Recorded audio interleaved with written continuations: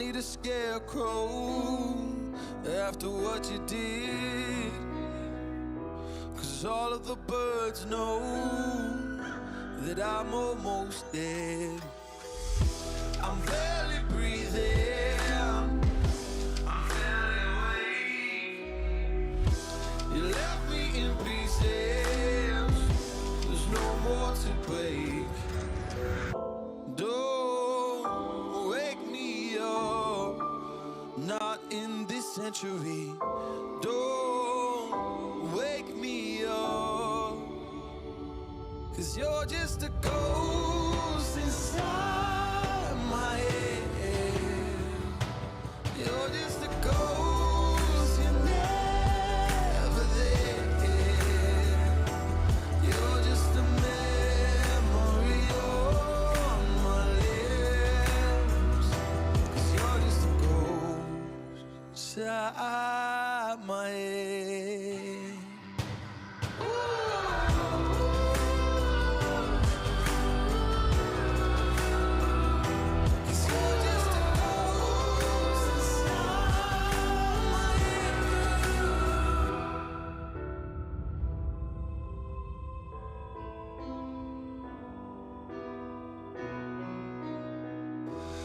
I need an angel after what you did, 'cause you were the devil, you messed with my head.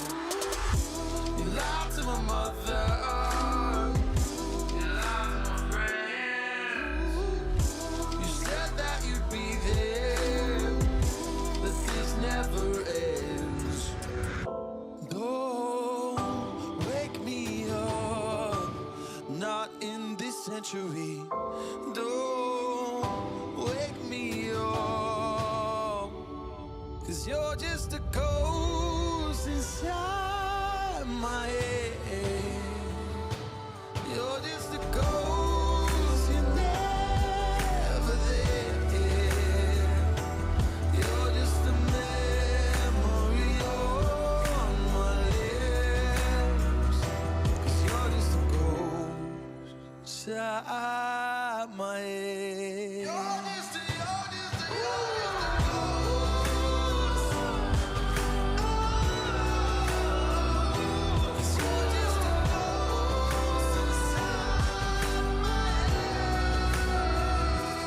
You're just a ghost inside my head. You're just a ghost, you're never there. 'Cause you're just a ghost inside my head. You're just a ghost, you're never there. You're just a memory on my lips. You're just a ghost inside my head. Oh, you're just a ghost inside my head.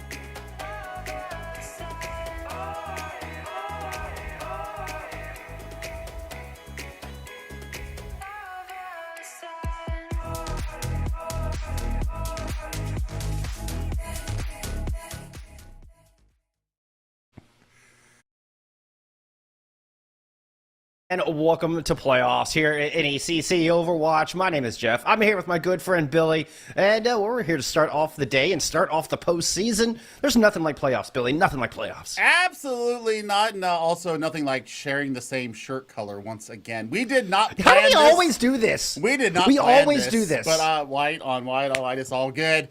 But, coming up today, number 2, I believe will be Marywood.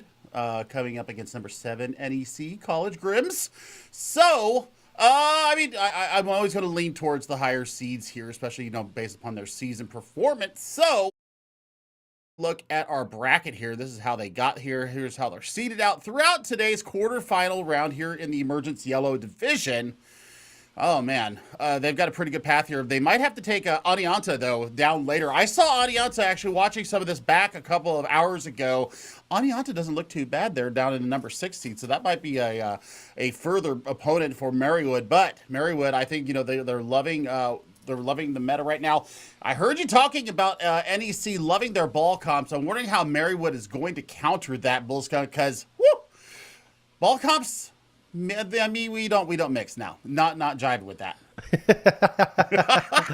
Well, let's not get too ahead of ourselves, because before Marywood can make it to semifinals next week, they do got to take down the Pilgrims here first and deal with those wrecking ball compositions. And we've seen Coin pull out the Reinhardt from time to time, but from what little we've seen on stream, it's been about 2/3 ball comps so far. So. Now, NEC, the last time we saw them were back in Week 7. They looked really good, but they were taking on Clark Gray, who's one of the lower-seeded teams here in Emergence Yellow. Going up against the Pacers, certainly going to have their work cut out for them. Now, this is a single elimination bracket as well, so there's zero safety net on this. Winner moves on to semifinals, which will take place next Thursday. Loser will be watching from afar. Well, we'll see who actually gets the punch our ticket into that semifinals next week. But, we've got to start out here, and we're going to have a little bit of a change here. Normally, we would start out with the maps going in order. But with a scheduling conflict, if you remind me once again, it is going to be NEC? Well, right? Yes, NEC got a forfeit win for our control map because Marywood had a little bit of a scheduling issue. So we're headed straight to hybrid from there. Means that NEC did get the ban, and we do have a loser's pick format coming through here for playoffs. So no more fixed maps like we saw during the regular season. We're going back to the ban pick format that we used in fall, and we'll have that here through playoffs. So we're headed into map 2, and your 7th seed already up 1-0 due to this circumstance. They chose to ban out Kings Row, and, well, that means the Pacers have taken us to Blizzard World. Well, this has a whole different set of connotations here for the members of both squads here, because you're not going necessarily brawl-centric. You can absolutely run these ball comps here, especially on attack, for the side of NEC. The Grims definitely going to be looking forward to that there. We'll see what the defending side is going to be coming out here. There's our predictions that really I just took Bullskunk's opinion, since I have not had a chance to cast this league whatsoever. I am fully cognizant of that, and I'm totally throwing all my weight behind Bullskunk. So if this goes south, I can blame him. That's just going to be what if you're going to copy my homework, then you just have to bear the consequences, my friend. You have to trust that I know what I'm talking about. Trust. Yes, I guess we'll wait and find out if that's actually the case. I'm not sure I trust me, but Marywood is 7-1 through the regular season, looking really, really strong. Definitely going to be a tough opponent for the Pilgrims. So just based on that alone, I've got to give the edge to that 7-1 squad. Now, we did not see these two go head-to-head from my research going through our schedule. So we're going to learn here today exactly how these two teams are going to match up and the strengths and weaknesses of each. One thing, as we get into this, let's focus on the Pilgrims a little bit, and because I want to talk about Jet and Party. They tend to swap off between DPS, and so Party was playing DPS when we saw them in Week 7, and Jet was in that flex support role, and oh my goodness, just had one ruthless Ana and an even more vicious Zenyatta. So I think if NEC are going to be able to do this one, Billy, I think those two are going to have a big day. Well, I mean, you're bringing it out right there, and there you see Party and Jet and the support and DPS respectively, so we'll see what they are able to bring out here. Merrywood is definitely trying to plan on having that ball comp coming through them. That's what the Sombra is there for, is to get those manual hack through and take care of the Grims' main tank. But looks like we're being shown a little bit of a different comp here coming out from the Grims. Yeah, the names up top are actually swapped. Don't let that fool you. So we have the Pilgrims starting off on the defense, and Merrywood Pacers will be on the attack to start things off. 5, 4, 3. And bringing out a little bit of that Reaper May. Attackers incoming. I mean, Reaper May is always a difficult composition to go into because you can burst down the tanks so quickly, and freezing them out will absolutely make their life a living hell. So we'll see what Merrywood's going to be able to do coming out the gate here. They're going to push it right into New England. Yeah, just don't waste any time. Pilgrim's kind of just sitting back on the objective at the moment. Get that early pick. Punish the aggression, able to break the shield of Can Steam and drop the Reinhardt. They're going to get Coin back up into this battle and give themselves a clear edge. But J County on this Reaper still alive and standing. Nice Maywall kind of separating Coin from the pack. Gotta be careful of those Reaper shotguns, particularly when there's Maywall behind you. And here comes J County in, trying to hunt it down. Party able to defend the Reinhardt and send that Edgelord packing. Merrywood gonna have to reset on the back of this. Well, I mean, it was a great res there that came through, and also, just good usage of their space and getting out of there. A quick self-destruct coming out over the top. Picks up 2. That is a fantastic use of that ult, but Shatter comes out from Can Steam. Yeah, Coin does go down. And I was worried there might be an opportunity for the Pacers to push in, but they got the res back up onto Jet, and with the Baptistes back on their feet, New England College are able to hold. Now they just got to wait for Coin to get back into this fight. I mean, that's really not a big worry for them right now, especially with Deadeye online. They can actually buy for a little bit of time. However, it's going to be tough for them to break the corner here, especially with self-destruct already being used by Nilin. Micro V might have a good chance to throw one in here. One needs to be very careful of Tomato Tony. As that Blizzard, you're going to make it out from the opposite side. Dylan focused on the right as the Blizzard freezes up the supports. Coin falls as well, 90%. A late EMP comes through. I think that was ambitious there, Shadow Storm. Not able to bring that one back and used one of the most important ultimates for the New England College side. Well, they're going to have Shatter, and the self-destruct will be available too as they go through Street Phase. But they did knock off half the time of the Merrywood Pacers there, so they've got some tools in their pocket to stop the aggression coming in. Great discipline, I want to say, coming from Microbe. Never had to use that self-destruct. I know that the manual hack kind of helped with that, but now New England, they need to get themselves in front of this payload and stop progress in a hurry. Yeah, and Merrywood have a lot of tools to work with. Another Shatter. That one is nice and monstrous. 4 go down. Coin's back at spawn, coupled with the Death Blossom over the top. Gonna be 2 ults in, and New England scrambling for cover, just trying to run away. Oh, but there's no safe space. There's no safe haven for them. The Pacers chasing them down and finishing off this fight. Good pursuit there coming from the Pacers, and now this is going to be a lot of free cart push. Now, I want to see Pacers move forward and take the space. Here we go. You got 3 of your members up here. Now you're going to buy the space here. However, you're running into 2 tank ultimates here. Definitely need to have Sound Barrier ready to go if you're the Pacers. Yeah, Coin hoping to get those supports down with this Earth Shatter. Drops it in. His party eliminates the Reinhardt. Longtree able to get that immortality field up, but oh my goodness, it self-destructs on both sides. Cataclysmic explosions, and when the dust settles, it's Merrywood who have more reinforcements left on this point, but it is down to the nitty-gritty. It looks like a 2v2 on this objective right now, Billy. It is really, and I mean, that's going to do it right there. That'll be that's going to do it. Yeah, that's going to be point B. Micro B got the 4-piece there instead of the 2 Coin with the YOLO dive. He does lose his life, but also sends or Tomato Tony back to spawn. Fun fact, Tomato Tony is neither a tomato nor named Tony. So just putting that out there for all of you Pacers fans. Also has a Blizzard coming up online here shortly. The one on point A was absolutely fight winning, and a huge Blizzard here might just push this thing all the way back towards the end. I mean, they've got Sound Barrier too, so they can actually go in on tempo, especially if they can weather out this window, Jeff. They do a good job of just kiting out of the way. And let that double damage just fade off before Merrywood chooses to strike. They were waiting on that Blizzard anyway, but a nice fire strike Oh my goodness. Spoopy Gamer sticks their head out just a little too soon, but that Blizzard does come in. Angel Day's going to fall. Party's frozen up. Does not go down, but with the coin and with the Reinhardt and the Mercy off the battlefield, Marywood have a clear lead in this fight. Shadowstorm trying to throw in a Blizzard of their own, but there's just not enough follow-up. Well, that self-destruct might be able to deal with a little bit. There's the rematch kill on the J County. Squishies! And Party's getting the work done too, so they're actually going to stop this payload right here, Jeff. And now, well, self-destruct comes out from Microbee. Another kill on the Pilot Diva. Man, Microbee has not missed with these self-destructs today. No, but Party's not missing either. Listen, as their support players picked up the DPS over the past few weeks, and looking strong here as the Cassidy has another Deadeye ready to go. Why can't my game be this good? I mean, yo, I'm a support. Now I'm going to pick up DPS and I'm going to be just fine. No, I wish I could do that, but Deadeye ready to go in the interim. We'll see how he decides to deploy it. They're kind of looking for not a whole lot to couple with, maybe waiting for the Earthshatter to come online. We saw that big combo earlier. Jay's going to fade up to the high ground, drop in. Immortality Field is there, stunned out, deleted. Jay County might have, should have waited as the Earthshatter was able to find coin.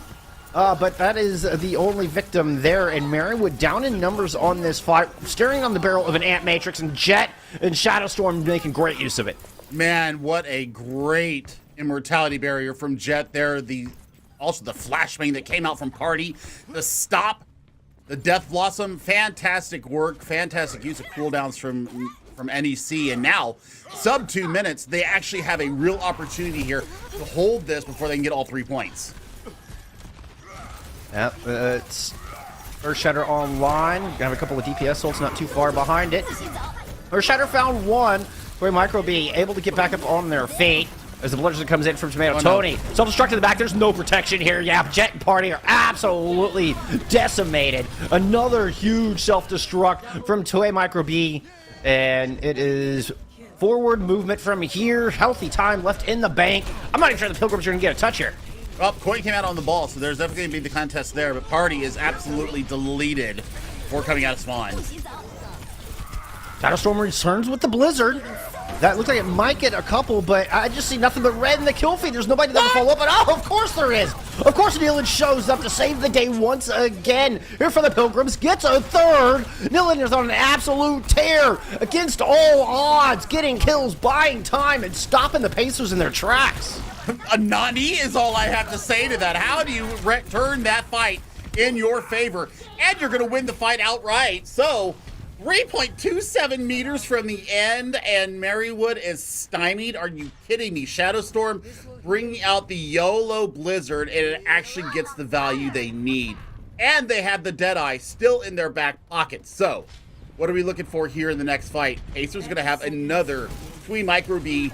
Self-destruct on. We know how good they've done here. They can actually go in on tempo if they want. Deadeye from the back. Oh, some decent skulls. There's the self-destruct. Not able to find it on that one. So it's going to be the Sound Barrier thrown in next from the Pacers to try to break this point open with 12 seconds remaining. This is their last opportunity to do so. And Spoopy Gamer not only drops the Sound Barrier, but goes in and picks up a pair of kills as well. Is Lucio unhinged on the back of point C. And Cansteam there to clean up the rest. We'll have an Earthshatter here for the final contest, if there's any to be had, as Cansteam hammers down the Tracer. Now it's just Party left. Shatter thrown in, trying to take the Cassidy out of the fight. Looks like might not have connected on that one, and the stagnation continues to come through. Reinforcements continue to pop out. Mines and the self. Oh my God, there's so much going on right now. So Pulse Bomb takes them out. They do actually complete it. Shadowstorm actually got a massive Pulse Bomb into the middle of that fight, but they kind of told themselves too far off the gate. However, they did extricate themselves out from a 4.5 minute time bank as Marywood came into point C here, Jeff. So that is a fantastic hold there for them. Implications, should they be able to get through with time, there might be a little bit of an opportunity for the Grims to actually go up 2-0 here in our series. But the Grims, they showed a lot of variety there in their last stand defense, and I was actually kind of jazzed about how many different heroes we saw them come out on. Shadowstorm actually playing 3 different heroes there in their defensive round. Their Mei was actually pretty darn good, keeping up there with Tomato Tony. So I like this little bit of DPS action duel going on between these two. Also, the Can, Steam, and Coin show has also been pretty electric as well. A lot of fun to watch. Yeah, a lot of fun to watch. Micro B, though, I don't know how they keep getting these massive self-destructs, but they doing it, and I'm here for it. I love it, being a Diva, former Diva main myself. So, Marywood Pacers, bringing out Hanzo here, going for that one-shot potential, also giving themselves the vision to be able to go into this next fight. So I'm liking what I'm seeing out of New England. They're showing the Symmetra right now. I assume that that's going to go back over to Cassidy. We're not sure yet. And that matchup between the two divas is my favorite of the above that you were talking about. Nyland coming in with a huge performance there on the back end of point C. This would be a 2-minute plus time bank if not for her efforts on that diva. And it wasn't just the bombs. It was gobbling up the important damage. It was finding kills in the neutral on top of great self-destructs. So these two divas have been outstanding so far. Yeah, absolutely. And now, running with the Symmetra in here, they're going for the turret damage right out the gate. They have not used the teleporter yet, so they might be able to get behind the team. Oh, I love some good teleport strats. It's one of the most creative things, I think, in all of Overwatch. Both main tanks down here early in this fight as the Pilgrims just tried to brute force this thing open. It looks like Coin sacrifice may not be in vain as an early Ant Matrix up from Jet is going to drive away the remaining reinforcements of the Pacers. What a fantastic wall as well to deny any spot. They got that first tick going through. Now they have to catch all the damage coming in. I think this is first point captured, done, and dusted. Yeah, once Jet got that kill on the Swoopy Gamer, I think that was the nail in the coffin. Beautiful shooting out of a Baptiste, by the way. That Lucy was not an easy target to hit. I mean, the Frog never is. Coming into this next fight, Shatter's going to be ready. They almost have a Blizzard ready to go. Pacers almost have Dragon Strike ready to go, so that might be able to deny them this high ground. Boyd lands down the Shatter and immediately kills Can't Seem with it, who was still 10% away. As Coin does fall to the Dragons, but the only casualty here so far, once again, Coin sacrificing their lives so that the Pilgrims can live on. Well, and now they need to get this cart moving in a hurry. Stupid Gamer's going to be able to speed them back into battle. J County now going off the Hanzo back to the Edgelord that we saw them play there for points 1 and 2 and parts of 3. So, look at the switch from Micro B. Yeah, I'm liking it. I'm liking it. I think they're going to pull the hog here. Take a little bit less of the resources away from the healers and let their main tank flat people down. Style from the top ropes. Can Steam. Oh, fighting their way back into this main tank battle, coupled with a beautiful Blizzard. Oh, the 1-2 punch that it just absolutely knocked the Grims right onto the mat. Yep, I mean, that was a 360 YOLO shatter from the top ring, and I'm applauding it for all that it is worth. Now, what do you do to counter the Roadhog? Well, I think you pull out a Somber here, or you pull out a Cassidy to get the flashbang, you get the flash fan going on with that. However, Self-Destruct is ready to go. So we'll see how Nilin decides to deploy this when they get finally back to the point. Swoopy Gamer does have their sound barrier ready to go, so we'll see how they decide to go with that. Yeah, and Angel Day is still 35% away. Another good counter for the Hog could be Jet going over to that Ana as well. That one wouldn't surprise me after we see this Ant Matrix come out. It's going to be a Photon Barrier. I imagine the Ant Matrix is going to be coupled with it here on the top. Yes, indeedy. It's a lot of damage down, and the Pacers have to respect this and back up. Pilgrims are going to get aggressive and throw in that self-destruct. Now they're trying to catch them on the rotation. Does not succeed in doing so, but then a hog in your back line. Micro B dropped into the back and is able to pick off Jet, and the bulk of the sustain is now absent from this fight. Pilgrims are winning it out fairly quick. They're going to throw a Shatter down to clean up the last 2 kills. I think it was necessary in the absence, and Jet's going to go over to the Moira as opposed to the Ana that I was anticipating. Well, I that's kind of a head-scratcher for me. I was expecting the same thing, especially with the anti and the sleeps, being able to put them out there. I mean, that's going to be a great wall. Once again, coming from the Mei there, Shadow Storm, making sure that they get that point. 4 minutes, 10 seconds to get their payload in and taken care of. The one good thing that this does, is especially with the turrets, is it slows down the progress of Marywood Pacers once they come onto the point, and is allowing the other members of the Grims to close down those people and take them out of the fight. Shiner comes in, that finds Party, but who's kind of blocked off by a May wall there, so no follow-up. But Angel Day does go down, but not before getting Tomato Tony off the side. 5v5 left on this objective, but no speed here for the Pilgrims to escape this whole hog. Coming out now from Micro B.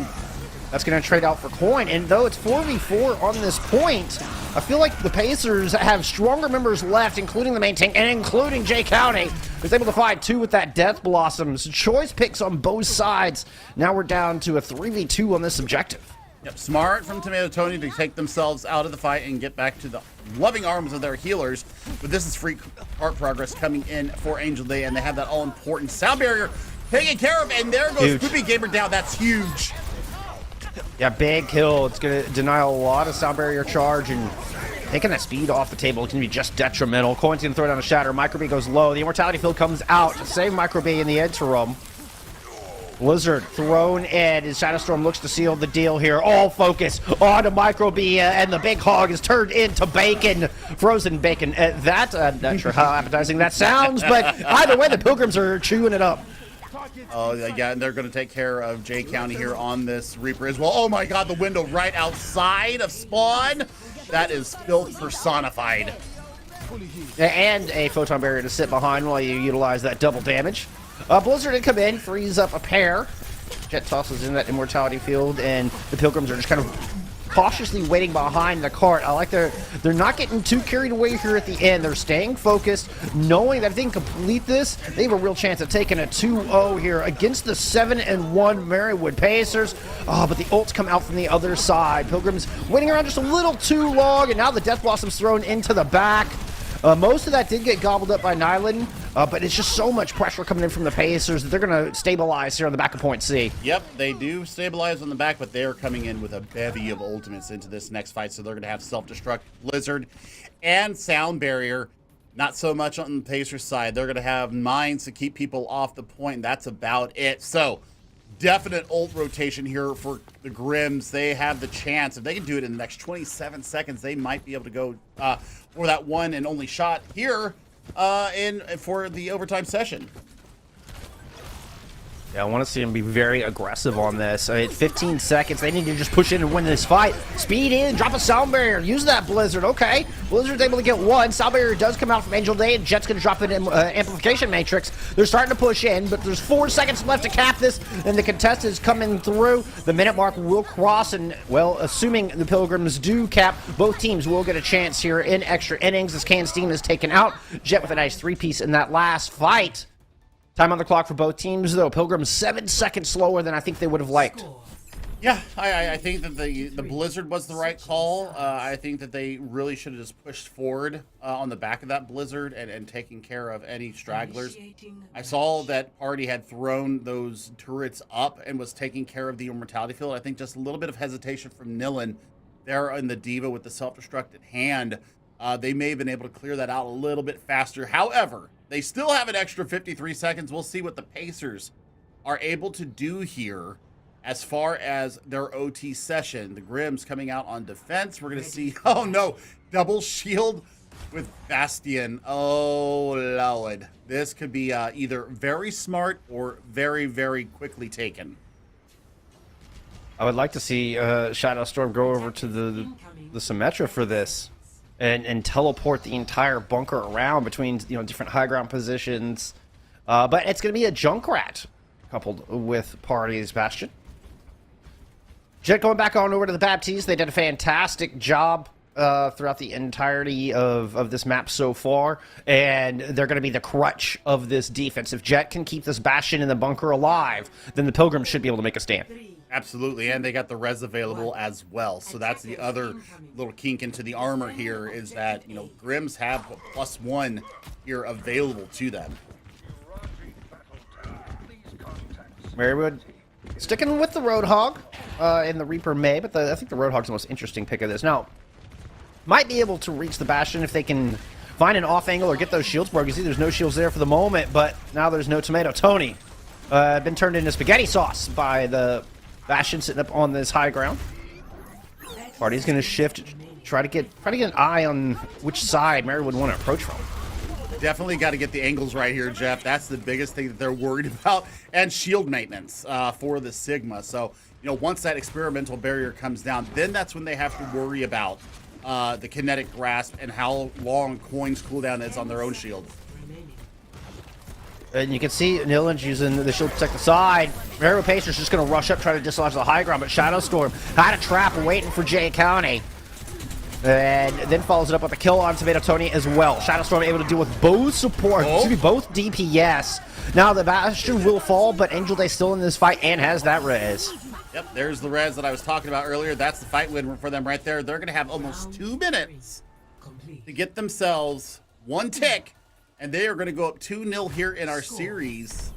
And Merrywood Pacers have got to change their strats up maybe just a little bit because they ran into nothing but burst damage and double shields, which is so difficult to get through, especially on point A here of Blizzard World. So, yeah, we'll see what the Grims are going to throw out in their attempt to get that 33% and take them to match point here in our quarterfinal of the Emergence Yellow Division. However, Merrywood, they have the opportunity now to show us what they're made of and what they're going to bring out here as far as their defensive stand. Looks like a little bit of swap there in the main tank department, Jeff. Yeah, that's interesting. That's not a role you typically see swapped around. So Micro B pulling out the Reinhardt, coming in on the main tank. And in the legs in too, and the Yana. Yeah, this is a very interesting comp indeed. It's kind of half poke, half brawl. I mean, I guess the soldier can really just fit in with a multitude of compositions. You know, kind of a chameleon character, so to speak. I wonder if they're going to be looking for the teleporter coming out from Party and just immediately destroying it and sectioning the team off. Attackers incoming. That'd be the wise play. We'll see where Party chooses to place this teleporter. Get some safety. You know, the safe positioning of it so that the team's not just walking into a maelstrom of damage. Oh no, just going right up the gut with it? Okay, thought better of that. We're on the left-hand side. Gonna toss some turrets into the back while the team is just poking and peppering away here on this corner. Both teams vying for position. Nice Bionade comes in on the coin. It's gonna force out Jet's Immortality Field very, very early in this fight. And both Reinhardts go down. Oh no. This is going to be exceedingly difficult here for the attacking team, but Party making it a little bit easier. Able to pick up one. Look at Jet trying to burn down the yacht in the back. Long Treatment just has to fall back, but almost has a Nano online and ready to go when Jet goes down. So the Pacers are certainly not out of this yet. The Nano's going to go over onto Can Steam. 93% of that self-destruct could buy another 600 health if they can get it the rest of the way up. Cannot quite manage to do so into pilot form. But Micro B comes storming back onto this objective, but with Coin taking out the Ana, there's just not much sustain. Well, there you go. The 3 members of Merrywood that were left were forced off of the objective. New England College moving up to match point over your 7-1 Merrywood Pacers. I mean, comp diff right there. Just a little bit. I don't think that they expected to see that comp come out again. TWE Micro B, though, this self-destruct was just filth personified. Anything you can do, I can do better. And there's the 4-piece right there on top of the May wall even. That's just a little bit of insult to injury. But still, the Grims came out in the underdog position. You know, they have the 1-0 because of the scheduling conflicts. And now they come out of Blizzard and say, you know what? We got you in hybrid as well. They're on match point, looking to put their spot into the semifinals, Chef. All right, it's playoffs. Anything can happen. That's part of the beauty here. Your regular season performance is just a growing moment. Determine a little bit of seeding, but when it comes down to playoffs, the slate is essentially wiped clean, and any team could rise up and prove their mettle and take away the championship. The Pilgrims are certainly defying expectations so far. That was an outstanding performance there on Blizzard World. I mean, Party, you said he was a support before and was playing in the DPS. I could not tell the difference. Party and Jet are listed the other way. Jet's listed as their DPS player. Party is listed as their support player. But they did make that adaptation, made that swap a few weeks back towards the end of regular season, and I haven't seen him play any other way. It's been Jet in that support role, and again, I mean, they've been doing a phenomenal job. A highlight player for me from the Pilgrims. Well, I mean, Jet was definitely a highlight player for me as well on the Baptiste, that DPS training. Definitely showing true because they were just getting executions through that window. So yeah, fantastic work there. And you know, now we're gonna head on to our next map, Jeff. I'm not sure what the rotation is here. Well, we're headed to Escort is going to be our next type. We do need to wait as we're going to have NEC be able to ban out one of our 6 Escort maps. And it looks like they are banning Dorado. So taking the nighttime Mexico map off the table. That means it's Pacers' pick as to where they choose to go. And honestly, your guess is as good as mine. I mean, they look pretty solid in the Reinhardt comp. And NEC looked really good with the double shield. So I'm anticipating Pacers trying to keep it a little bit more close quarters. So I'm thinking not Havana, not Rialto. Well, I mean, Havana leaves what, work. Route 66? It lives Route 66 for them. Man, Kings Row, though, man, that could be a difficult opposition for the Grims. But I think if you say that they like playing the ball comps, especially on the attack, can really work. So we're going to Rialto. Marywood has chosen Rialto. So, I mean, we're going to get a little bit more of this clash of styles here. You could run the Reinhardt Rush and Brawl there. You can also run double shield at certain points, especially on point C. I mean, just bunkering up and not allowing any progress into the cathedral there, though. So, I mean, it's all to play for here. Marywood are on the back foot. They are facing the end of their season here if the Grims do win this map. I'm honestly a little surprised by the Rialto pick. I mean, huge sightlines on this. So if you do want to run the Brawl, you know, you really risk taking a lot of poke damage going into a double shield comp before you're able to close that gap. So the NEC look good on the double shield. This pick surprises me. I think there's a real chance the Pilgrims take this at a 3-0. I mean, that would be a heck of a way to start our playoffs, Billy. A 3-5 team upsetting the 7-1 team to start things off. That would be an incredible way to start this postseason. I mean, I've seen it across a whole bunch of different competitions here, Jeff. This early part of the year and into the collegiate playoff scenes across different leagues. The underdogs have definitely shown up big. They have bared their teeth, and we're going to see actually NEC on the defense first. So they're going to know exactly what kind of a benchmark they're going to need to hit here. Rialto could be the end of Marywood's dreams, or it could be the beginning of a reverse sweep. It just depends on how Marywood take this first point. Everybody knows this is one of the hardest first points to take. And then you got L'Angolo de la Morte rearing its ugly head on point B. So, man, I'm not hating what I'm seeing. Looks like they're going to pull out the same composition as before. So a little bit of rush, a little bit of stymie from the turrets and the freezing beam of Shadowstorm in the May. And then you've got plenty of sustain there and speed to get on top of the Pacers. Yeah, it's an interesting look coming out in New England, pulling out the Ice Queen composition. So it'll be all about sectioning people off of those May walls and trying to burn people down. There's not a lot of raw damage in this composition. So it'll require some wonderful focus fire, particularly if Marywood are sticking with this somewhat mobile comp, as we get Microbee heading to the DPS role and Tomato Tony pulling out the off-tank. I mean, I don't hate it. Once again, we're seeing a little bit of unconventionality here. They're definitely going to be looking to focus down those turrets and keep the speed going. God, good damage coming out from Pacers. They have a lot of damage as opposed to just a little poking that's coming out from the Grims. Yeah, and it's really the Pilgrims who have to close the gap, which is one of the reasons this composition surprised me, because from the defense, they force themselves to try to be aggressive. And, I mean, Jake Howdy is just putting out a world of hurt on this Hanzo. Able to find the original opening pick on a coin, gets a couple in the interim there, and the Pacers, suddenly on the back foot, but they managed to get the cart well into the courtyard, and they even get an ultimate out of Jet. Yep, and I mean, that's big for the Pacers here as they try to recollect themselves and get themselves back into a position to challenge this point. But I mean, they got around the first two corners just fine. Now, the big thing here is that there's really no poke to speak of really to come in from them. I mean, they're going to go with a nano attack visor. Big wall comes through. Yeah, but Microbee's just going to drop down to the low ground, burn down one.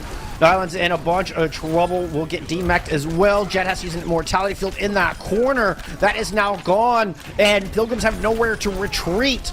It is all in here for the Pilgrims, and unfortunately, they're going to fold.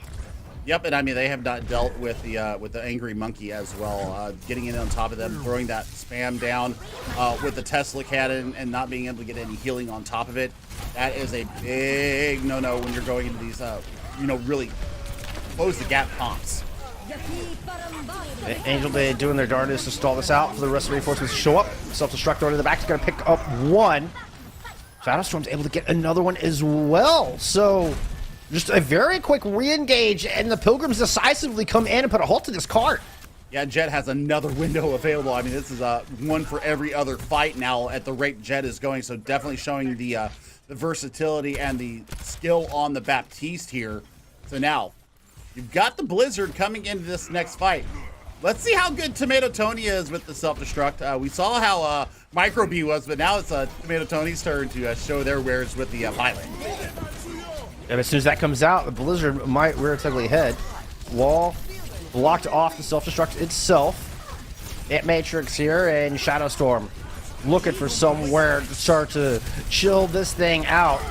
Never gets the opportunity. Whoa! It's going to be the Pacers who pull the trigger on their ultimates first. The Pilgrim's not decisive enough in this composition, and the Blizzard is late. Pacers will clean this up and push this cart on through. They're going to make their way to point B.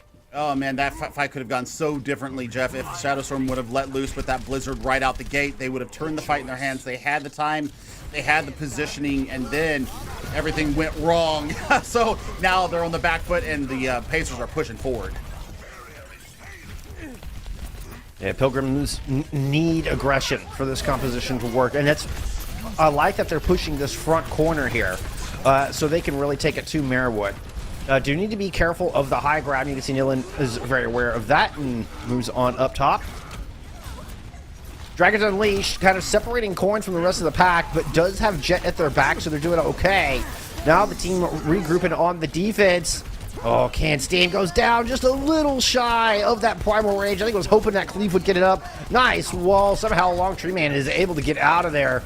But Microbays move their way up to the top, and this is a dangerous position for these DPS to be in.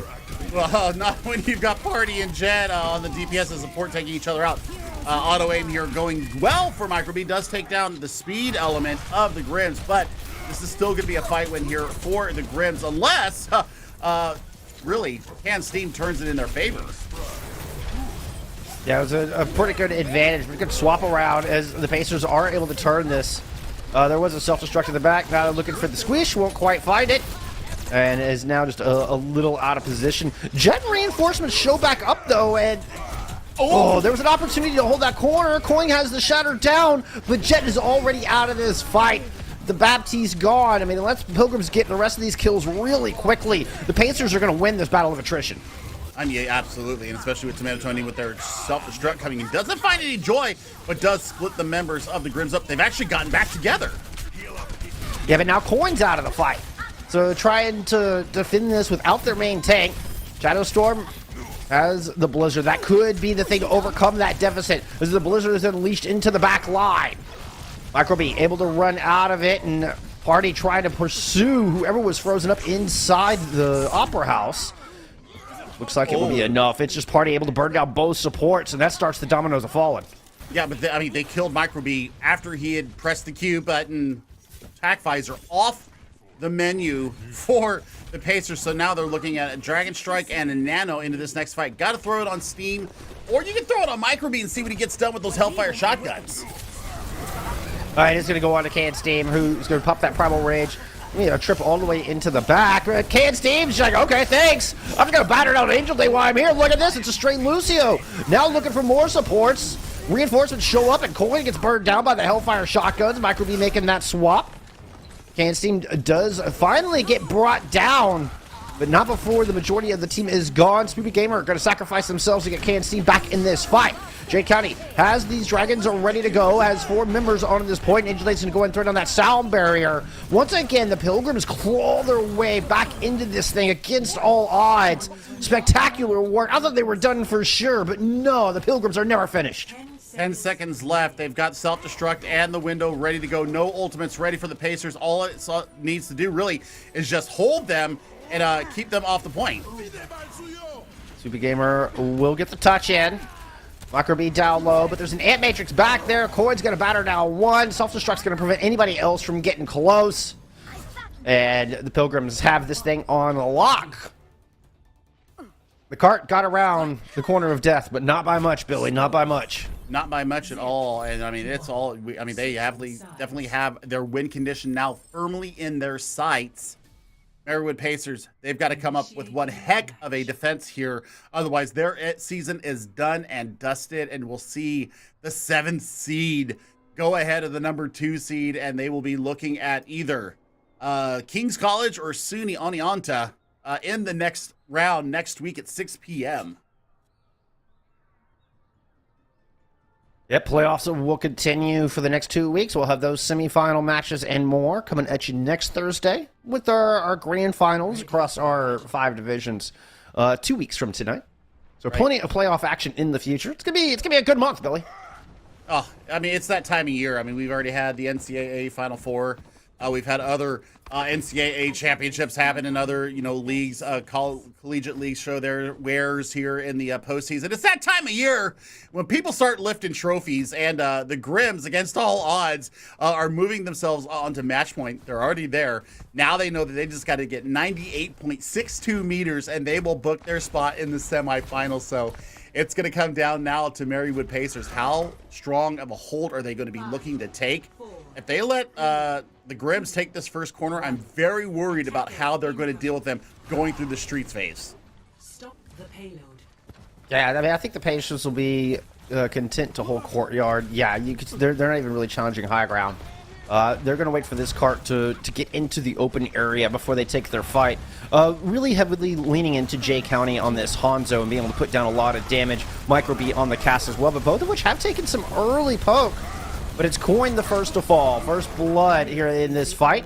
Nice Maywall and good follow-up from Party means there's no longer any Reinhardts left in this battle. But that could open things up here for Jay and Micro B to lay down the shots. Micro B trying to get in close. Flash doesn't quite land, but it is Jay County who's able to pick up one. Now keeping the Baptiste out of the fight. Jet can't do the healing they so desperately need because Jay County's right in their face with a bow and arrow. Oh, I mean, and look at this. Nilin is just absolutely swarmed out there and has nowhere to go. Great first stand there for the Pacers. Now, we see Nano available already out the game. Also, we noticed Spoopy Gamer is on actually the Zenyatta, so the Discord orb showing their ugly head once again, too. Oh, but Tomato Tony not respecting the Maywall gets out in front. And it's an early advantage here for the Pilgrims as they start to push in. Shadow Storm close to a Blizzard, lands a great Icicle to take that Zen out of the fight. Nano, Reinhardt, and Dragons in response take Coin out of the fight as well. And the Deadeye from Micro B will be the difference maker. The DPS for Marywood showing up again to overcome the deficit. Yep, I mean, that's a great use of ultimates there. First, they used the Dragon Strike to split everybody up, and then once everybody was out of cover, what? Nice. Gee, Cody, once again on this Hanzo is just having a lot of fun on this Arrow Hero. We'll see when he gets done. Next to this, Photon Bear is going to buy them a lot of space, though. Yeah, okay, there's the Reinhardt. That Shatter's going to fly Jet. But Jet is able to get that amplification matrix up. Pacers just push right past it, though. J County able to pick up one. Micro B on this off angle finds Jet. And the Baptiste is gone. Self-destruct from both sides, but Nyland is the only victim. Coin here with a Blizzard to Bolstrom. Trying to move in alongside Shadow Storm and Angel Day. The only 3 players left here for the Pilgrims. And they're trying desperately to push this thing home, Billy. They are, and I think they actually get a big Shatter comes out. Oh my god, that's huge. That Tomato Tony falls. Can Steam still on their feet, though, able to move in, and Coin gets peppered down by the damage orders from Spoopy Gamer. Marywood Pacers starting to push back in, and they got a Nano Boost to do so. The Nano Boost actually goes on the Spoopy, who just goes running in. There's the 2-man Shatter on the back of it, and Spoopy in the face of the DBS, fearlessly chewing through their ranks. That was a exceptional exchange of fire there coming from both, and Jet is trying to get out with their life. They do. 60 seconds now left on the clock. No ultimates ready to go for either side. Looks like J County's going to have a Dragon Strike here very shortly with a couple of dome shots. This is a big worry for the Grims. Yeah, Pacers have all the tools they need to make this stand. Let's look for Spoopy to not be forced to use this Transcendence before the Blizzard comes out. There it is already. So a lot of ults invested in, and the Pilgrims honestly could be happy with this because 3 ults come out from the Pacers, and now the Pilgrims have time to come back with some of their own. They absolutely do, and I mean, the big thing right now is that Long Tree Man is going to get Nano into this next fight, especially if everybody just lets them get healed up. We'll see what is available here. Jet going over to the Moira, looking for a little bit of more burst healing coming out. So we'll see if they can build up a quick coalescence. I mean, 10 seconds is pretty fast. I think that if they extend this fight out, they definitely get there. Yeah, I mean, this entire fight rests on Shadow Storm in this Blizzard. It needs to be huge. Yeah, already 3 quick picks. The Blizzard does come down. The remake kill is there, and there's 3 the other way. 3v3 left on this point, and everybody from the Pacers are frozen stiff. Now finally thawing out. Kane seems to be able to put down a little bit of damage, but is sitting at about 50 health at the moment. Manages to still get Shadow Storm. And the Pacers clawing their way back in. Party's got 1, looking to burn down Tomato Tony. Tomato Tony out of the mech, and the supports are still here for the Pilgrims. They're going to turn this corner. J County is the only one stopping them for completing point A. How did they turn that fight? That is absolutely impossible, and they've done it. They've also gotten point A, so now they have 2 minutes and 30 seconds on this clock. I'm gonna need a Xanax or something after this series is over because the fight turns have been absolutely insane from both sides. I mean, they were into trickling the overtime down about halfway, and that's when Party came out from behind and said, "Hi, I'm still here, and I got turrets and a microwave beam." So lots of that was a getting done there. 3v6. That was a 3v6 at the start of that fight for the Pilgrims, and they're able to pull that one back. Absolutely unbelievable. A couple of quick picks here for the Pacers on the corner of death. Now it's going to get demeched as well. So Pilgrim's just going to reset and see how they want to approach this extremely difficult double corner around point B. Yep, this is all about how to manage your cooldowns and how to get yourselves back into a fighting position. Micro B, as this Deadeye, we've seen them land 2 pretty good ones so far. Both support ultimates also ready to go. This is big trouble for Grims. Pacers drop down to the low ground. Fight's going to take place underneath this bridge. Jet takes J County out early. Good kill. Transcendence comes out, trying to keep people alive, but the boxes were in the way. Spoopy Gamer could not quite find the right angle, and everybody is in shambles. Disarray here for the Merrittwood Pacers. Spoopy trying to bring it back, has 1, but Anna is gone. Now Spoopy is gone, and the Pilgrims with a sound barrier to just fill them with confidence on top of the shielding. They're taking about 1 by 1, and you're 3 and 5. New England College Pilgrims have completed the first upset in our first day of playoffs. They dismantle the 2nd seed Merrittwood Pacers and stamp their ticket into the semifinals. Holy cow! What just happened? Oh my god! All right. I mean, that is as chaotic of a fight as you could wish. And I mean, look at the work from Spoopy Gamer, never giving up. Nanoed Monk, you love to see that. And then it was able to build up to that Transcendence thereafter. And I thought that was the fight win right there. So, my goodness. The fight from the Grims there. Never giving up, never saying die. Let me remind everybody, that overtime timer was was more than halfway gone. And then they pop their heads out and says, "Hi, 3v6, we're going to take you." That was incredible. Incredible stuff. And this is the magic of playoffs. I mean, the Pilgrims proving it right there. I mean, just shattering our predictions. I told you not to trust me. And I mean, just showing it everybody, like, it is a clean slate. Anything can happen here in the postseason, and they just exemplify that in a very clean 3-0. Oh my goodness. What a start to our day. What a start indeed, but it's not done yet, Jeff. We got more matches coming up tonight. Yeah, we got a full day of action. We're going to take a quick break, get that set up. As coming up next, we're going to hand the baton over to Ult Charge and Nuclear as they're going to bring you Purdue Gold versus JWU Blue. Y'all stick around for more NECC playoffs.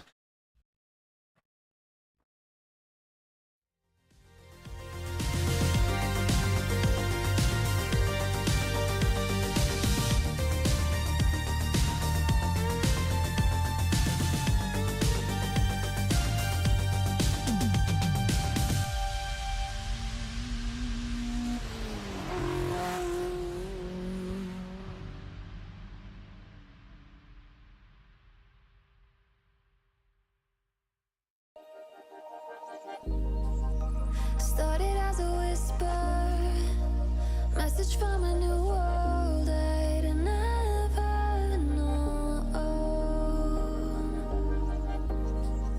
Something about it felt like it'd been waiting my whole life. Is this home? I can hear each sound calling my name, and I feel angels around when I start to sing, and suddenly it feels like heaven's not so far away. Tell me, can you hear the symphony? Panic, panic,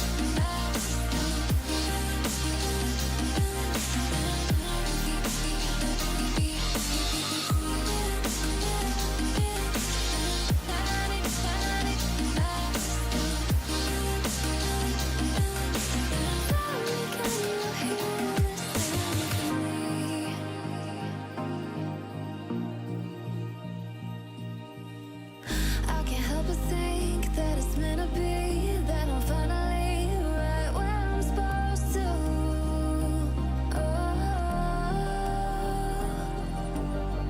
If I let you into the secret, would you listen? I can hear each sound calling my name, and I feel angels around when I start to sing, and suddenly it feels like heaven's not so far away. Tell me, can you hear the symphony?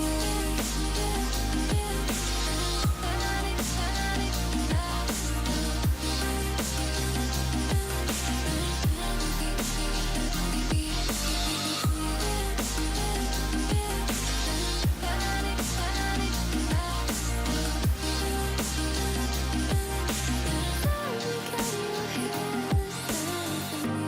and before too long, I found where I belong.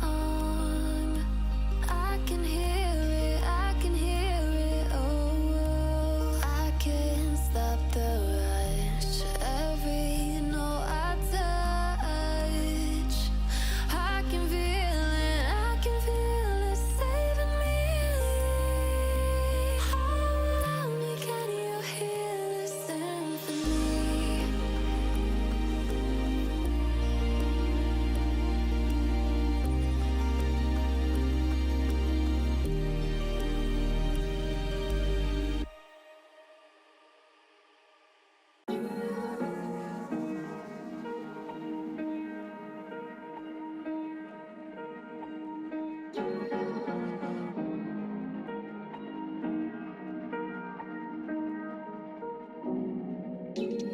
Where you look, where you touch, where you feel, yeah.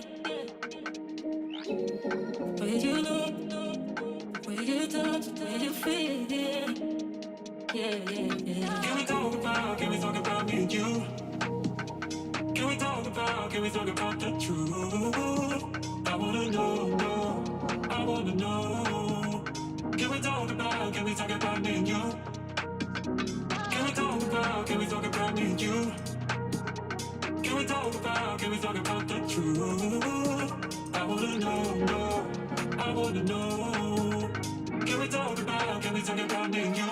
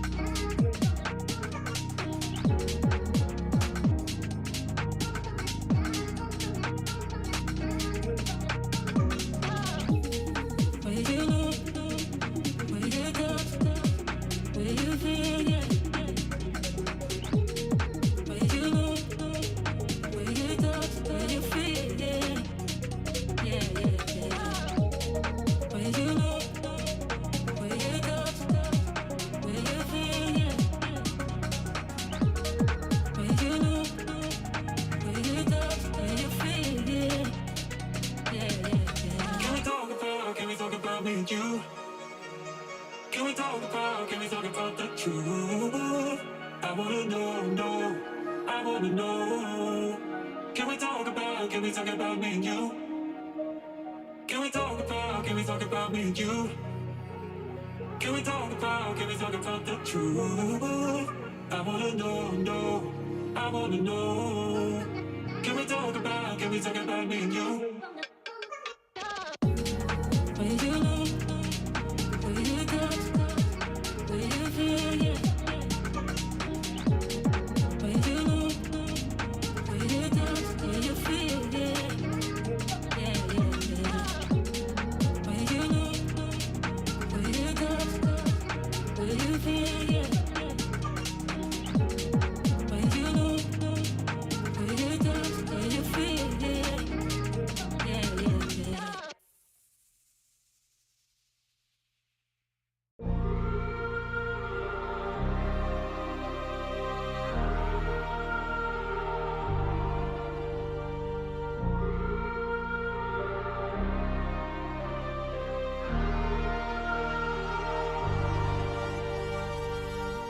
I wanna know your dark side.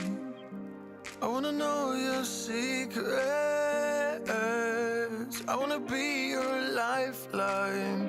So I wait for you, wait for me. Wait for you, wait for me. Tell me you're more than just a highlight. Pretty pictures on the outside. I hate to stare at you through these lights. So I wait for you, wait for me. Wait for you, wait for me. Click and scroll, I can't let you go. They say I'm addicted to you. Click and scroll, I can't let you go. They say I'm addicted to you. Oh, oh, this ain't love, no, no. This ain't love, no, no. This is artificial. This ain't love, no, no. This ain't love, no, no. This is artificial.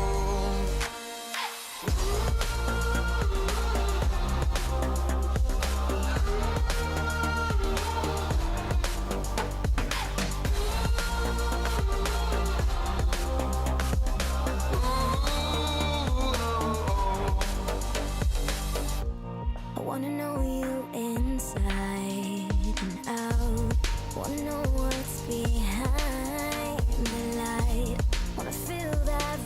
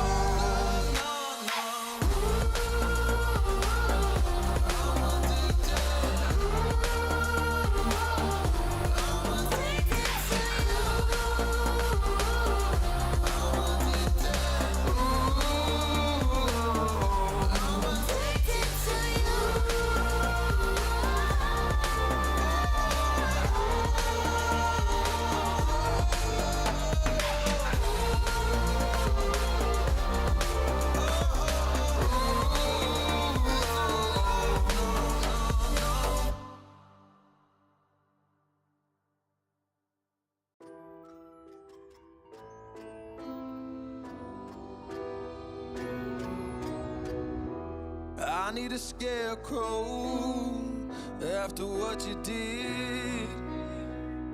'Cause all of the birds know that I'm almost dead. I'm barely breathing, I'm barely awake. You left me in pieces, there's no more to break.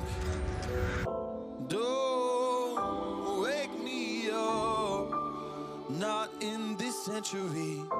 Don't wake me up, 'cause you're just a ghost inside my head.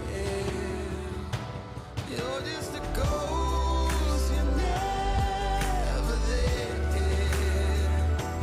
You're just a memory on my lips. 'Cause you're just a ghost inside my head.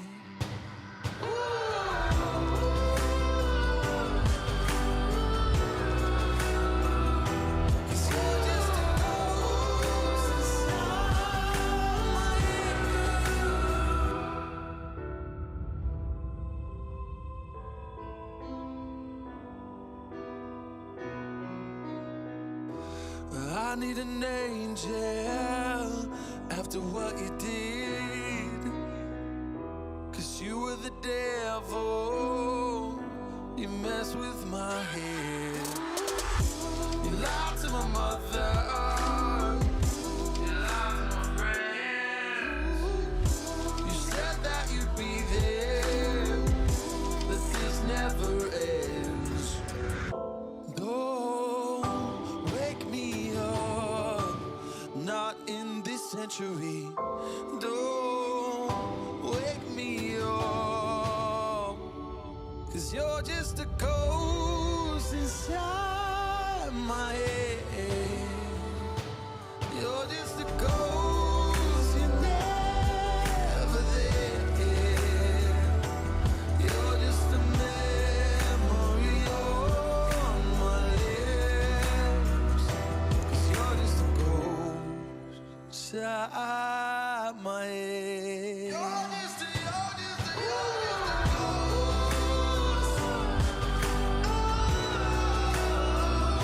'Cause you're just a ghost inside my head.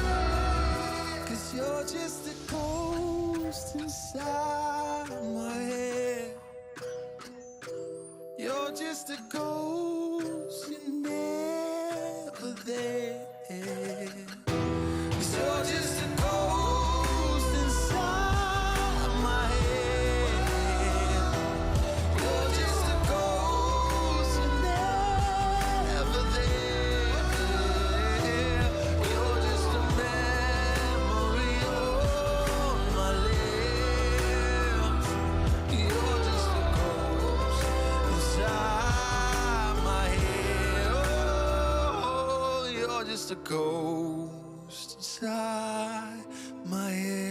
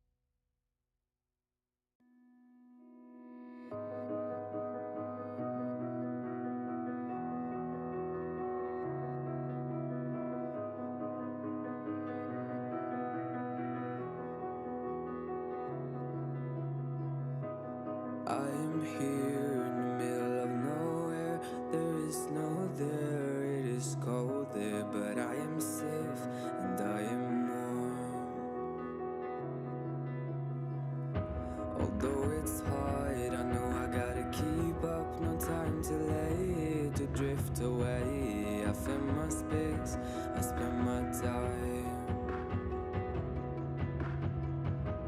down the rabbit hole again. And as I fall, I can feel the pain. You can't tell me where to go, so I don't know, I just go with the flow. I go with the flow. I'm falling up, I'm falling down, from the sky and from the ground. Up above just like below, and I don't know where I should go. 'Cause I'm stuck in limbo.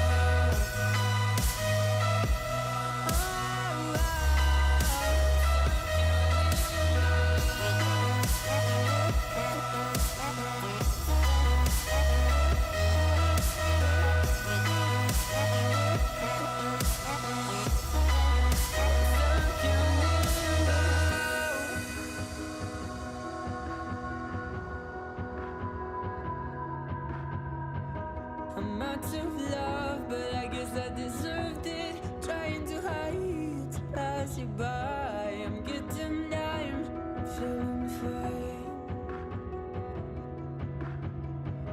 I'm light as air, no one can reach me. Lost in a dream, lost in between. Let's keep on flying, let's keep on breathing. I'm falling up, I'm falling down, from the sky and from the ground. Up above just like below, and I don't know where I should go. 'Cause I'm stuck in limbo.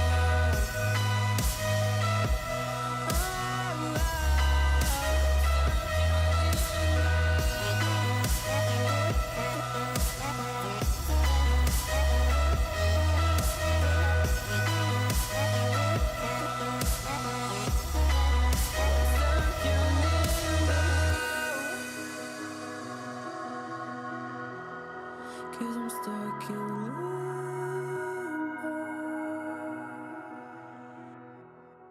Cause I'm stuck in limbo.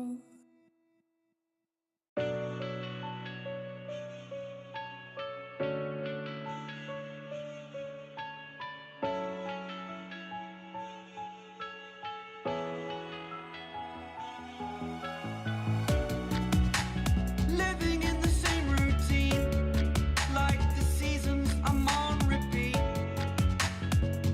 It's a long way down. Trying not to follow suit. Don't like the color, I'll change the shade of it. I'm not afraid of it.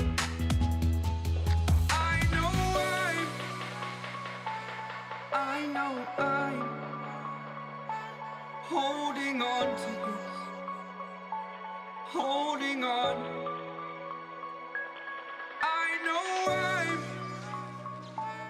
I know I'm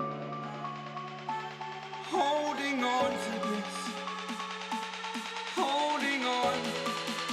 Don't let me repeat it.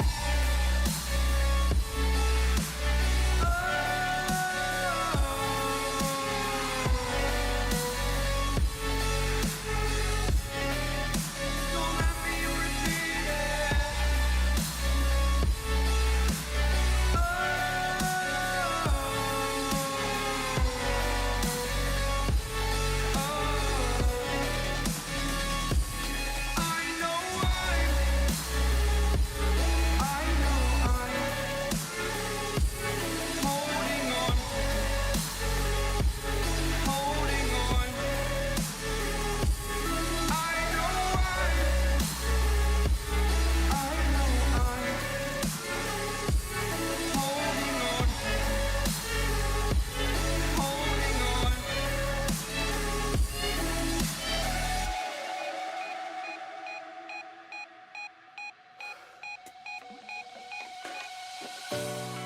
Fast forward a year or two, friends have changed, but so can you. so can you. For too long about the mistakes, while I resent, I learned to hate. Forgot your names. Fear the struggle to follow on. Need to focus to prove you're wrong. I'm not wrong.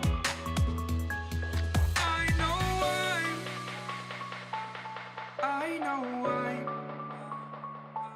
holding on to this. Holding on. I know I'm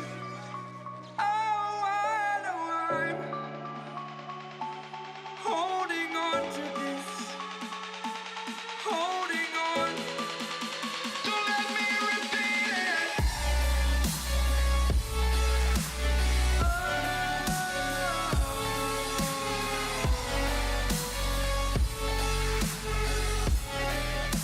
Don't let me repeat it.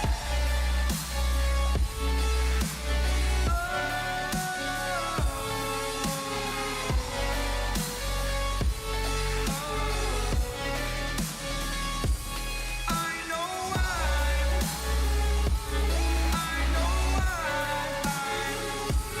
holding on to this. Holding on. Holding on. Holding on. Holding on. Holding on.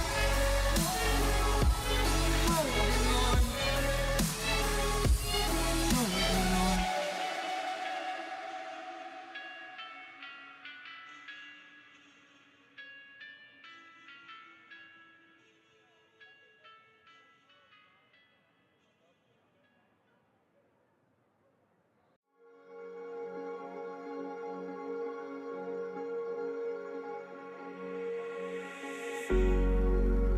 Cigarette ash, it looks like snow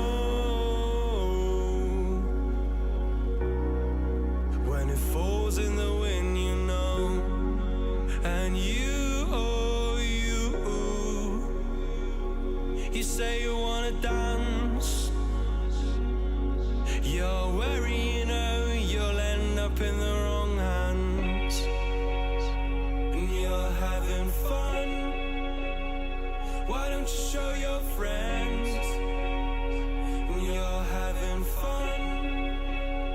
What if it never ends? I'm lacking sincerity, but you don't care at all. And this booze, this cigarette's trying to take me home.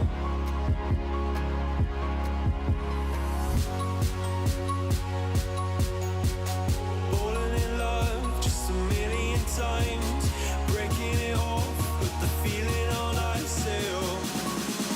She's as cold as December.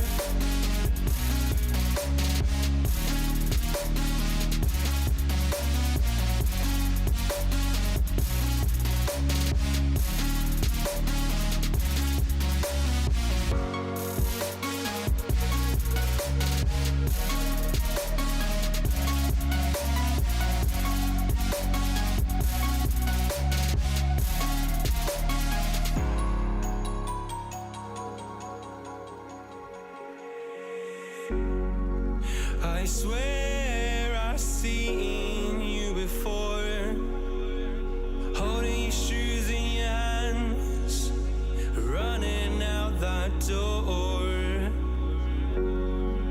And you are nothing, but you say you wanna dance. And you're worried, you know, you'll end up in the wrong hands.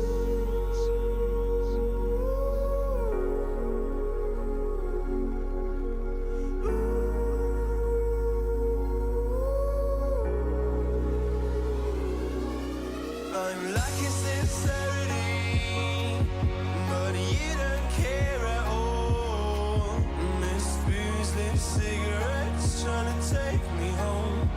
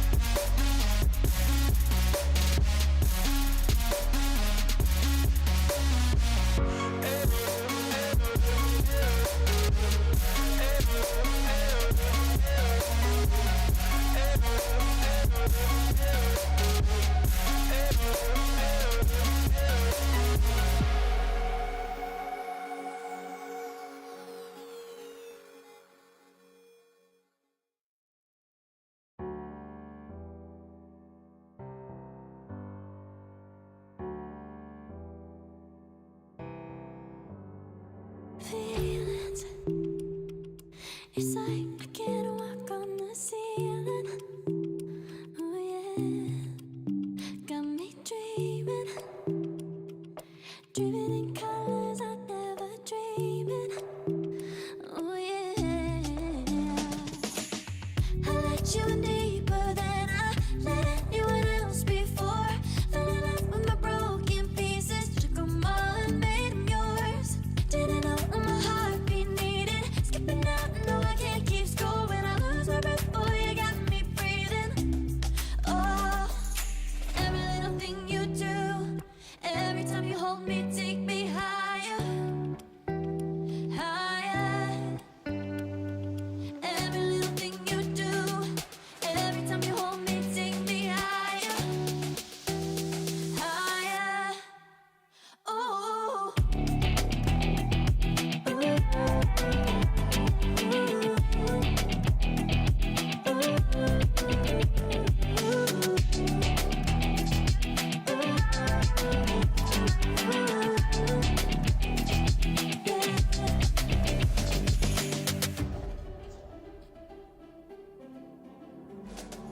Magic. No, I'm never letting go. Now that I have it with you. When you kiss me, it's like the stars fall out the sky onto my heart to cover up what I don't wanna show. I let you in deeper than I let anyone else before. Fell in love with my broken pieces, took 'em all and made 'em yours. Didn't know what my heartbeat needed, skipping out, no I can't keep score. When I lose my breath, boy, you got me breathing.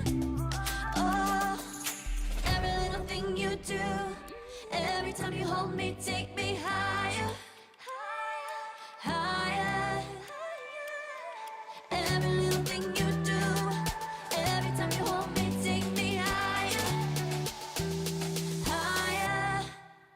Oh, you take me higher, you take me higher, baby, you take me higher, you take me higher, baby, you take me higher, you take me higher, baby, you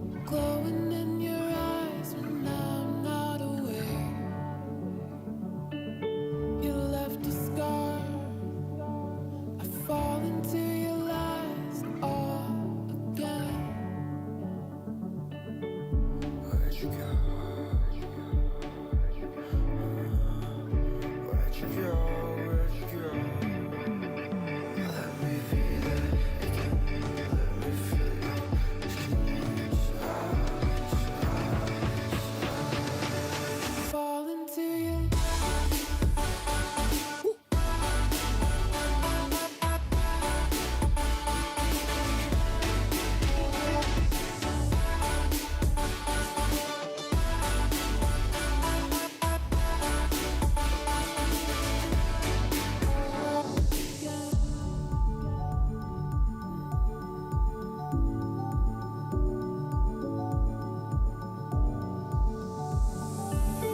I found the rain dripping down your eyes when I'm not around. I found myself, but I fall into your lies. Oh, yeah. Where'd you go? Where'd you go? Where'd you go? Let me be there again. Let me feel you.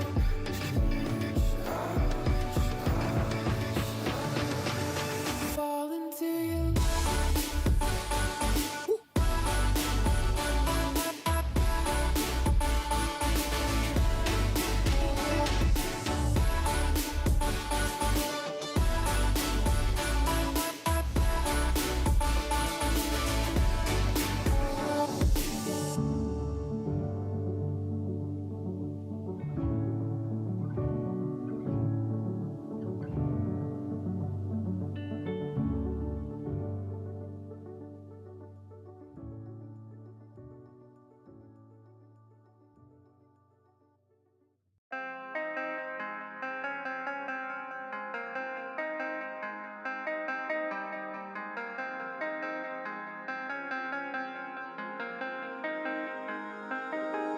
When I'm with you, I am able to keep pushing my limits and all the drive that I have. Well, I'm going the distance with you. I didn't know what I had till I knew what was missing and everything that I dread. Well, I built a resistance with you. Catch me when I fall, and I'll keep you on the ground. You were gone, I wish you'd stay. I could look at you for a day. Time was well spent, that's when I knew that I need to spend my life here with you.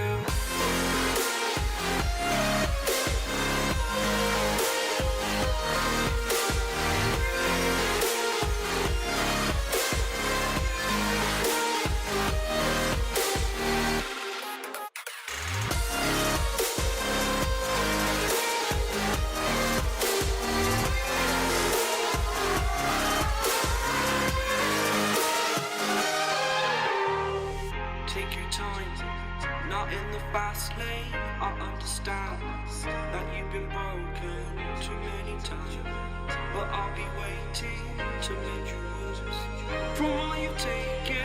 But if we listen to each other and admit our mistakes, then I can show you who I am, because I'm not the same. I'm better with you.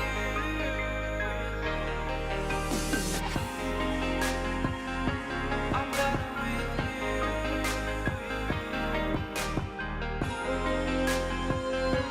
I'm better with you. Catch me when I fall, and I'll keep you on the ground. That's when I knew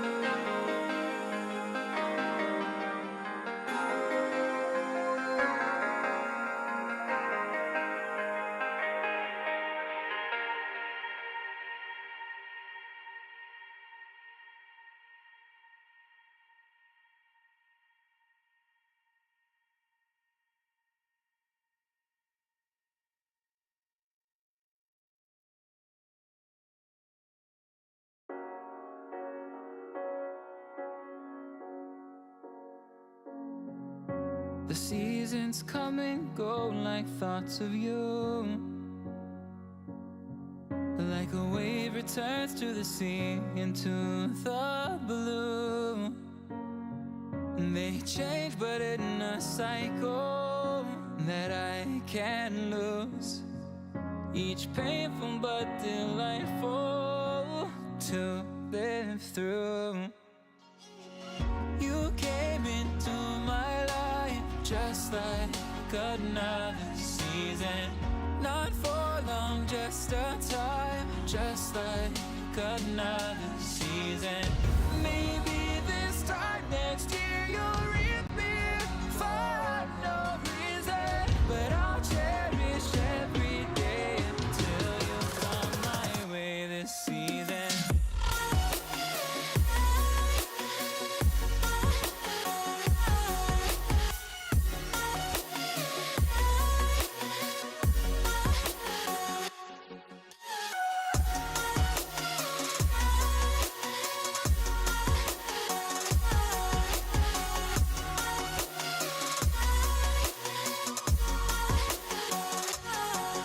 The seasons turn and change just like your mind. Like the sun gives into the moon, into the night. Time continues marching, it slowly crawls. With each new one starting, I recall. You came into my life just like another season. Not for long, just a time, just like another season. Maybe this time next year you'll reappear for no reason, but I'll cherish every day until you come my way this season.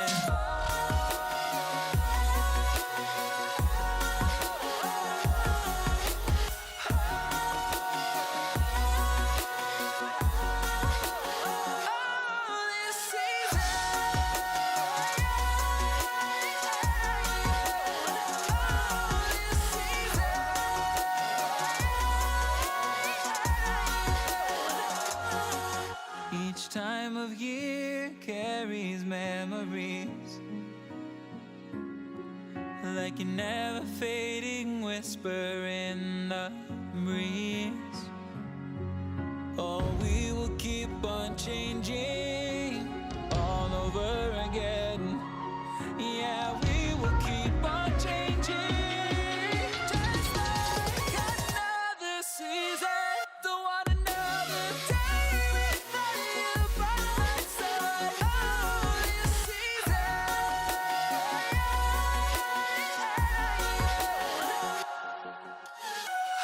You came into my life just like another season. Not for long, just a time, just like another season.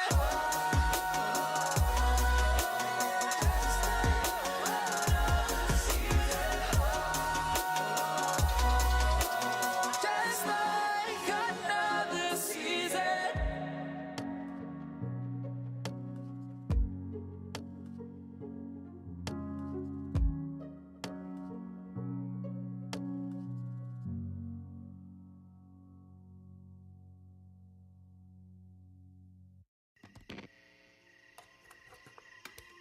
Is it okay if I'm to say I'm catching feelings from all the dealings? Am I astray? What do you say? How are you feeling? Is it the same? I hope you're not planning to waste my time.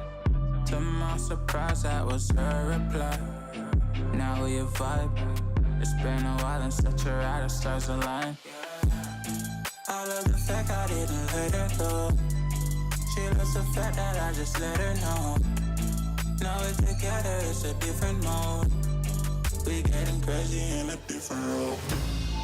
I love the fact I didn't let her go. She loves the fact that I just let her know. Now we're together, it's a different mode. We getting crazy in a different role.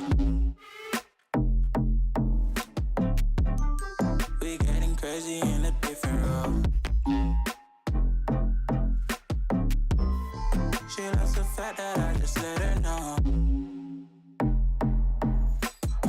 We getting crazy in a different role. We getting crazy in a different role.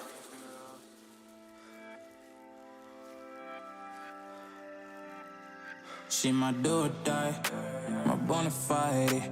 My up when I'm down, she's always beside me. She makes me feel alive, I won't deny. Her love for me is real and kinda suicide-y. She's not the same, she's such a rare type. She's far from plain, at least in my eyes. She said if I cross her, I'll be in the grave or under a type, but yeah, that's still my babe. I love the fact I didn't let her go. She loves the fact that I just let her know. Now we're together, it's a different mode. We getting crazy in a different role. I love the fact I didn't let her go. She loves the fact that I just let her know. Now we're together, it's a different mode. We getting crazy in a different role. We getting crazy in a different role. She loves the fact that I just let her know. We getting crazy in a different role.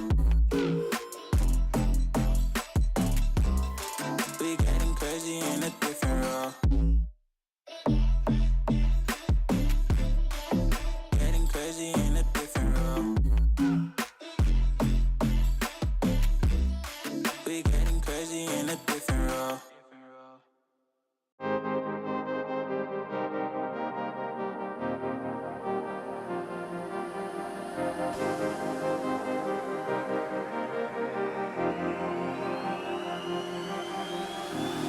I'm cutting dice. Look at these eyes.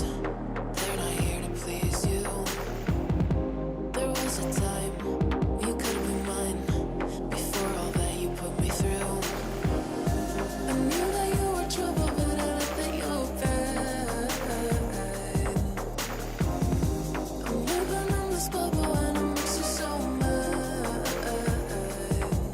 You can say hello, but I don't need you to like me. Don't need you to like me. Don't need you to like. You can watch me go, 'cause I don't need you to like me. Don't need you to like me. Don't need you to like. You can say hello, but I don't need you to like me. Don't need you to like me. Don't need you to like. You can watch me go, 'cause I don't need you to like me. Don't need you to like me. Don't need you to like me.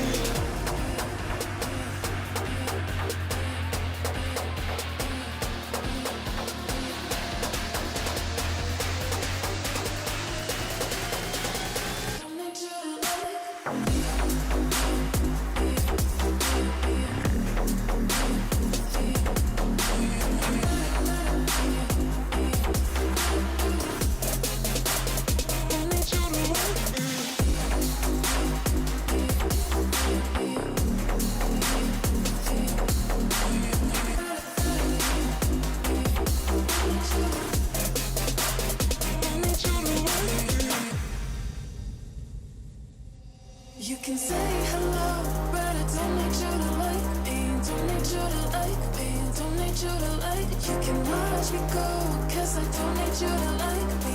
Don't need you to like me. Don't need you to like. You can say hello, but I don't need you to like me. Don't need you to like me. Don't need you to like. You can watch me go, 'cause I don't need you to like me. Don't need you to like me. Don't need you to like me.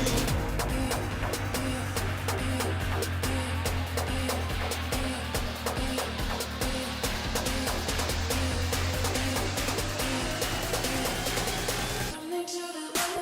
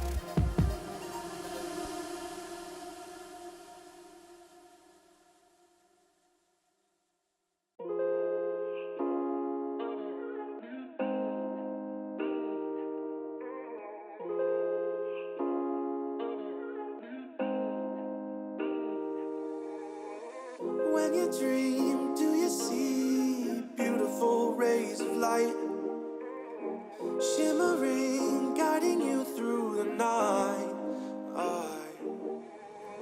I know it feels like the night's getting longer and light is harder to find. I promise I'll always be there, I'll remind you when you close your eyes. If they sent for me tomorrow, even if I leave right now, you'll find comfort there in knowing whenever in doubt, you can find me when the lights turn out. When the lights turn out.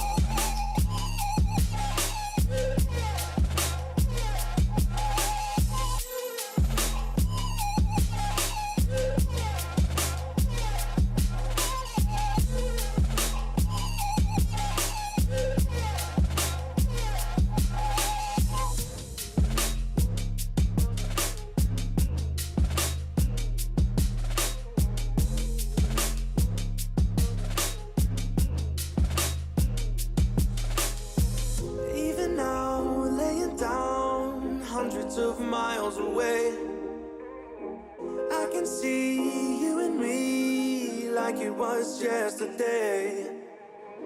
I know it's not the same, but I'm still behind you every step of the way. Look in yourself and I'll be there, I can guide you. All the love is the same.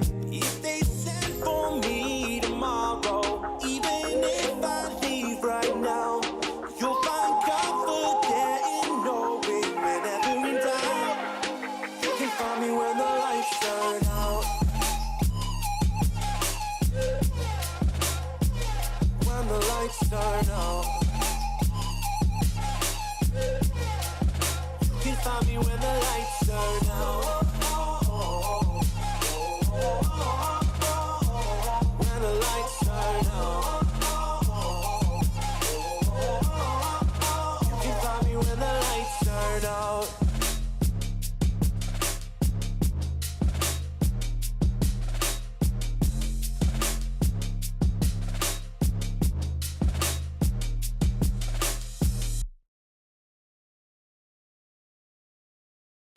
I need a second to take a breath, to keep me guessing with what you said. You're in my head. We're under pressure, we're sinking deep like stormy weather. Can't seem to breathe when you're with me. If you're gonna break me, I know I won't stay. I don't wanna wait here, you push me away. If you're gonna choose, you don't know what to do. I don't wanna lose you, but don't wanna lose me too.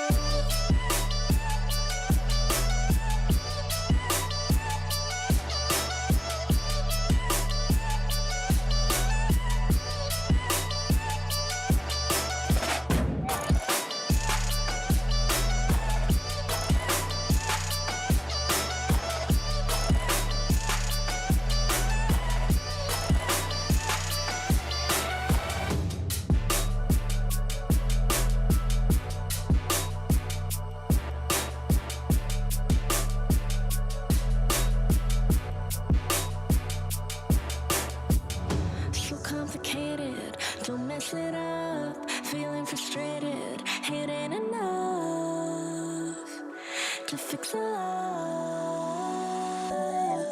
If you're gonna break me, I know I won't stay. I don't wanna wait here, you push me away. If you're gonna choose, you don't know what to do. I don't wanna lose you, but don't wanna lose me too.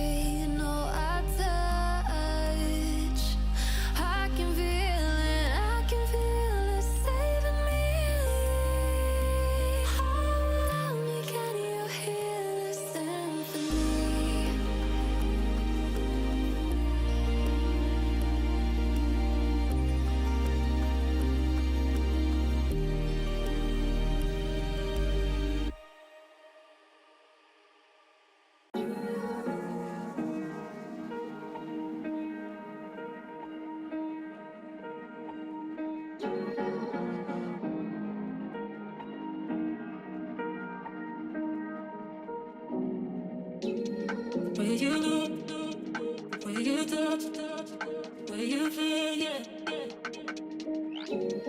Where you look, where you touch, where you feel, yeah.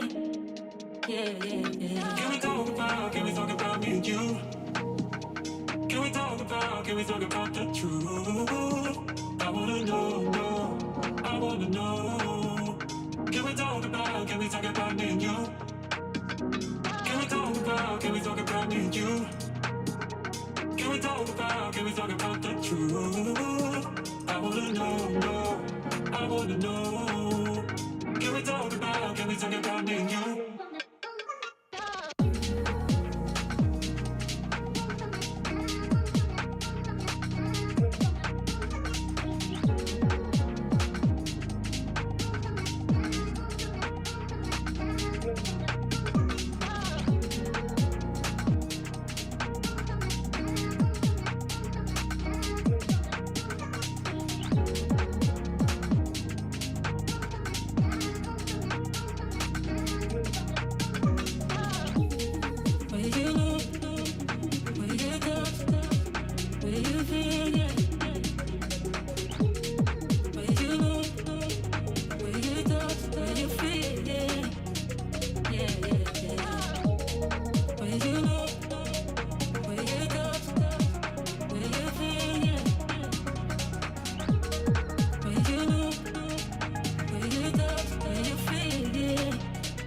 Can we talk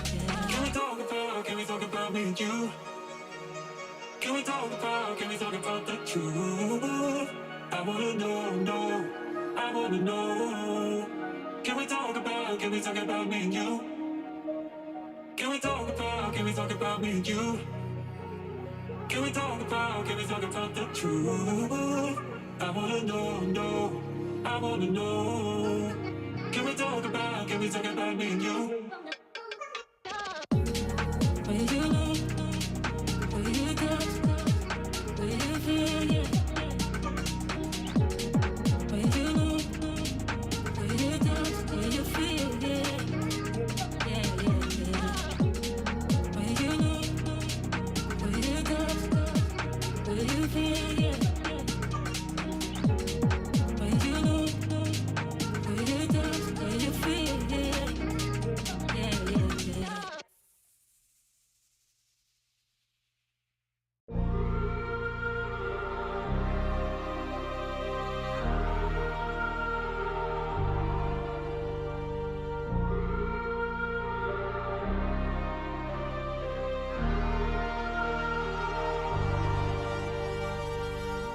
I wanna know your dark side.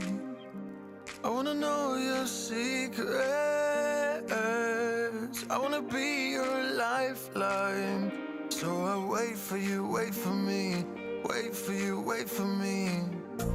Tell me you're more than just a highlight. Pretty pictures on the outside. I hate to stare at you through these lights. So I wait for you, wait for me. Wait for you, wait for me. Click and scroll, I can't let you go. They say I'm addicted to you. Click and scroll, I can't let you go. They say I'm addicted to you. Oh, oh, this ain't love, no, no. This ain't love, no, no. This is artificial. This ain't love, no, no. This ain't love,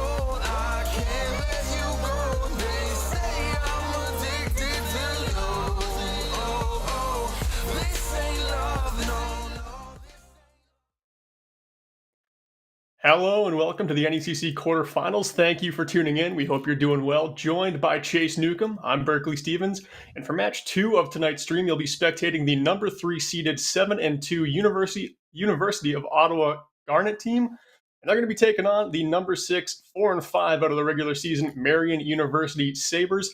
It's a best of 5 tonight. Nuke, let's get into it.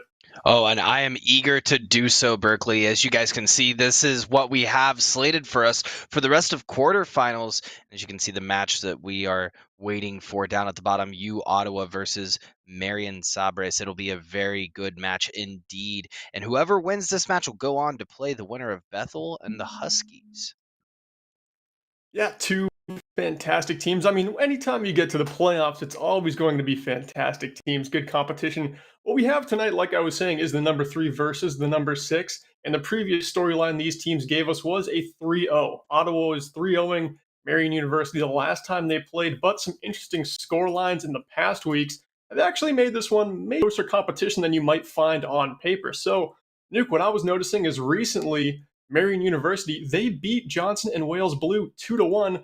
And Johnson and Wales Blue 3-0'd University of Ottawa, one of the only losses that they've got on their season. So, I mean, Marion is coming and playing their best Overwatch at the right moment, and Ottawa has to be careful because it's probably not going to be the same story as they saw in week number 5. Now, granted, you're absolutely right. Marion did beat Johnson Blue. They beat them 3-1. And Johnson Blue did beat U Ottawa, but that was week 1 when they dropped that bag. And since then, U Ottawa has been on a winning streak. I mean, looking at the past 3 weeks alone, they've had very little in their way except for Bethel, which, if they win this match, it's very likely they'll see in the next round of the playoffs. Yeah, and I'm hoping one of these teams. I'm obviously rooting for the underdog because that's kind of what I always do. Not to show my hand, show any bias as a caster, but anytime an underdog pulls off something in playoffs, the story just tells itself, and it's so exciting to see something like that happen. And that is actually something we saw in match number 1 of the night, as New England College got a 3-0 over Marywood. New England College was the 7 seed, Marywood number 2 seed, so anything is possible tonight. We've already seen a fantastic match unfold before us. And Nuke, the way maps work tonight, just so we can explain it to chat, it's going to be a pick and ban system. So the lower seed, in this case, Marion University, is going to ban a control map.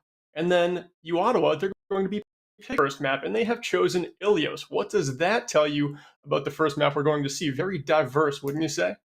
Oh, absolutely. I think that Ilios is it's the king's row of control maps, if you will. It is a very fair control map. A lot of people like to play on Ilios due to the diversity of roles and comps that you can play on Ilios. So I think very similar to what we've seen with Busan in the past, it'll be very dependent on what maps we start on first when we go into Ilios. And we should be just about ready before we actually head over to Greece for our very first map of this series. We're just getting the starters in here, and I can surely announce them right now. Starting for Ottawa is going to be Supreme and Tundra on tank. Their damage dealers will be Twigloo and Dunks, and their backline will be Java and Kebcake. Am I pronouncing that right? Yeah. It's just Keb. Right, I think homie goes by Keb. I hope so. But yes, my dyslexia for a loop right there. I saw 2 Q's and I was like, I don't think I've seen a word with 2 Q's in my life. Aqua. That's about it, right? I completely agree. Looking on the other side of the fence, though, let's take a look at what Marion has in store for us. We got Advanced Pirate, we got Zidster, James, Luke, Sariel, and Primo, which, as you're looking at all of these rosters, that's a lot of freshmen and sophomores on this roster. And to make it into playoffs as a dominantly freshman and sophomore roster is a feat in its own. And I think that what we've seen with a lot of other programs coming through the NECC, the first school that comes to mind is CSUDH, which I think we'll see later on this evening, is you start with a very early freshman sophomore roster, and that roster grows into a championship team if you put them under that hot iron. And I think that's what U Ottawa is going to do to Marion tonight. They're going to put them under that hot iron and see what they have to show. And, Berkeley, I'm kind of with you. I have to be with you. It's always an underdog story that I'm rooting for as well, because you always want the unexpected. And a 6th seed beating out a 3rd seed is very unexpected. Especially having gotten 3-0'd the last time around, but it looks like we are ready to head into our first map, Nuke. Talking a little bit about compositions, you're an esports director at college yourself. Your college is actually in the playoffs, Nuke. I'm going to be casting their game right after this, but what are you looking to see out of compositions tonight, especially on this first map? Oh man, there's so much. That's the state of Overwatch right now. There's so much that you can run, and I love that. And some people may put me on a stake for saying that, but I'm a big believer that, as long as you're playing around your composition, whether it be a dive or a double bubble or a brawl or double shield, I think as long as you're playing around the strengths to your team, that's where you're going to shine. And I think that's where we shine a lot when we're watching collegiate Overwatch. We watched just a couple of weeks ago in the Navigators division, Huntington pull out a Widowmaker and surprise us all with the headshots, right? So I think the unexpected is really what we're going to be looking for going into playoffs. In terms of compositions, it would be very caster-like of me to say, we can expect a dive or a double bubble, but I am just looking for the unexpected. That's what I want to see out of these games. And going into this first map, it looks like Ottawa will be running more of a dive composition, with the Sombra, and Marion is going to be running they're going to be running the Roadhog with the Sigma, which is an off comp, right? I think that's a little bit odd. Explain that a little bit to me, Berkeley. Yeah, I mean, I wouldn't expect that composition on any point other than Ilio's well, which is where we are. I mean, I'm sure Supreme is trying to get the yoinks into that well and send them down into the deep abyss. But up here, it looks like this composition just has to get set, or else it's going to have a lot of trouble with this dive Sombra composition that we see Marion running. Yeah, and I think you're right. I think it comes down to whether or not they make this composition work. That's the thing about the first map of Control, though. It's all about getting information. And so that's a pretty unique standpoint. If you're playing these off picks, you can get a lot of information just by running those off picks and seeing what works and how well it works. Tundra finding himself pretty low, though, in the side room. Primo pushing Marion University in as they're taking a lot of space.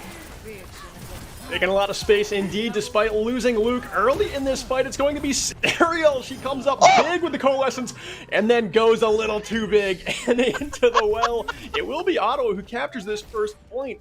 They actually take 22%, but it was just a matter of time before that Marion snowball effect started to happen. They took it right back. That was goofy. That was very, very goofy to start off this series, and I hope we see a lot more goofy plays like that. Yeah, the rock hitting Sariel in the middle of Coalescence, ending the Coalescence. Sariel's like, I gotta get closer.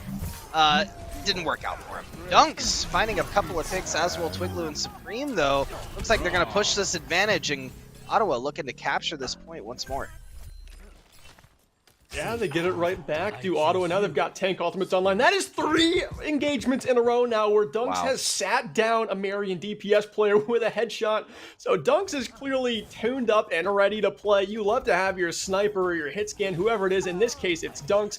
Just feeling it. There's another one on the Serial. Gosh! Dunks, tonight might be your night. I am telling you, Dunks is jumping from the 3-point line and hitting them all. And I am a sucker for a good Hanzo, so this is going to be a great series. It's what you would expect coming out of a school like Ottawa, right? Sergio Brack has done a great job of making that school an FPS dominance, and Dunks showing that very early on in the series. Luke lucky to get out alive there, pops the EMP, almost gets hooked by Supreme, and it actually will be Dunks and Tundra coming up large for this team, able to bunker in this room and pretty much stave off an EMP fight. Not an easy thing to do, especially with the follow-up at these higher ranks new. You say Tunks and Dundra? Because I love almost that. Did. I caught myself at Tunks, but I was right on the doorstep. Tunks and Dundra. I love that. The Wombo combo, hitting them with it. Yeah, you Ottawa, holding your dominance on this point, but Marion's done a great job of holding that alt economy.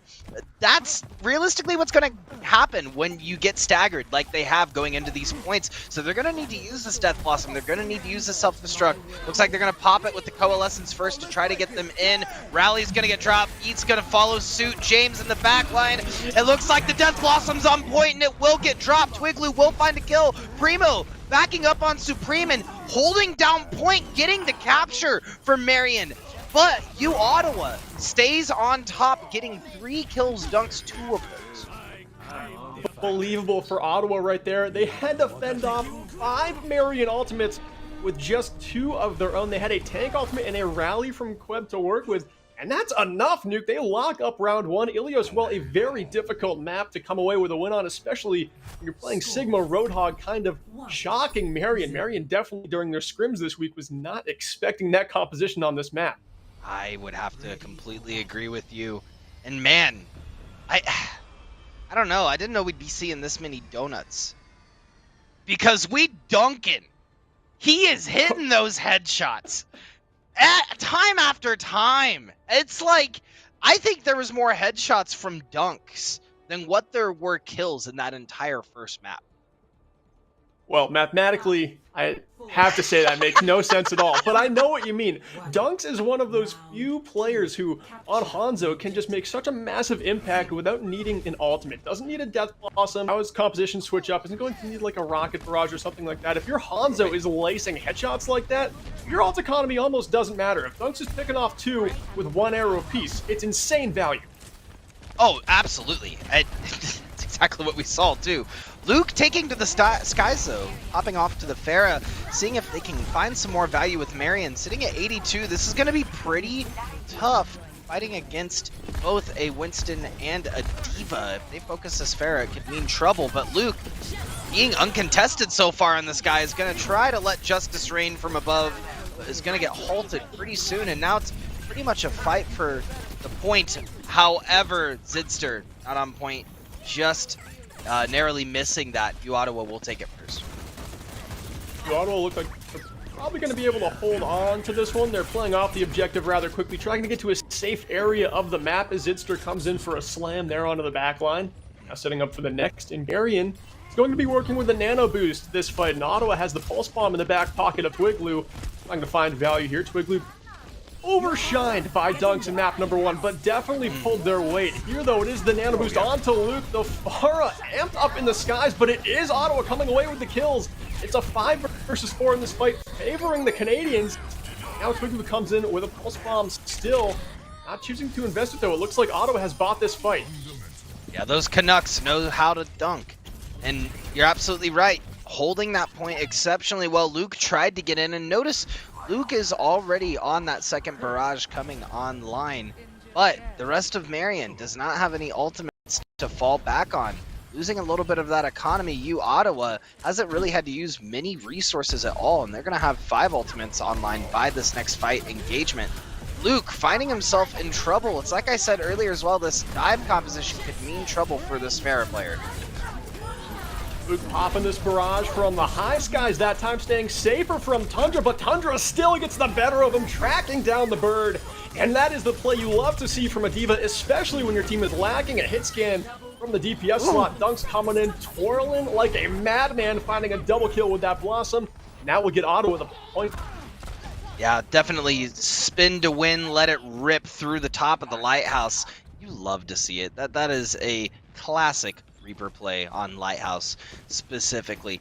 Marion might be able to recontest here, though. They do have self-destruct online. They are going to have a couple ultimates coming up around the same time. It's going to be how they engage here and how they focus these targets, because I feel like they're a little bit all over the place. As I say that, Luke is going to find both of the DPS on the side of Ottawa and crack open this fight wide open as they now push to point.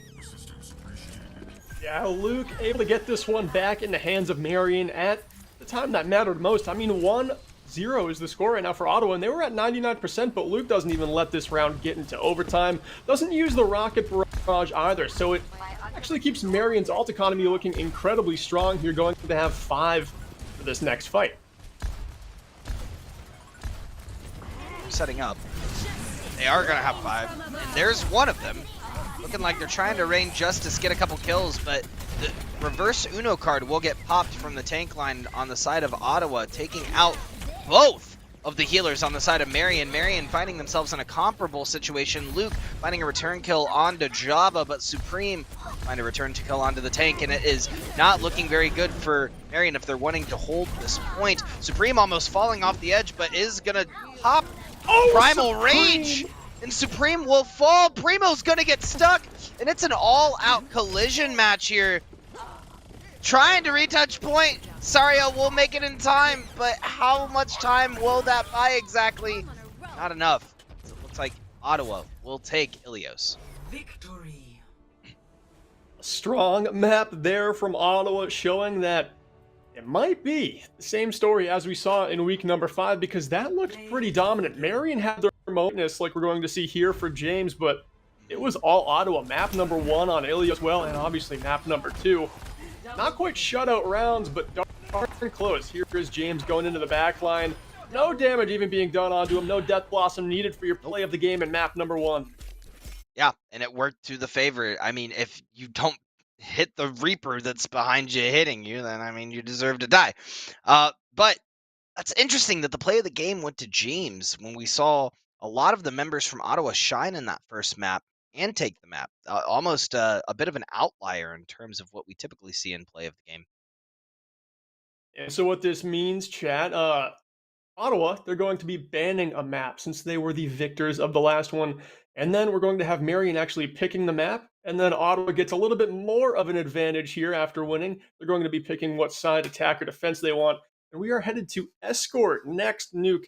Are there any maps you feel that are payload variety that just strike fear into you? For me, it's Junkertown. I've never figured out how to play that map unless it's just double shield pirate ship, and nobody wants to watch that. Yeah, I mean, you're gonna have some people out there. There's also some people that are like, they could run a Torbjorn, and there's no way no one ever wants to watch that. And I know it, and you know that people want to watch that. People want to watch that. People. All right. People want to watch that. Over Bastion, definitely. Yeah, Kia Dwarf over the Omnic any day. Yeah, well, it looks like Ottawa is going to ban out the Blizzard World first, which leaves a few maps open, actually. Let's go over to Escort. Take a look at that. Kings Row right off the bat. Kings Row. Let's get there. Okay. Wait, Escort. Oh, sorry, hybrid. I'm meaning hybrid. But yeah, taking a look at the hybrid maps, they still had Eichenwald, Hollywood, Numbani available, and it looks like they are going to pick Kings Row. Also, bit of a clarification. I had the schools wrong earlier. I need to make a little bit of a clarification here on stream.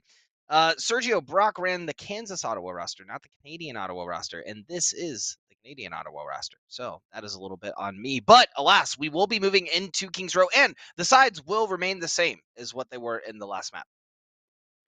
Nuke, just given that last map and how it shook out, we saw Marion play a couple of different compositions, and on the side of Ottawa, we saw some strange compositions, especially on point 1. So Ilios well didn't tell us too much about what this team can do on a map like Kings Row when they played the Sigma Roadhog. That doesn't give us much info. I would imagine they don't go near that composition here. But on the side of Marion, we saw a little bit more diversity. Do you have any tips for them going into Kings, how they might be able to steal this map from Ottawa? Well, I think Marion definitely showed in both of those maps that their DPS can shine, and they're putting resources where it's needed. The issue is the peel. I feel like the backline got caught out a lot, and Luke seemed a little unattentive to his Mercy, right? You got to pay attention to what your Mercy needs, and if someone's diving your Mercy, you got to get them out as to the best of your ability. So I think if Marion is a little bit more cognizant of what their backline players are saying, whether it be Primo or Sariel, I think that they may have a bit of an edge over Ottawa. But it looks like in terms of mechanical skill, Ottawa is taking this one and edging them out just barely. Yeah, I would have to agree, and I think that just barely comes in the play of Tundra, especially the Diva on the side of Ottawa. One of the busiest players in that last lobby. Of course, we've talked about Dunks, but really Tundra just shutting down ultimates, making sure that off angles and flanks weren't taken advantage of on the side of Marion, and really keeping Marion in check and in front of Ottawa. Tundra surprisingly put a lot of pressure on Marion's backline as well. Something that we did see from Ottawa was Keb Cake on that Lucio, and they're going to dive straight in, and they're going to trade 2 for 2. sparing no time at all. 20 seconds in, and it's an all-out brawl on both sides. James finding himself in a sticky situation, trying to wrap around, find a pick. Undra pick out this Primo very early. And it looks like Ottawa will defend on this first push. But, you know, kudos to Marion for really pushing through there, trying to find something cheeky at the beginning. Luke also will be switching off of the Widowmaker that they were very, very early in the map and switching onto that Doomfist. Yeah, just going for a little bit of scouting there, maybe one cheeky shot, see if you can find it. And I love Luke playing the Doomfist here. The head of the spear of this brawl composition, it will be Dunk sending in the Dragon Strike, and that will connect on to James, but Luke counters with a kill, counters with 2 kills, but it still looks like the defense coming out up on top. Ragdoll physics will never cease to amaze me. Luke falling into the garden, unfortunately, right next to that arch. And Marion, like you said, getting a good push in, but getting stopped by one ultimate, that Dragon Strike by Dunks, just spacing out a lot of the Marion roster. Goes to show what one ultimate can do. Oh, it looks like the sleep will come out. Looks like they're going to drop the beat, and they're going to find 3 with that Shatter Supreme. Loading it up and sending it out. Sariel will get caught in the backline. And man, this target calling coming out from Ottawa is what is keeping them ahead in this series. Luke trying to find an early kill and create some value for their team, maybe offset a pick onto Ottawa, but it is not enough. I think that's what's separating these two teams right now, Berkeley, is really this target calling and how fast and reactive Ottawa is being. Yeah, Nuke, I think you're right, and I think a lot of that does come on the back of Kebcake's just lightning quick with the speed boost, telling this team where to go. Probably one of the shot callers. I would imagine Tundra and Supreme do a fair amount as well, but Kebcake on the Lucio, you could see when they just collapsed onto Serial, the Ana player for Marion, on that last fight. A Shatter came in that looked like it was going to find a ton of value, but it actually wasn't the Shatter that did it. It was just the speed boost and the rush down from Ottawa. And here, we've got a much slower fight on our hands as Marion once again rotate through the Alderworth Hotel. And that Shatter lands onto 4. That actually might be the value they need. Marion, the Deadeye, finds 3. And that should surely lock up the first point of Kings Row. Saying, you may be Dunks, but LeBron James hitting it in with Luke. That was a great, beautiful Deadeye from James, catching 3 on the side of Ottawa and catching them off guard.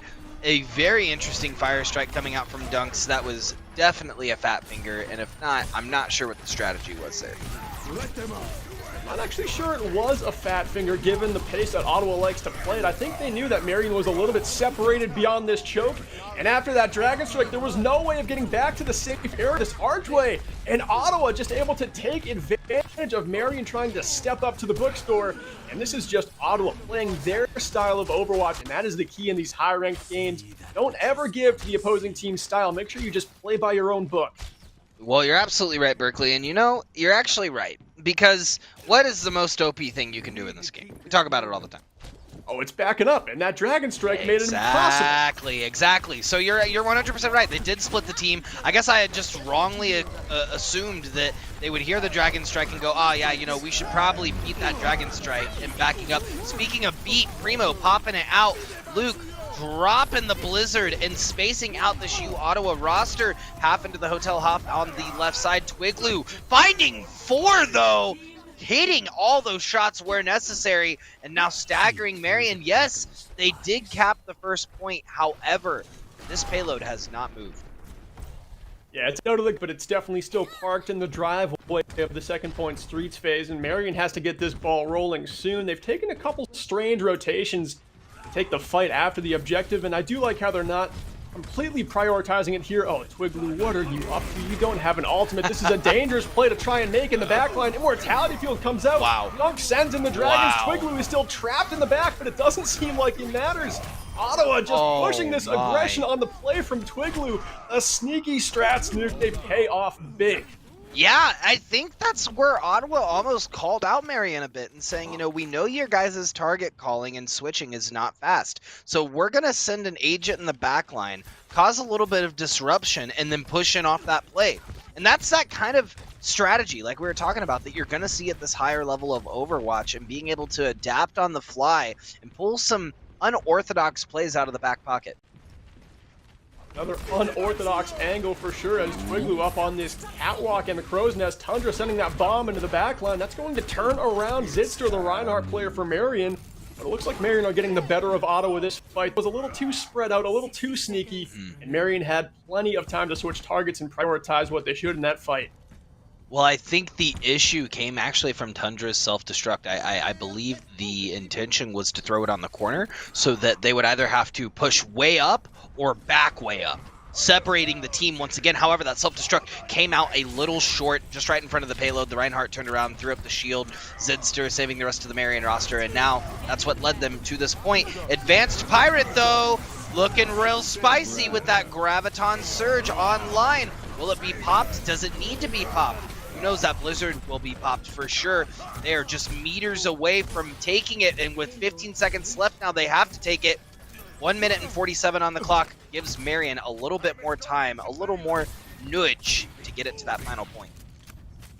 And in that last fight, it looked like Advanced Pirate might have actually big-brained Tundra. Tundra, who has been so good at just gobbling up ultimates, whether they're coming from DPS or whoever, was just trying to telegraph that grab so hard, burned out all of that Matrix, and in that time, James was up on the high ground with a Deadeye, and it found value despite Headcake dropping the sound barrier, and a great usage of ultimates there by Marion. They had a grab fight that they could have used, but instead they just bluffed it, and they were able to get a ton of value out of the rest of their ultimates. This grab comes in with a couple of combos here, but it's only going to lock up Tundra. Looks like enough follow-up damage is there to DNECC the D.Va player on the side of Ottawa, but a big slam for Supreme comes in and stuns two, and now they're trading kills back and forth like punches in a heavyweight bout, but it will be Ottawa coming out better.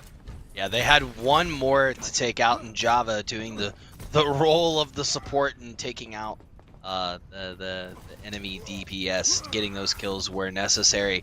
Marion pushing in though, and they do have a couple of ultimates online they can use at their disposal. They only have to push it a little bit more. As we've talked about though before, Berkeley, this is a hard point to push. You have to get a full wipe basically to get this payload up to par where you need it.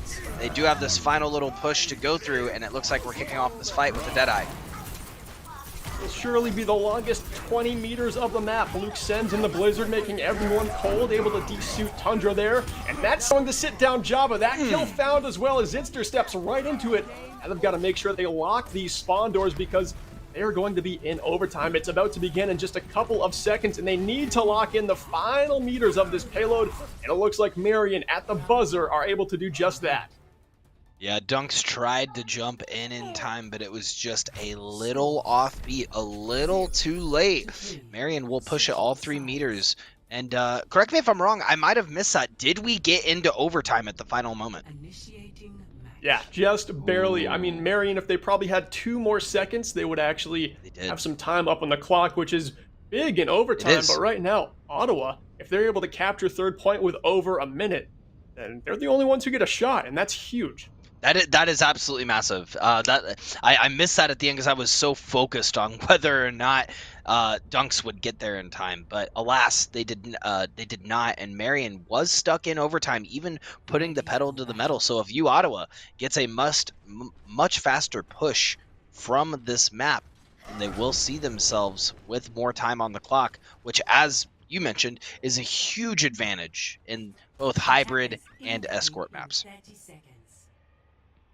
And something I did not think all night long is James on the Junkrat. I'm sure James has a ton of hours on this hero, but I didn't actually know that background info. And to me, it looks like a strange pick, but may really have some strats with it. I think a lot of it is probably going to have to do with those traps. And of course, high-ranked players use those concussion mines not just as burst damage, but also as a way to dislodge a brawl comp that is player impact. They do have a lot of knockback effect. Sure. You're absolutely right. And you know, we did see Luke a bit on that Doomfist on the last map, so that could also be why James decided to go Junkrat, you know, maybe complement that a little bit. But alas, like you said, the Junkrat will be played. I'm interested to see how they play around this point, having that Junkrat. And that's exactly how they're going to play around it. He's going to lob those bombs into the back line and order up a Java smoothie for the rest of the team. Taking everyone out. Luke taking out Supreme and Dunks with the headshot. Finding the targets. The Cole Cassidy is a menace, and Luke is showing the aim through and through. And what I like about this duo is Luke is going to be very precise with the damage he deals in these fights. James, on the other hand, is just providing incredibly annoying spam that Ottawa is going to have to navigate very uncomfortably this entire attack. It's pretty much like James is just walling off segments of this map with insane burst damage, and anything that hits, Luke is going to be right there with a click of the mouse to make sure that elimination is found. They also noticed that Marion is liking to, or Marion likely noticed that Ottawa is liking to group up as big groups in this brawl comp and push in.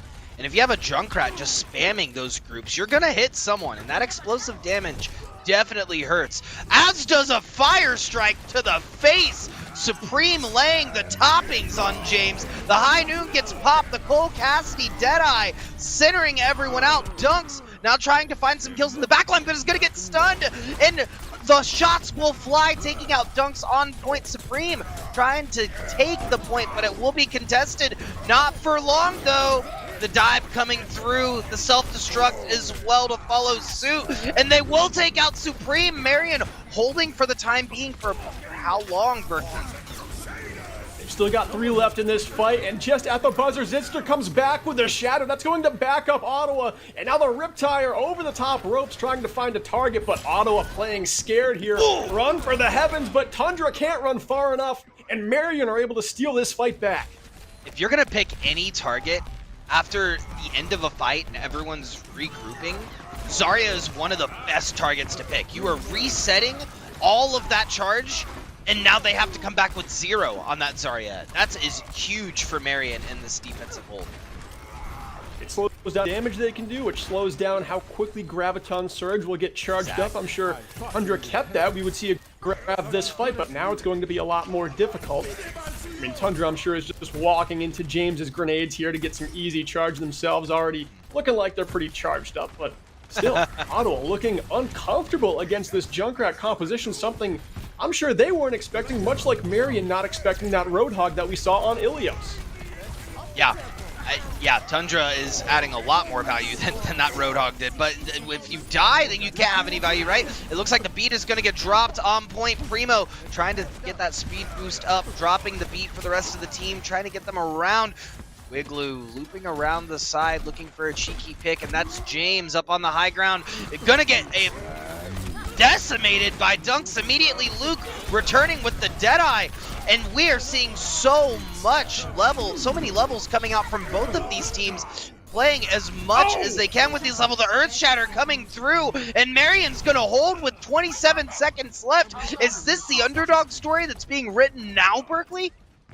It could be, but Kings Row is a home game for Reinhardt's, and Supreme has a big moment to shine bright coming up in this fight. And like we said previously, it doesn't matter how long it takes you, Ottawa, to get through this map, as long as they can do it. Because Marion has no time up on the clock for them. That shatter might be enough! This is the moment Supreme was waiting for! Disgusting from the Ottawa Reinhardt, and that'll be point number 1 taken.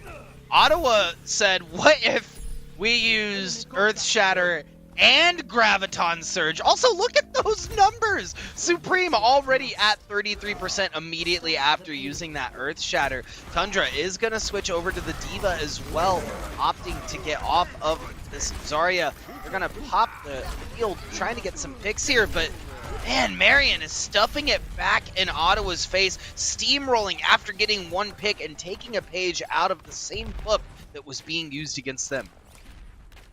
Yeah, this one is so important to set up that first defense, especially over Bookstore, because this gives you a lot of time to recollect your team if you do get wiped by the attackers. Get back and out of spawn in time to defend this objective again. Dunks coming up top, landing the headshot there onto James. Now it's going to be Marion buying back into this fight with a Deadeye, and that's going to take down Twigloo and even this one up, but Luke is playing with awfully low HP, and Dunks on the outskirts trying to find a very needy arrow, but it will be Luke again with a pick onto Dunks. And this one looks like it's trading back and forth, but still Marion strong-arming this fight right at the archway. Yeah, unfortunately that field will get put down a little aggressively. I'm not sure how much value Marion's going to be able to find from it, especially with an Earth Shatter straight in your face, diving into the backline. Is Supreme trying to take out 1, taking out 2 in the backline. Tundra dropping the mech, trying to find some heads, not going to find any of those. Sariel punishing Supreme for maybe going a little bit too hard hard in the paint, and that is Ottawa now pushing this payload with 1 minute left. Marion doing a great job of finding these staggers where they can, but they need to learn when to cut their losses and back out. Yeah, I think you're right, Nuke. I think if they backed out a little sooner there, they would have been able to take this fight in a much more comfortable position. But now, ultimates are flying wild. Zidster making the big play from the Reinhardt slot this fight. And it will be Marion quickly, swiftly, edging out Ottawa once more. And that'll leave 30 seconds on the clock for Ottawa to get back in with one last chance to continue King's Row. And they are staggering hard. Look, they already got Tundra out of mech. Tundra now just stuck as Baby Diva. They're not going to be able to find anything. And Luke getting the kill. Twiglu sure finds a kill on James, but getting your Zarya, or getting your Zarya demeched, getting your Diva demeched is way more valuable.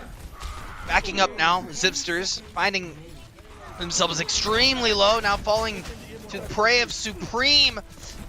Dunks needing to find this pick, going to find it on Sariel. Ottawa edging out this fight now on Marion. Marion needs a miracle to make it back to point and stop them before they get it to payload. But alas, looks like that will not happen. And this is the final push. The moment we've been waiting for, Berkeley. Will Ottawa make it with a minute left on the clock? They got to keep that pedal down if they want that to happen. Yeah, they're getting low on time here, so they've got to play near perfect in these next couple of engagements, especially if this one goes long. Has to be a mistake-free King's Row attack for them, because this is a very influential map, especially. It could send Ottawa to match point, or it could put Marion right back in this, but Ottawa here, able to win this fight right along this corner, but still the payload with some distance to cover before it reaches the final destination. Marion, they've actually got 3 picks. Luke is on a flank. No one has been able to sniff him out here. This will be a 6 versus 3 coming out of spawn for Marion. It looks like they're going to be able to push Ottawa back, but Ottawa still will have a little bit of time to give this one last try. Yeah, Ottawa will not have time back up on the bank like they were hoping, but they will be able to regroup for a final fight, and they got it extremely close. I would even say closer than what Marion had it on their push. Ottawa regrouping, and they do have some ultimates to play around, right? They have that Earth Shatter on lock. They do have the Diva Bomb, the self-destruct at their availability. They also have the beat drop from Lucio available. Pushing in, Marion gonna pop the ult first. Ooh, they try to go for a cheeky Diva Bomb self-destruct into an Earth Shatter, but the Diva Bomb only finds 1. That's a lot of kills on Marion as Ottawa finds the picks needed and pushes in for this final inch in overtime. That means both teams now have 1 minute on the clock to make their final pushes. Score. And Nuke, this one, Brawl versus Brawl, looks very even, which is something we didn't get even a glimpse at on Ilios, but I would imagine Marion are seeing this as one of their strengths and one of Ottawa's weaknesses. Even if Ottawa come away with a map win here, I think Marion know the types of maps they're looking to play as this game goes on. Yeah. I think they found their footing, for sure. I mean, the control maps were a little bit more shaky for Marion, and sometimes, you know, you can blame that on comps, you can blame that on prep, you can blame that on maybe that's not a good map, but sometimes, Berkeley, it just comes down to whether or not you're actually ready, whether or not you're able to get into gear. You know, when you're in a race, you don't hit full speed immediately. It takes a second or two to get in gear and to hit that stride you're looking for. I think that's exactly what we're seeing out of Marion right now. They're hitting that stride. They're feeling comfortable. And you, Ottawa, caught a little bit on the back foot by it, but down, but not out. And one of the players in this lobby that took a little while to get in gear like a Mustang, slow to get into 4th, but once he's there, he is fast. He keeps it in drive. That has got to be Supreme. Clutch shatters, fight after fight. That last one, of course, got stunned, but it didn't matter. You, Ottawa, had enough. But there were 2 other Earth Shatters on their attack that Supreme alone had to come up massive with for the payload to continue, and Supreme delivered. Supreme delivered indeed. All of the toppings, all of the nachos, all of the cheese, it worked. Pirate pushing in, James finding the first kill on Supreme. This could look really good for Marion. They're pushing in. Advanced Pirate's going to get demeched, but find the kill on Dunks. Now it's just picking at the scraps. The rest of Ottawa will fall, and Marion will get this point on their first push, which, when you only have a minute, Berkeley, is a lot of time. Because now they have a solid, 10 seconds to regroup and push this payload. Now, for the viewers at home that don't know, they will be going into overtime as soon as this hits 0. So as soon as all players are knocked off the point, that is when their push ends. It is up to you, Ottawa, to make sure that happens sooner rather than later. Sooner rather than later, indeed. Like you said, a minute is an awful lot of time when it is all the time that exists on the board. And like we saw on Ottawa's attack, they struggled for a long time, and it took a big ultimate to actually get them that first objective. But Marion opens this one up with the first kill there. Dunks picked off by James. Advanced Pirate rolls in, and Supreme is down. You need a shield to stay alive on King's Row. This one could steamroll. Marion could be taking the second point before we know it. I think a quintessential pick here, Berkeley, is Luke on this May. That wall added so much line of sight for Marion that you, Ottawa, wasn't ready for. And Luke definitely sitting on fire, just went away. But this Blizzard could be quintessential in them getting it to the second point. High Noon getting popped. Twigloo getting sped in. We are going to hear the Dragon Strike come out. And Ottawa wasting all of their ultimates, only finding 1 or 2, but Tundra ate the Blizzard! That's a massive play from Tundra, stepping up again with that defensive matrix, and now Supreme charging forward, getting the pin onto the May player Luke, but Primo there with the sound barrier to bail out the May for Marion. And still, we are in overtime. It starts to tick down. Marion has 3 left in this fight. Ottawa has 4 or 5, and a clear advantage here. It's going to take a massive carry play and nuke. We're not going to see it at the buzzer, but I do think Marion have done the job. This is a clear-cut win condition, and Ottawa has to grind very hard to push the payload this far. That's pretty far, especially for King's Row. No time left, almost making it to 0.5.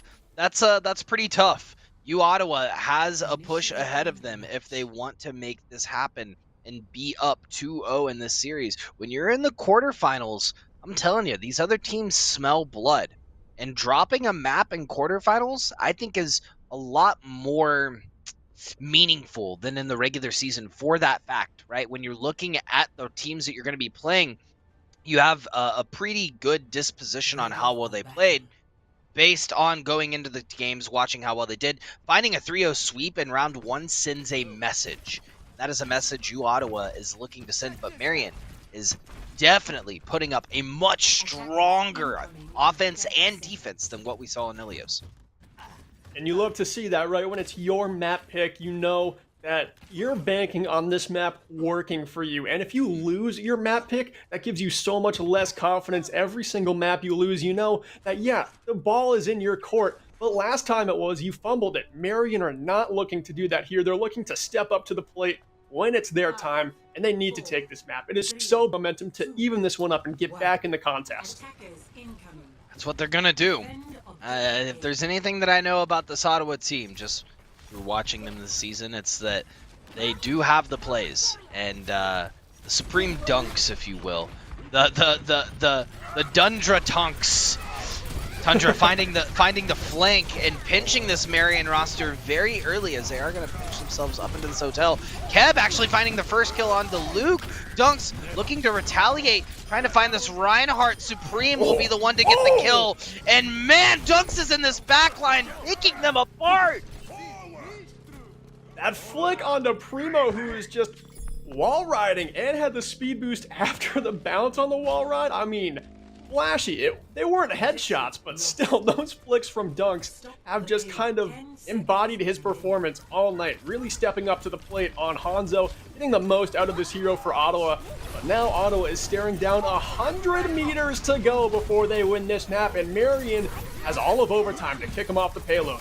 This is pretty nutty, coming for the first round of quarterfinals and, finding this level of back and forth. Java backing up, dropping the wall, but finding Cole Cassidy in their face anyway. Marion trying to push through. Dunks splitting up both sides, finding a D-Mac, and James! Advanced Pirate will go down as well. That is Ottawa having to back up, and unfortunately Twigloo not throwing up the wall and stopping Supreme from getting a massive Earth Shatter out.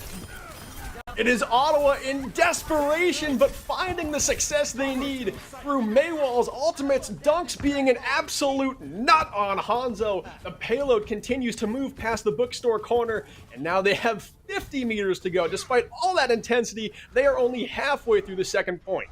True, they did hold them exceptionally well at that doorway, which is honestly a really good strat. That was something that Ottawa wasn't able to do on the defense, and because Marion did that, Ottawa had to use a lot of ultimates getting up to this point. So Marion now sitting, they're going to have self-destruct online, they may have Blizzard online, they're going to have Beat online as they go into this final fight. It's a matter of getting here, grouping up at the same time, finding this target necessary for this team to come out. That is going to get dropped exceptionally early, that field, and so the Blizzard will follow up, taking out 3 on point. James taking out Supreme, the self-destruct dropping as well. That is a 5-man self-destruct from both times. The bombs are dropped on both sides, and the trades are coming out. You, Ottawa, will not go through, and Marion will take this Kings Row map.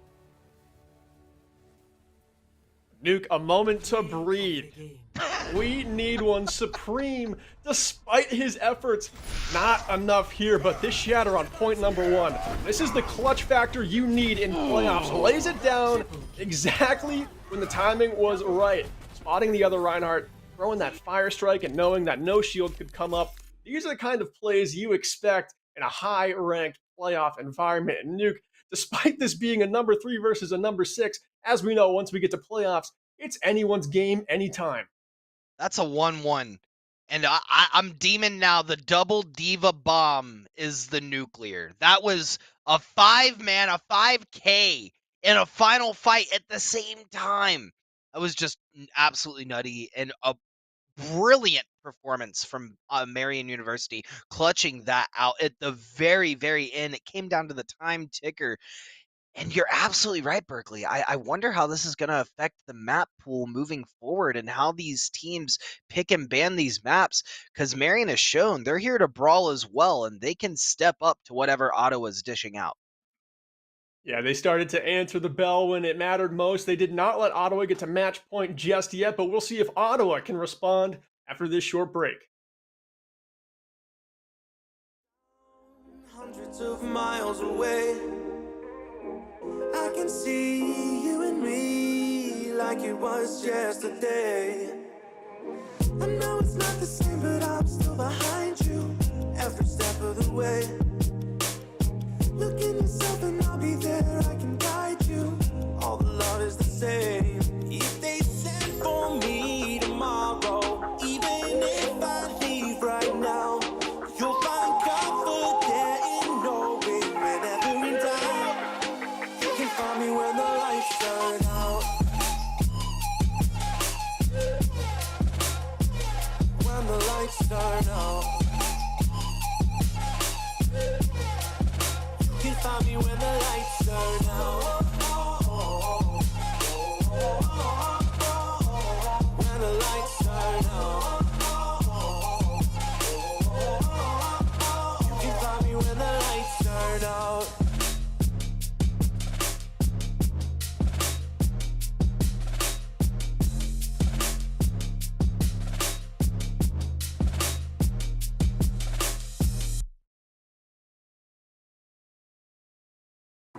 I need a second to take a breath, to keep me guessing with what you said.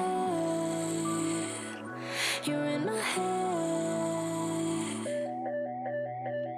We're under pressure, we're sinking deep like stormy weather. Can't seem to breathe when you're with me. If you're gonna break me, I know I won't stay.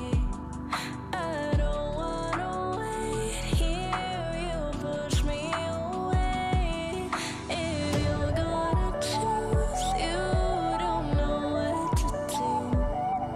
I don't wanna lose you, but don't wanna lose me.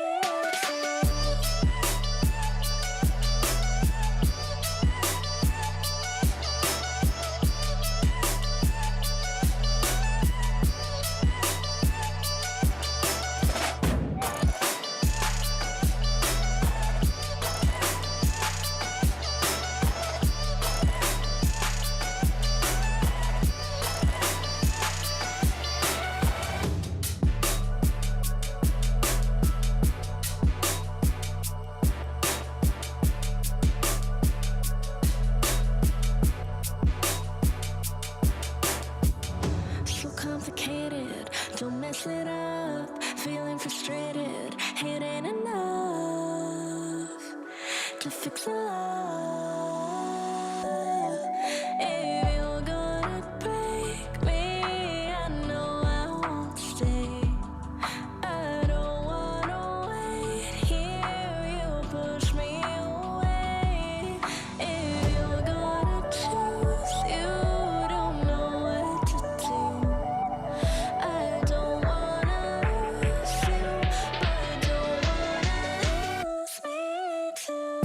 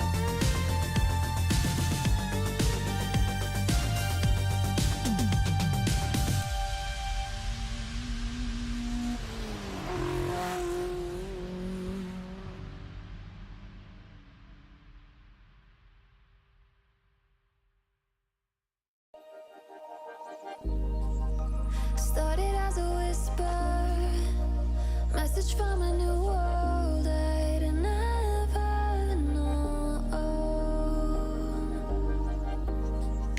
Something about it felt like it'd been waiting my whole life. Is this home? I can hear each sound calling my name, and I feel angels around when I start to sing, and suddenly it feels like heaven's not so far away. Tell me, can you hear the symphony? Panic, panic,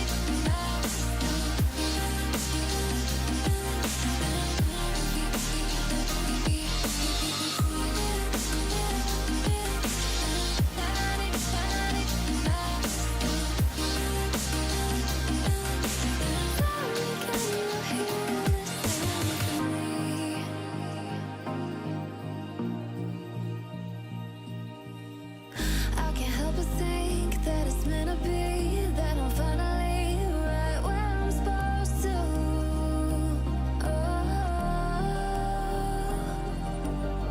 If I let you into the secret, would you listen? I can hear each sound calling my name, and I feel angels around when I start to sing, and suddenly it feels like heaven's not so far away. Tell me, can you hear the symphony? Panic, panic,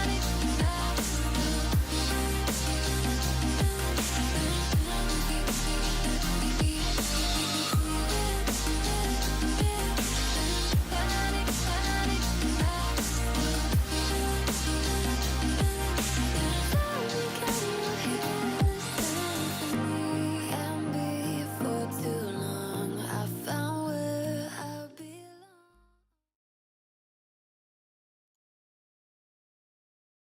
All right, chat, welcome back. There was a bit of an issue with the Ottawa starting roster. So the NECC rules are that you need to actually be placed in the role you're competing in. Both Dunks and Twigloo were not placed on DPS. I believe that Twigloo was only placed on support and Dunks had only placed on tank. So all that means is that they forfeit one map. Ilios, which they did win, was forfeited to Marion. So Marion now has a 2-0 lead over Ottawa. Ottawa, of course, the higher seed in this one. So now Ottawa, they're at a point where they don't want their season at the NECC to end, because officially up against the wall after map number 2, Nuke, this shakes things up a lot.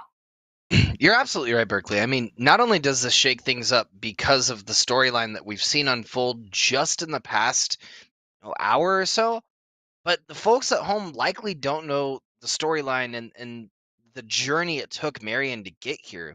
We also found out on our break that Marion had started out in the fall in the Emergence division and then moved up to the Champions division and is now here, or Challengers division, and then now here, which is absolutely insane to think that they were 2 divisions lower at the very start of the season, went up 2 divisions now, and are now 2-0 in their first quarter, or in the quarterfinals of this division. That's an absolutely nutty storyline. So the toppings just keep getting caked. With Yeah, a I mean, Q. Marion, they won the Emergence division in our last NECC. And then during placements, it was very clear that, okay, Emergence is not where you guys should be. So let's move you up to Challengers. And then very quickly, the tournament organizers here at NECC, along with the other Challengers division coaches, were like, I think they need to go even higher. So this team that was 2 divisions below, won that championship last semester, is now likely on their way to the semifinals against the number 3 seed, Ottawa, a very formidable and just established esports program. Marion seeming to come out of nowhere in the Overwatch collegiate space in just a span of months. But right now, they're on the doorstep of doing something great in the history of collegiate Overwatch. Yeah, they're on the doorstep of glory right now, and it's going to be interesting seeing how the rest of the series plays out, because you also have to factor in mental into all of this, Berkeley. I mean, this is a tough situation to be put in from all sides. If you look at any perspective, obviously, this isn't a ruling that we want to enforce, but rules are rules, and we have to enforce them as deemed fit.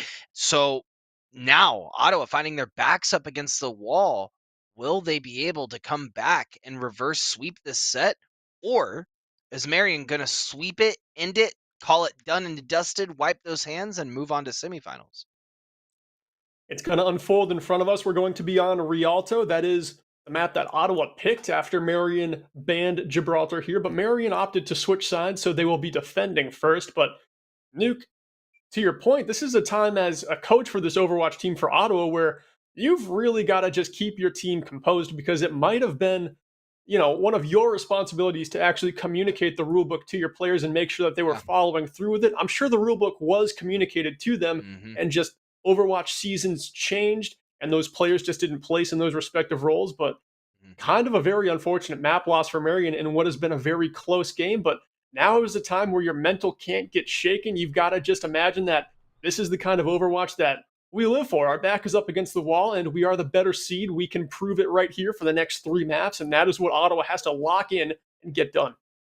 Well, I think Ottawa has the grit to do it. It's just a matter of if the mental is in the right place, like I said. And, when your back is up against the wall, that is what determines how you're going to do as a team. Pressure is made under diamonds, and what a better place to go buy diamonds than Rialto.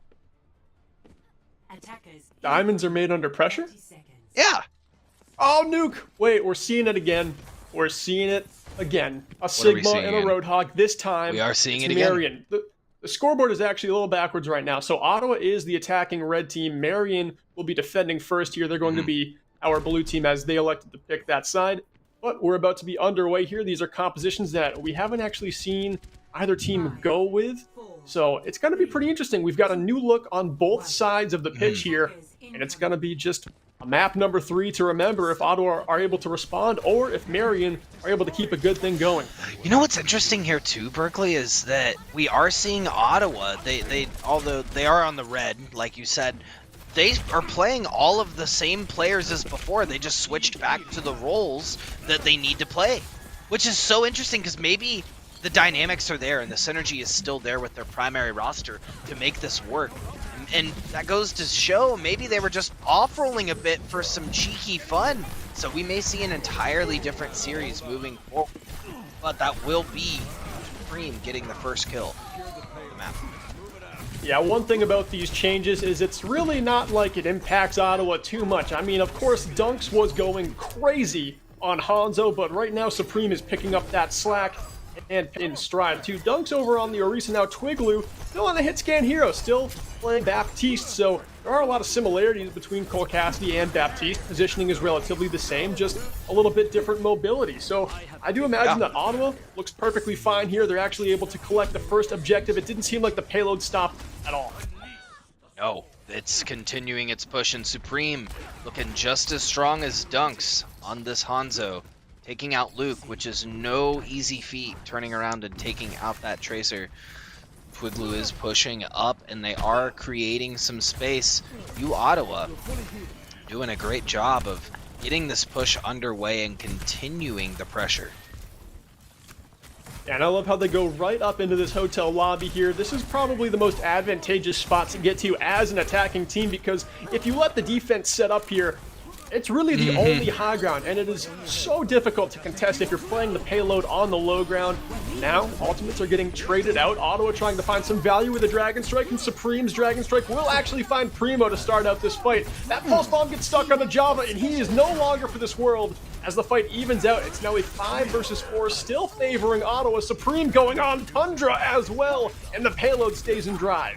Oh, and that is a huge stagger, taking out James as well. You Ottawa continuing this push and almost acting unfazed, as though this whole series they're just like, it's whatever, it's okay, no worries.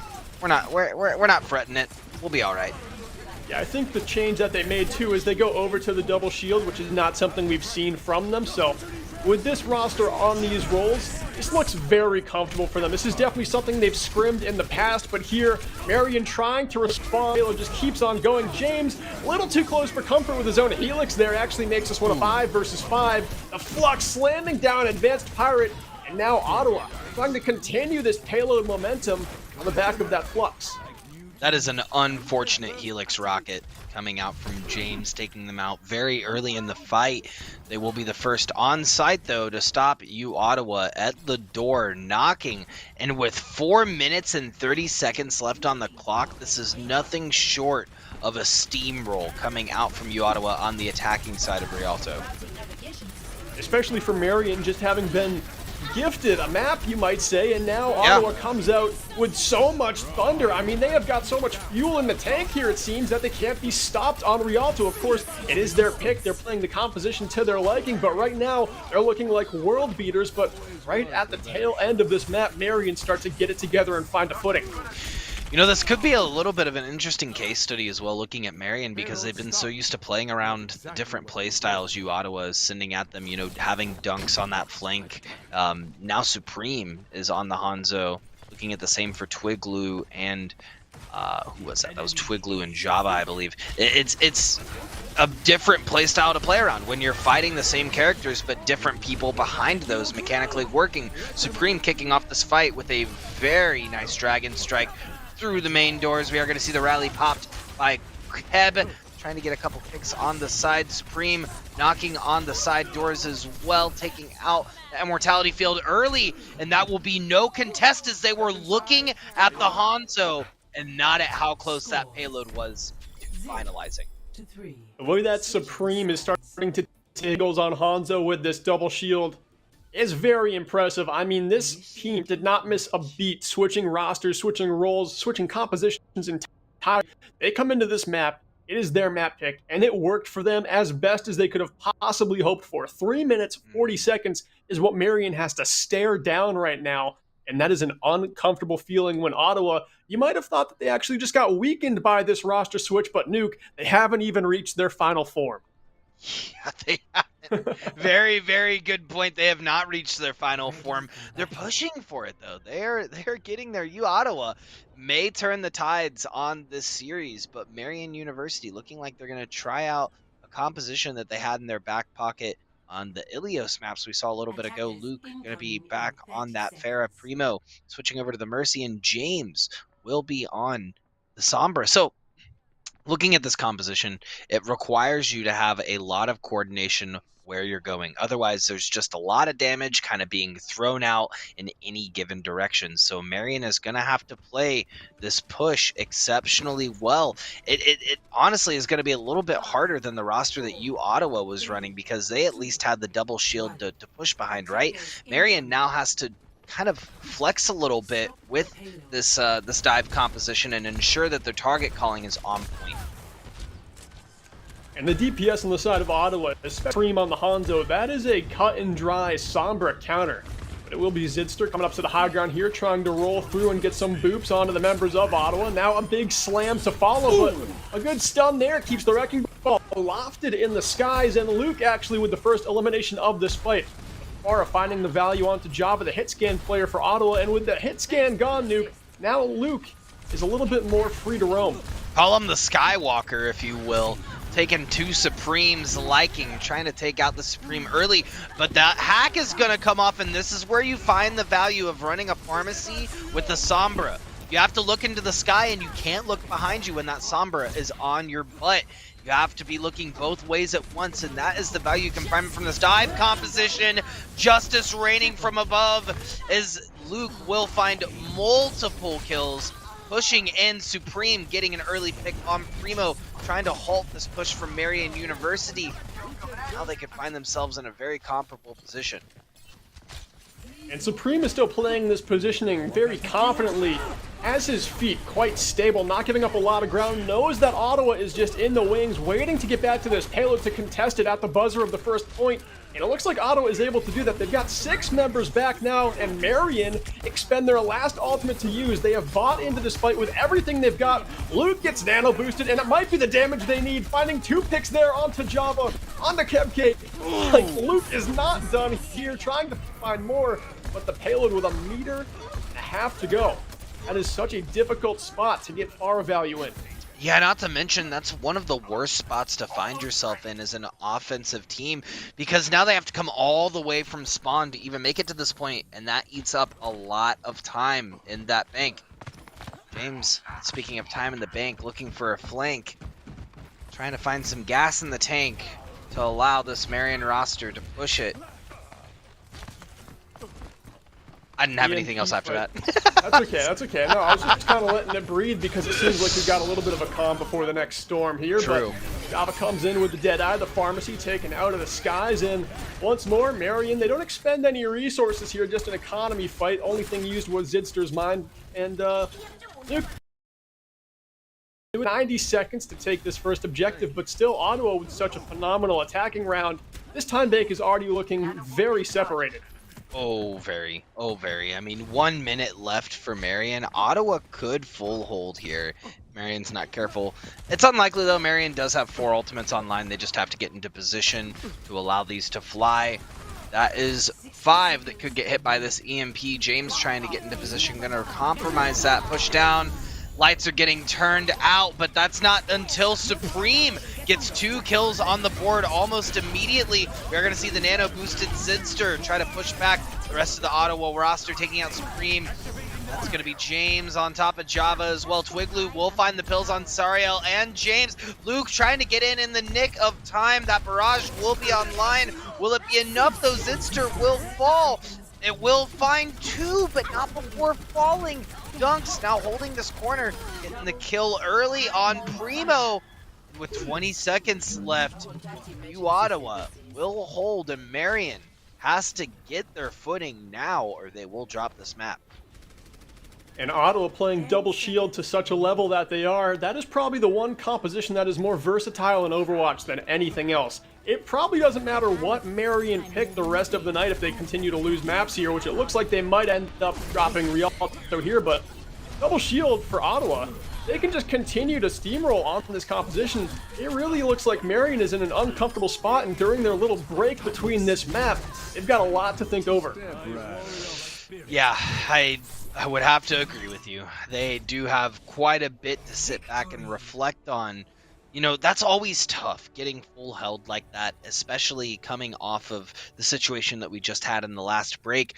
But that just goes to speak to you, Ottawa's mental. They are calm, cool, and collected as a unit, not just one at a time.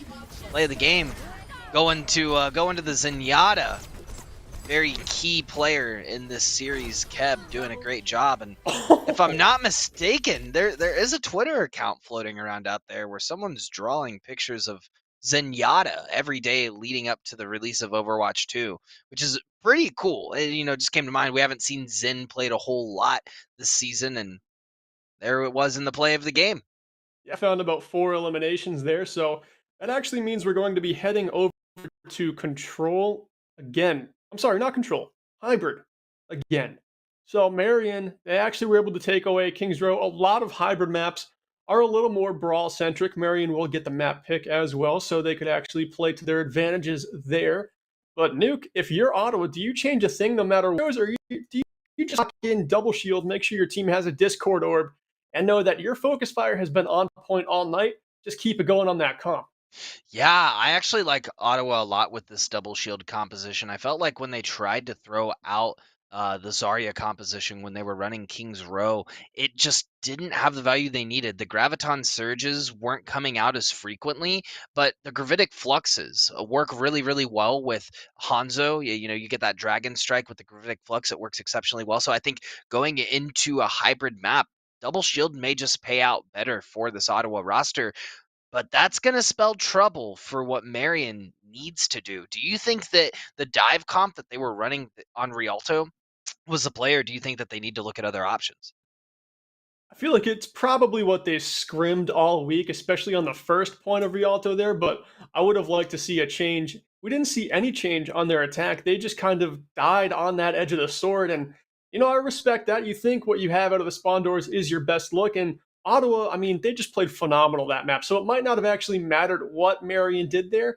They might be looking later on down the line. That might be a composition that they have to play. So it might just be better now to sharpen it up on a map that really can just get tossed away. Now it's 2-1. You actually were just gifted a map, so that one's a little bit of a gimme. I don't mind Marion sticking on it, but if I was running the team, I would have at least liked to see them go right back to Brawl.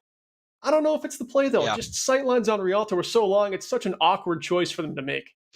I think it's so easy to shoehorn yourself into just playing one character when you're in a high pressure situation like playoffs.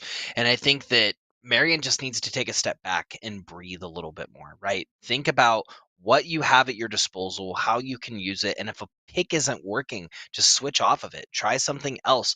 But waiting until you have 6 ultimates online and starting to use those ultimates when you have 2 people picked, I don't think that's going to spell recipe for success for anyone on either roster or any team for that matter.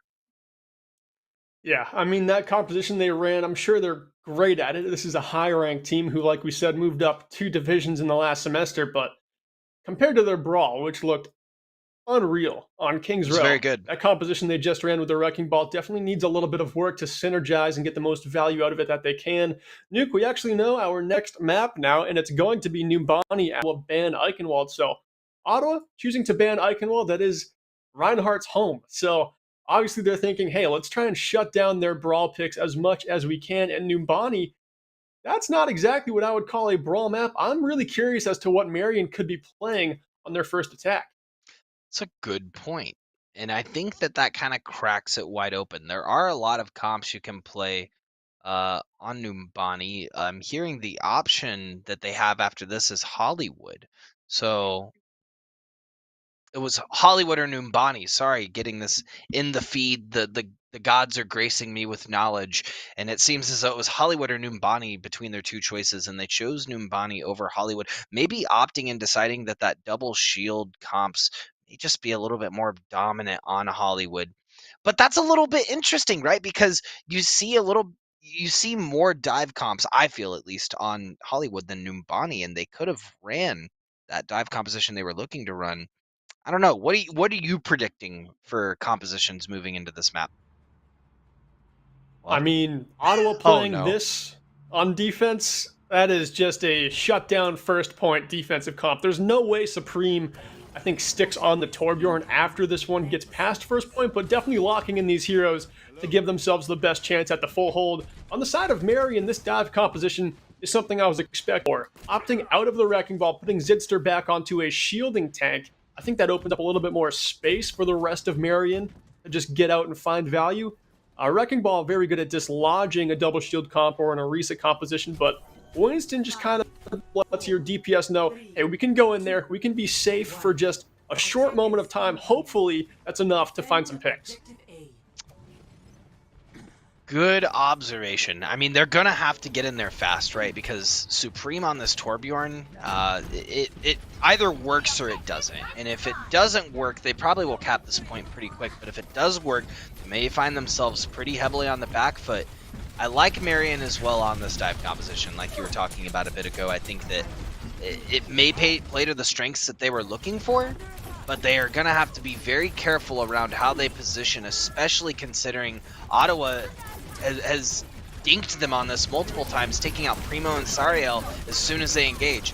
Speaking of engage, they're pushing in now, taking and trying to contest this high ground. Yeah, they just patiently waited for their first engagement, but it looks like Ottawa might be getting the better of them here. Luke trying to show off the carry potential that he has on Tracer in this lobby, but it doesn't look like it's going to be enough here as Ottawa just coming out up on top. And what I saw in that fight was Ottawa making 5 members of this double shield comp just go on one side of these high grounds, and then Tundra flying right back up to where he was. He just waits. He lets Marion make their move, and he reads it. He knows that Serial is going to be sitting somewhere. The dive is going to be going away from the Ana player, and that leaves some picks vulnerable in their backline. I think the adaptability we're seeing from Tundra going back and forth is really what's allowing Ottawa to flex as well. That is a good off tank. That is a sign of one at least. James does have copy online though, and this is the first ultimate. Dunks, I guess, does have their ultimate online as well. They could pop that, but we should see a copy here pretty soon. We are going to see James opt to choose the Diva, so there will be a double Diva, double trouble. Marion finding 4. very, very eager Primal Rage, knocking multiple off the map. That is the type of direction you are looking for. If you are Zidster, take him straight off the side. Good use of ultimates there by Marion. They used 3 to take the first objective, and now, I love it. The dive comp just goes right into the streets phase, getting the high grounds and being aggressive here, which is what you have to do. If you let Dunks and Tundra set up where they want to on this second point, it's going to be menacing. That pulse bomb sticks right onto Supreme and sends him back to spawn. We might be seeing a hero change here, but Supreme has the Molten Core just a few % away, and that is a great ultimate to use on defense to finally stop a push. But right now, Nuke, it's all Marion. Yeah, and like you said, all Marion, Luke was on fire for a hot second there. Gonna back up as they're well past the third point, and most of their characters are, and they're have 1 or 2 just pushing this payload around the corner, trying to make it to the second point. Advanced Pirate has self-destruct online, Berkeley, and this could spell trouble for Ottawa. Ottawa has both of their support ultimates, though, so they might be able to retaliate with some sauce. And the Molten Core comes out to try and keep the attacking Marion squad at bay here, but the Sabres still look pretty sharp on this streets phase. The Valkyrie popped by Primo there to keep everyone supported. The tanks for Marion working very well together up on the high ground, and now trying to catch Dunks out in the back line, but it won't be before a couple kills get traded out. Dunks actually finds some value. Serial was vulnerable back there, and the bomb also connects with a kill onto Primo. Make it 2 kills as Pirate gets desuited.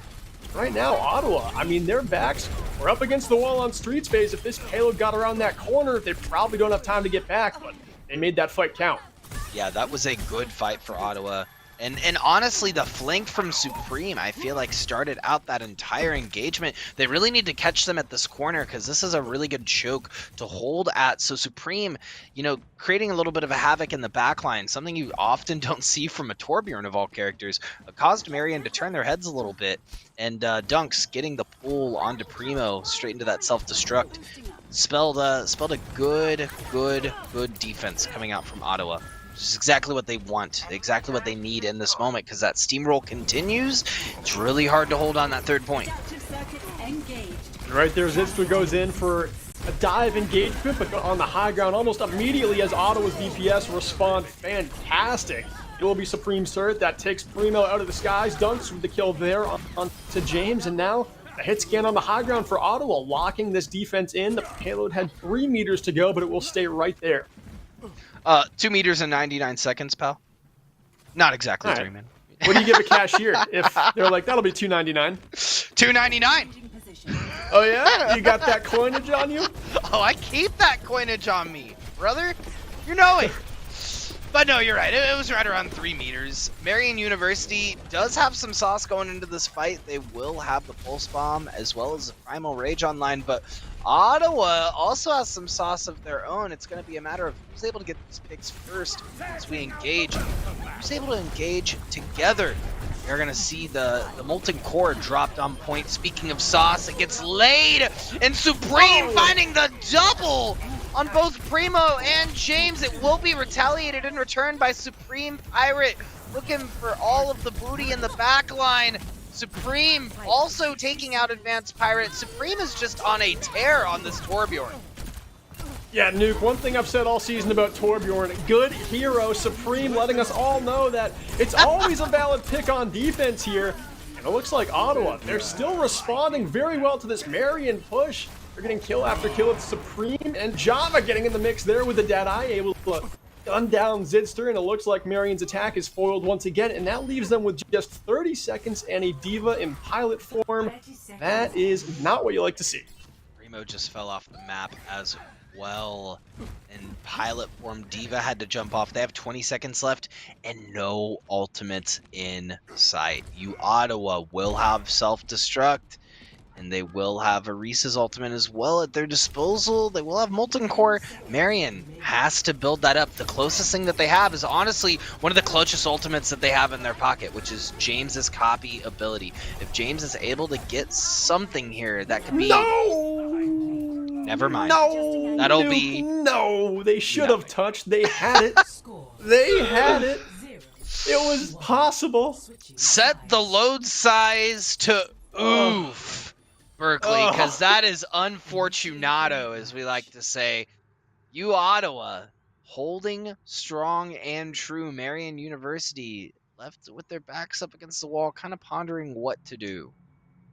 Just a knee-jerk sound that came out of my mouth when that C9 happened there. I sounded like Courage the Cowardly Dog when something spooky just, no!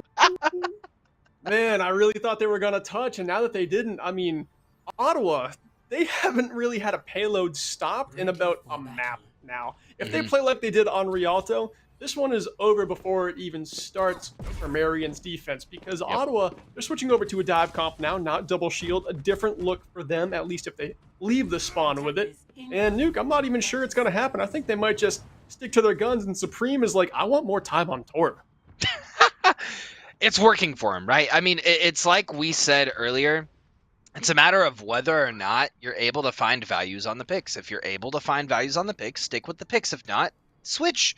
That's your very clear-cut sign to not continue running something that's not working. 5, 4, 3, And it looks like they are sticking with the guns. Dunks on Orisa, yet again, Supreme sticking with the Torbjorn. So I imagine this composition is something that just push right up to the high ground and just challenge the dive to take that space back, because Ottawa's composition has so much more staying power, it's not even close. They do. They have quite a bit of staying power as they're pushing up that turret. Find a couple of hits, not killing anyone quite yet though, and all of you Ottawa falling them very, very low. Supreme getting taken out early. That'll probably be a switch coming out, and that's both of the backline getting antied on the side of you Ottawa. James finding the kill on Dunks. Marion holding true thus far. And we are seeing the switch come through from Ottawa, and I kind of think it had to happen because Serial, way in the back of the objective on Ana, it just seemed like they were able to get way too much value with those anti-nades, especially aiming down the scope of that rifle too. Able to do damage, heal up your team as well, especially if the fight is taking place way over there. That's just too much free value for Ottawa to let Marion get away with. And now we should see the dive up and be far more aggressive on this high ground. Supreme on the Genji of all heroes, not something we see a lot, especially up at this rank. Twiglu challenged on the high ground here as Luke tries to win, but it will be Winston's on both sides finding picks, and actually it's going to be Marion with a slight advantage here as Pirate is able to demech Tundra, but Tundra from pilot form able to keep this one even, and Luke, a man possessed on defense on Tracer, keeping Marion alive by a thread. Watching Luke play Tracer, it's like watching the hyper kid in church take Adderall. It's just running all around the place, finding targets left and right, and going absolutely bananas on this U Ottawa roster, and it's working to their advantage thus far. Interesting pick seeing Supreme on this Genji though. Yeah, the Genji definitely an interesting pick, especially with no nano boost to amp up that Dragon Blade. But now it's going to be James popping the visor from up top. Java shuts it down with the Deadeye, but Luke there with a melee to sit him down. Supreme dashing through a kill, Kev getting involved as well, and this fight looking like it could be favoring Ottawa here, but it's not done and dusted yet. The self-destruct thrown in from Pirate. It is going to find value in the form of desuiting Tundra. Pirate hops back in now, but has to win more than just one duel in front of him. Luke helps out with the kill onto Twiglu, and it still looks like Marion are defending well. Yeah, the mech tries to get dropped on point. We are going to hear the Dragon Strike come out as well, or the Dragon Blade slicing up, going through a rip and a tear. Primo will find the kill onto Supreme, not getting the last couple swings out. That rally gonna have so much value for Marion, and it's still on that cap point. The longer U Ottawa stays here, the worse. Marion making their way downtown, walking fast and getting here on the streets of Numbani, holding this point true as long as they need to. Luke's aim right now, his melee to get these finishing blows on the elims, he is working so Tracer. He knows that the way Rialto went, U Ottawa is not out of this game, despite it being a 2-0. Now it's a 2-1. He knows that Ottawa is just knocking on Marion's door. They're trying to come back in this game and even it up, but right now Marion is on match point, chat. Don't forget, if they actually get this hold here, they're moving on to the semifinals and upsetting Ottawa, who have been a giant in this division. Absolutely, and it all comes down to, I think this will be the final hold, 20 seconds left. Dunks goes into the back line. Luke finds a massive pulse bomb onto Twiglu to kick off this fight. That means that they're not going to have their Ana moving forward. Tundra gets demeched, and this is a very bad situation to find yourself in if you were Ottawa, now having to regroup. They're not going to be full as a team when they look to contest, and they're going to have to touch now. I don't know how they get out there. It's going to be a Genji dash from Supreme, but there's going to be no ultimates on either side, and Marion with the first 2 elims of this fight. Undra with a desperation dive up to the high ground, but gets desuited by James, and Marion are going to the semifinal. Marion clutching it out, and Luke going through a tear in that last map. What an insane turn of events. I was not expecting Marion to full hold this Ottawa roster on Numbani, but they stuck to their picks, and as strong as Supreme looked on that Torbjorn, it was not enough. That was an insane map from Marion, and solidifying why they deserve to go into the semifinals. Berkeley, I have one question for you. You ever watch the Wild Thornberries? Are you going to say something about smashing? Am I going to say something about what? You cut out. What I was going to say is, you know Donnie from the Wild Thornberries, the kid that goes, yeah. Luke was like Donnie in that third map, hands down. Jumping over tables, ripping off the counter, jumping where needed, and finding the kills for Marion. And I'm just starting our entire post game by saying that's got to be my player of the match. It went so back and forth, and Luke at first looked like they weren't going to have the value on Pharah that was needed, but clutched it in the end with that Tracer. So my player of the match, going to Luke. I'm locking it in. I could agree with you too. I mean, Luke brought a ton to this game, especially when they were playing brawl maps on a completely different hero pool during those sets, but still bringing just as much to the table. And there on Numbani, like you said, I don't think anyone envisioned Marion getting the full hold against Ottawa, especially the way Ottawa had just played on Rialto. It looked like Ottawa was clicking on all cylinders. They were checking all the boxes, but Marion put a stop to them. A lot of it was due to the play from Luke, clutching out fights when his team was down, finding 3 eliminations all on his own. Had some help there from the Winston Zedster, but honestly, it was the Luke show on Numbani. So I would have to agree, that's my player of the game. Gotta get Luke in for an interview if they're able to. But Luke, I think before we do that, let's cut to a short break, get Luke in here, and we'll be back in just a minute.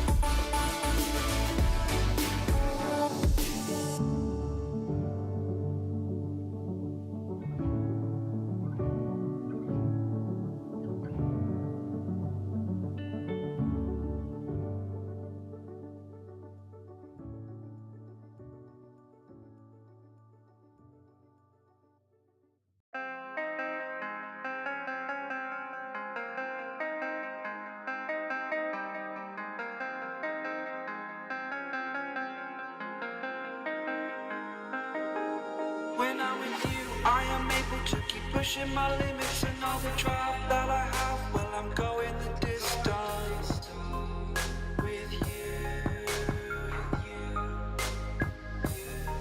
I didn't know what I had till I knew what was missing, and everything that I dread, well, I built a resistance with you.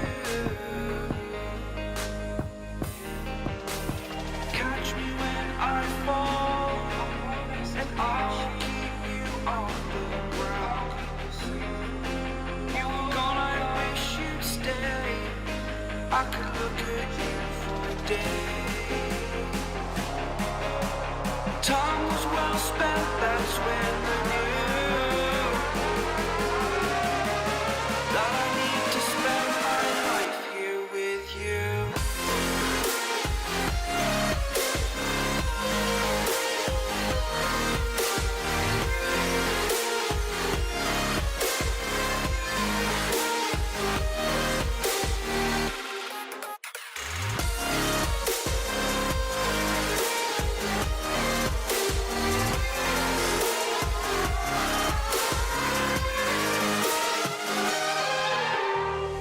Take your time, not in the fast lane. I understand that you've been broken too many times, but I'll be waiting to mend your wounds from all you've taken. But if we listen to each other and admit our mistakes, then I can show you who I am, because I'm not the same. I'm better with you.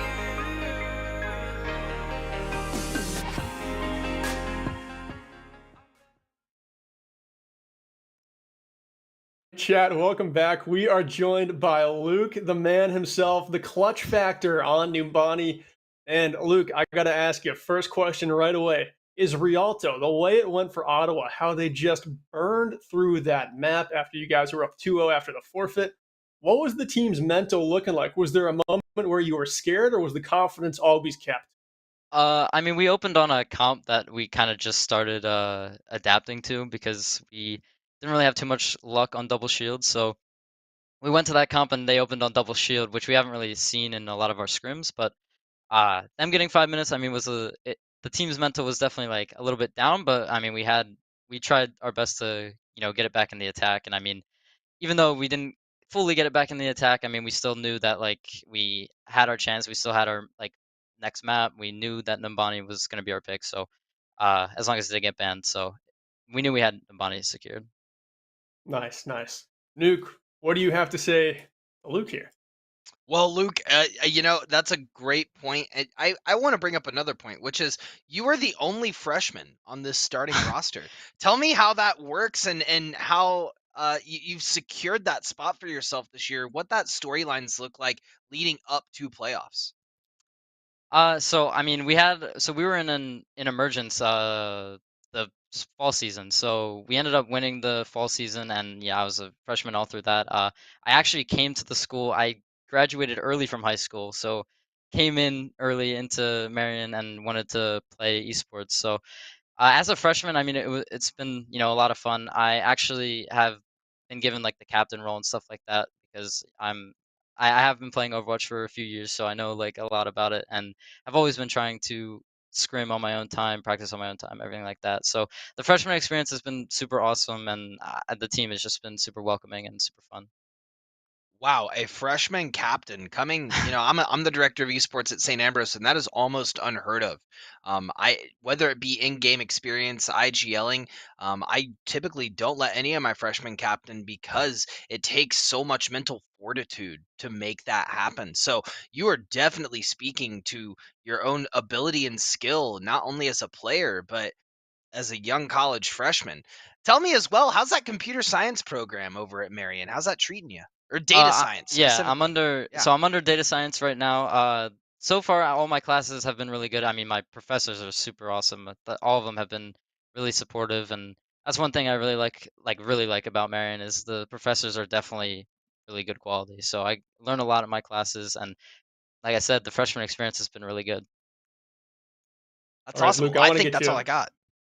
I want to get you back on the topic of Overwatch because, like you said, you guys were in emergence. That's two divisions divisions below this, Champions Division, the games start to get really intense. And as someone who's been around the Overwatch scene for a while and being in college, being a captain, I'm sure you know that Ottawa is one of the more powerhouse esports programs that Collegiate has to offer. So you guys were coming in tonight as an underdog who graduated 2 divisions. What does the team feel like? How much you've grown in just such a short time? I mean, Marion is almost a staple in the scene now. And a year ago, you guys were just barely on the cusp of being a formidable program. No slight to Marion, because look at where you are now. But so much change has happened.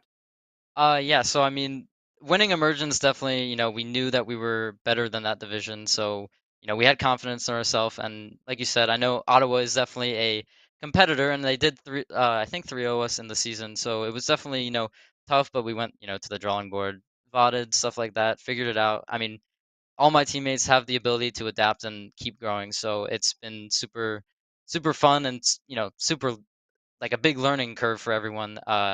And we took it today, which was really fun. Well, you upset the top dog here. You're on the way to the semifinals. I'm sure you want to hop back into voice chat and celebrate with your team, so we'll let you do that. But before you go, is there anyone you want to give a shout out to? Uh, I'll shout out my girlfriend Alexis. She's actually serial on the team. She's such an awesome person. I love her so much. And yeah, my parents too, and my grandma. She's watching. So hi. All right, Grandma Luke, thanks for hanging out in Twitch chat. We're glad to have you here. But Luke, thanks again for the congrats again, and we'll see you next week for the semifinal. Yeah, thank you so much. All right, and chat, we are back. Nuke and I. Nuke, you actually got to run soon here because your team is going to be competing in a quarterfinal match, and that's coming up pretty much right after this break. We're going to have St. Ambrose taking on CMU, and that's a pretty good one. Another 3 seed versus seed. St. Ambrose, the 3 seed, so I'm sure you're hoping that the story is a little different for your game. Oh, absolutely. I mean, 100%. We're gonna give it our all. And man, who better to cast than the god himself, Alt Charge Berkeley Stevens, on the mic. And he'll be on the mic. I will be taking a break. Obviously, I cannot cast my own roster. Bullskunk was kind enough to switch me time slots, so I casted a little bit earlier time slot, and I'll be back on as soon as our next match is concluded. But if you're a Berkeley stan like I am, let's see it in chat. He's going to be here all night, leading us through all the action. My man's all suited up, got the tie on. Man, I just can't gas it up enough. I am so excited. We're here in the playoffs for the NECC as a whole, and Overwatch always has things coming around the corner, things you're not expecting. And like I said earlier at the beginning of the set, that's the one thing I look for going into games. But I'll tell you what, as a collegiate director going into this next game, I am not looking forward to the unexpected. I'm looking forward to the expected. Well, best of luck to you, Nuke. And like you said, I'll be joined by Bullskunk for that game. Chat, stick around. We'll be bringing it to you very shortly.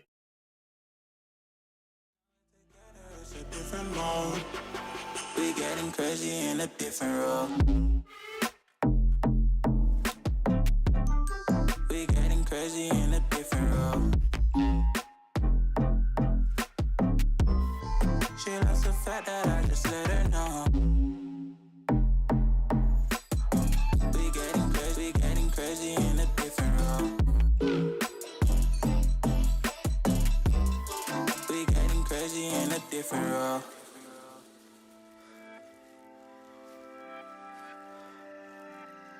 She my do or die, my bona fide.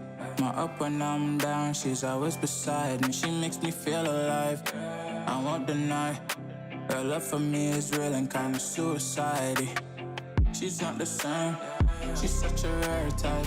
She's far from plain, at least in my eyes. She said if I cross her, I'll be in the grave or under attack, but yeah, that's still my babe. I love the fact I didn't let her go. She loves the fact that I just let her know. Now we're together, it's a different mode. We getting crazy in a different role. I love the fact I didn't let her go. She loves the fact that I just let her know. Now we're together, it's a different mode. We getting crazy in a different role. We getting crazy in a different role. She loves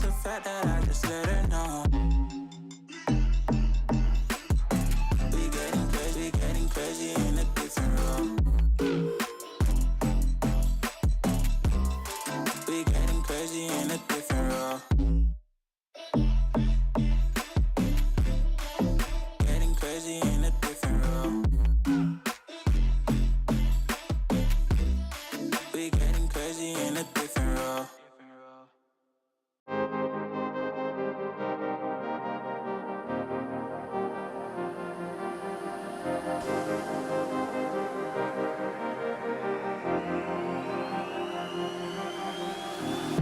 I'm cutting dice. Look at these eyes. They're not here to please you. There was a time you could be mine. Before all that you put me through, I knew that you were trouble, but I let that you were bad.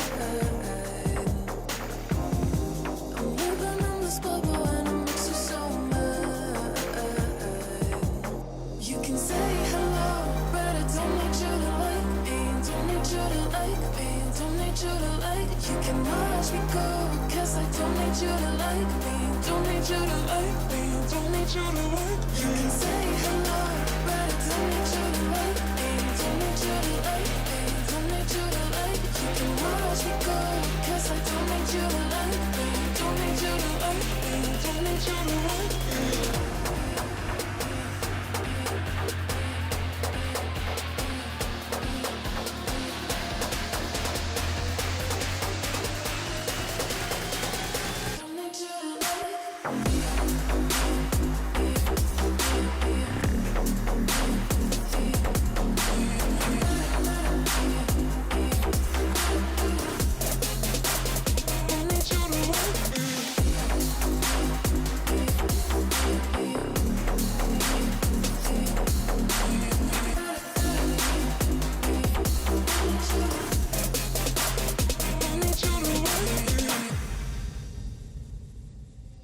You can say hello, but I don't need you to like me. Don't need you to like me. Don't need you to like. You can watch me go, 'cause I don't need you to like me. Don't need you to like me. Don't need you to like. You can say hello, but I don't need you to like me. Don't need you to like me.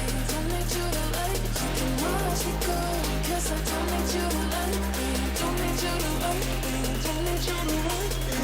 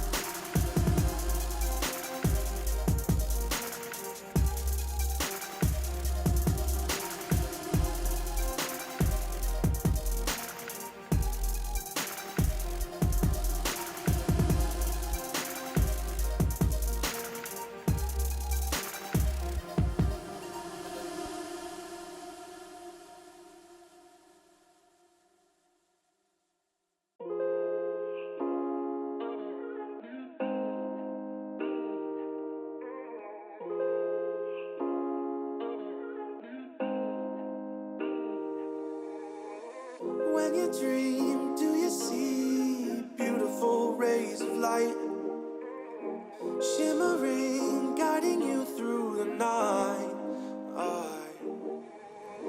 I know it feels like the night's getting longer and light is harder to find. I promise I'll always be there, I'll remind you when you close your eyes. If they said for me tomorrow, even if I leave right now, you'll find comfort there in knowing whenever in doubt, you can find me when the lights turn out. When the lights turn out.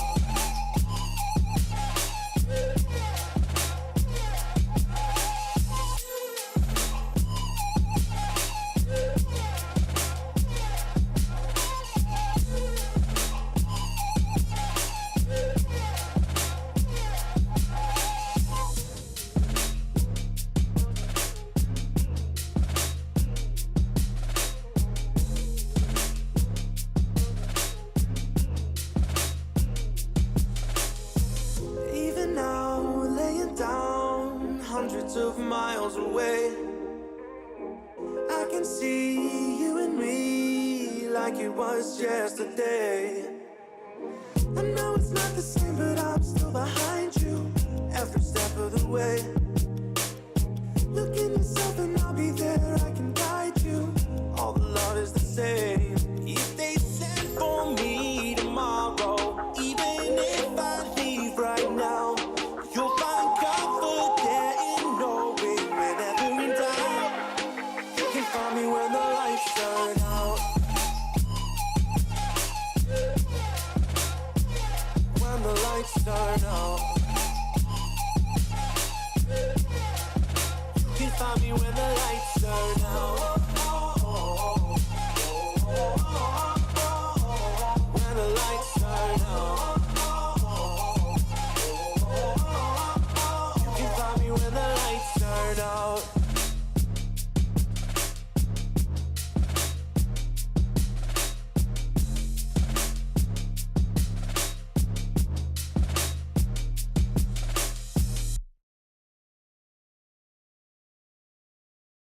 I need a second to take a breath, to keep me guessing with what you said. You're in my head. We're under pressure, we're sinking deep like stormy weather. Can't seem to breathe when you're with me. If you're gonna break me, I know I won't stay. I don't wanna wait here, you push me away. If you're gonna choose, you don't know what to do. I don't wanna lose you, but don't wanna lose me too.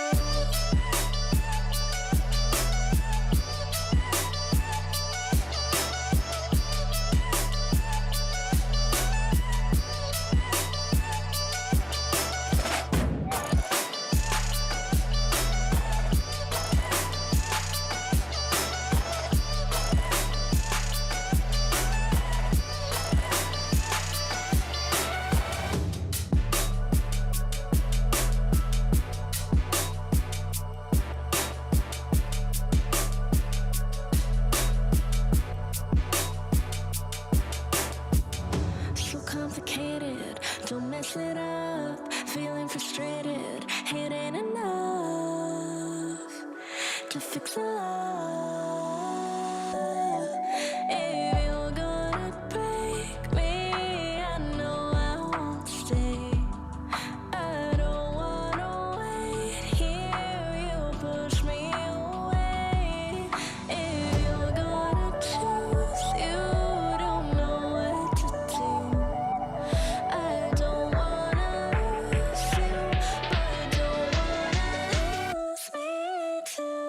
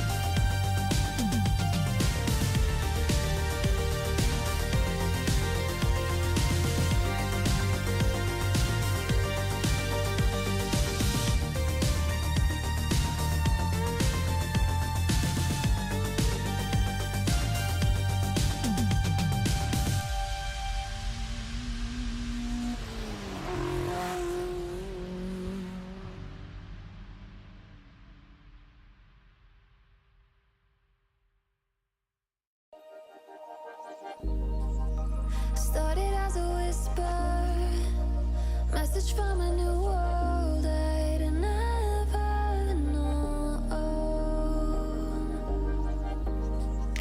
Something about it felt like it'd been waiting my whole life. Is this home? I can hear each sound calling my name, and I feel angels around when I start to sing, and suddenly it feels like heaven's not so far away. Tell me, can you hear the symphony? Panic, panic,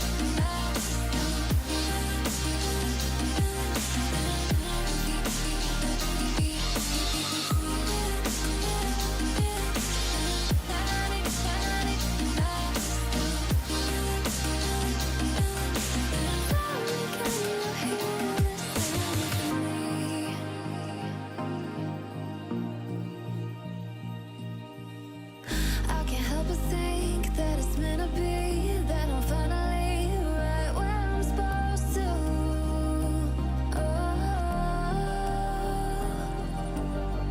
If I let you into the secret, would you listen? I can hear each sound calling my name, and I feel angels around when I start to sing, and suddenly it feels like heaven's not so far away.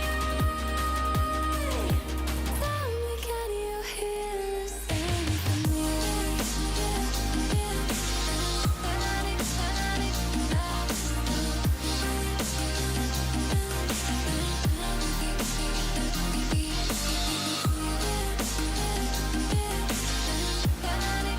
panic,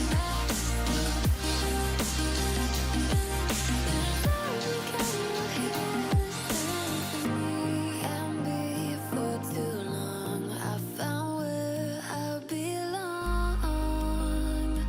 I can hear it, I can hear it, oh, I can't stop the rush. Every note I touch, I can feel it saving me.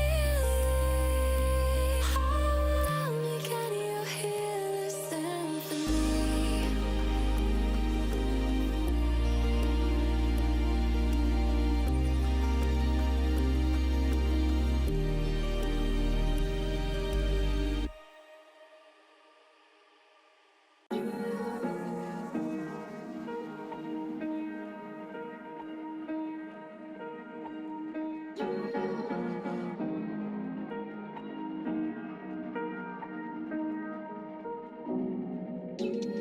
Where you look, where you touch, where you feel, yeah. Where you look, where you touch, where you feel, yeah. Can we talk about me and you? Can we talk about the truth? I wanna know, I wanna know. Can we talk about me and you? Can we talk about me and you? Can we talk about the truth? And our day of playoffs continues here through NECC Overwatch. My name is Jeff. I'm here alongside Old Charge to get us into our third match of the day. We're going over to the Challengers division here for our third match of the day and continue through our quarterfinals run. Yeah, and Jeff, it's been such an exciting night so far. Both of the underdogs have upset the top seeded teams in their matches, and I mean, it's just been a surprise after surprise tonight. And I know Nuke is my co-caster. He is the director of the St. Ambrose team, so he's obviously looking for the script to change a little bit here for match number 3. But myself, I like to be shocked. I would not be surprised if CMU actually is the showstoppers in this one because, Jeff, as we've seen in their schedule recently, they're now playing their best Overwatch. And, I mean, who doesn't love a good underdog story, right? Like, it's something everybody can root for. Everybody likes to see the underdog rise up and have their day. And, I mean, CMU looking to keep that trend going. And this is going to be a tough one, too. I mean, 6 seed CMU. 4-4 here as they take on St. Ambrose. And I mean, the Fighting Bees coming off of a tough loss last week in the Battle of the River, where they fell in map 5 to Augustana. That loss put them from the 1st seed down to the 3rd seed, just with that one map that they could not clutch out. And that put them in this predicament that we see today, where they would be facing the 8th seed and perhaps a slightly easier squad. Instead, they have to take on the Eagles. Yeah, and it is pretty difficult anytime you have to stare down the Eagles or any team that is starting to find their stride. And most recently, CMU has actually beaten Clark Red, who is the number 4 seed. And like you were just alluding to, St. Ambrose, after that tough loss, they've got to kind of regain and recoup because they don't need to let things slide any farther than they already have. And right now, you cannot afford to let things slide because if they do, well, that is your season at the NECC. So it is going to be a very interesting bout tonight.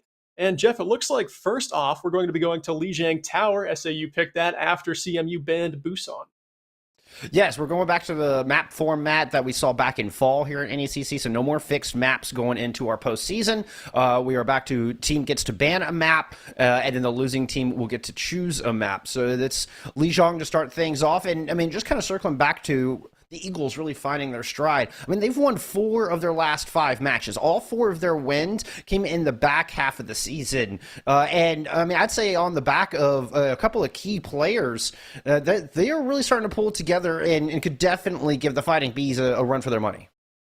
They absolutely could, especially because the Bees, they've suffered their only 2 losses in the last 3 weeks alone. They were undefeated to that point, and now, like you said, they fell from the number 1 seed down to number 3, so they've got to get it together, and when the pressure's on, it's not always easy to actually get that accomplished. You really want to have your stumbles occur maybe a little bit more in the midseason, so you have that confidence of finding your stride again toward the postseason, but that's not something St. Ambrose is currently working with. Well, I have faith both these teams are going to bring their A game today. We got some rosters. Let's take a look at our rosters. I got a couple players I want to highlight for this squad for both of these teams. As a matter of fact, we're going to start with SAU. And my eyes are immediately drawn to Hines and MM7. The DPS duo for the squad have been outstanding. If MM7 has a chance to pull off the Tracer, can get a lot of work done. Hines was your MVP back in the fall season for Overwatch, and a dynamic duo, these two, that can really put a lot of pressure down on the Eagles. Hines can bring it, as can MM7, like we were saying in the pregame too. Those DPS duos really have a lot of carry potential for this team, but on the side of Central Methodist, the starters we're looking at tonight will be Luna, Sky, George, Twice, Funkster, and Ouch. Pretty big lineup they're bringing. We were talking with our observer, Carol, who says that a lot of their members have just been grinding ranked this season and getting so much better at the game, and that is a lot of why they're starting to play their best Overwatch, because they're really starting to find out who they are as players, broaden their hero pools, and start to get the most out of their compositions when they come together and have their scrims or their league games. One thing that stuck out to me from that roster is there's no cute papaya.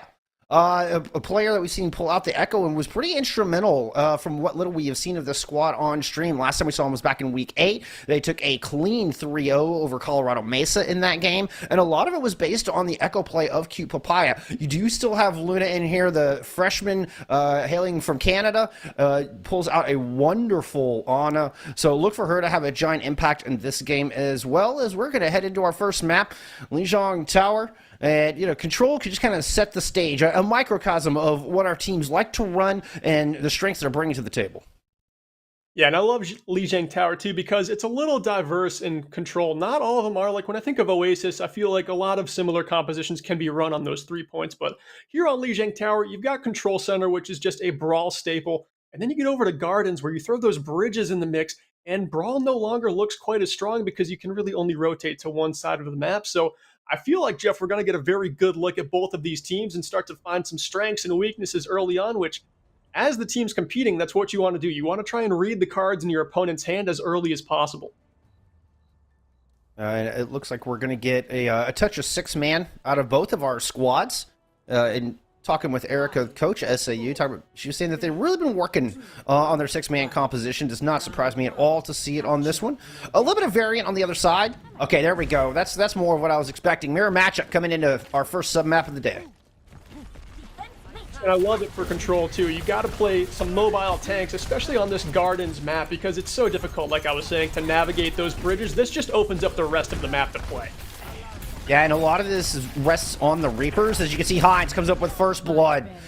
Taking Sky out of the fight early. The tip of the spear is gone. And now Heinz is just free to move in and start mopping up. +2 advantage, all the space going to SAU. The Fighting Bees are going to claim first control.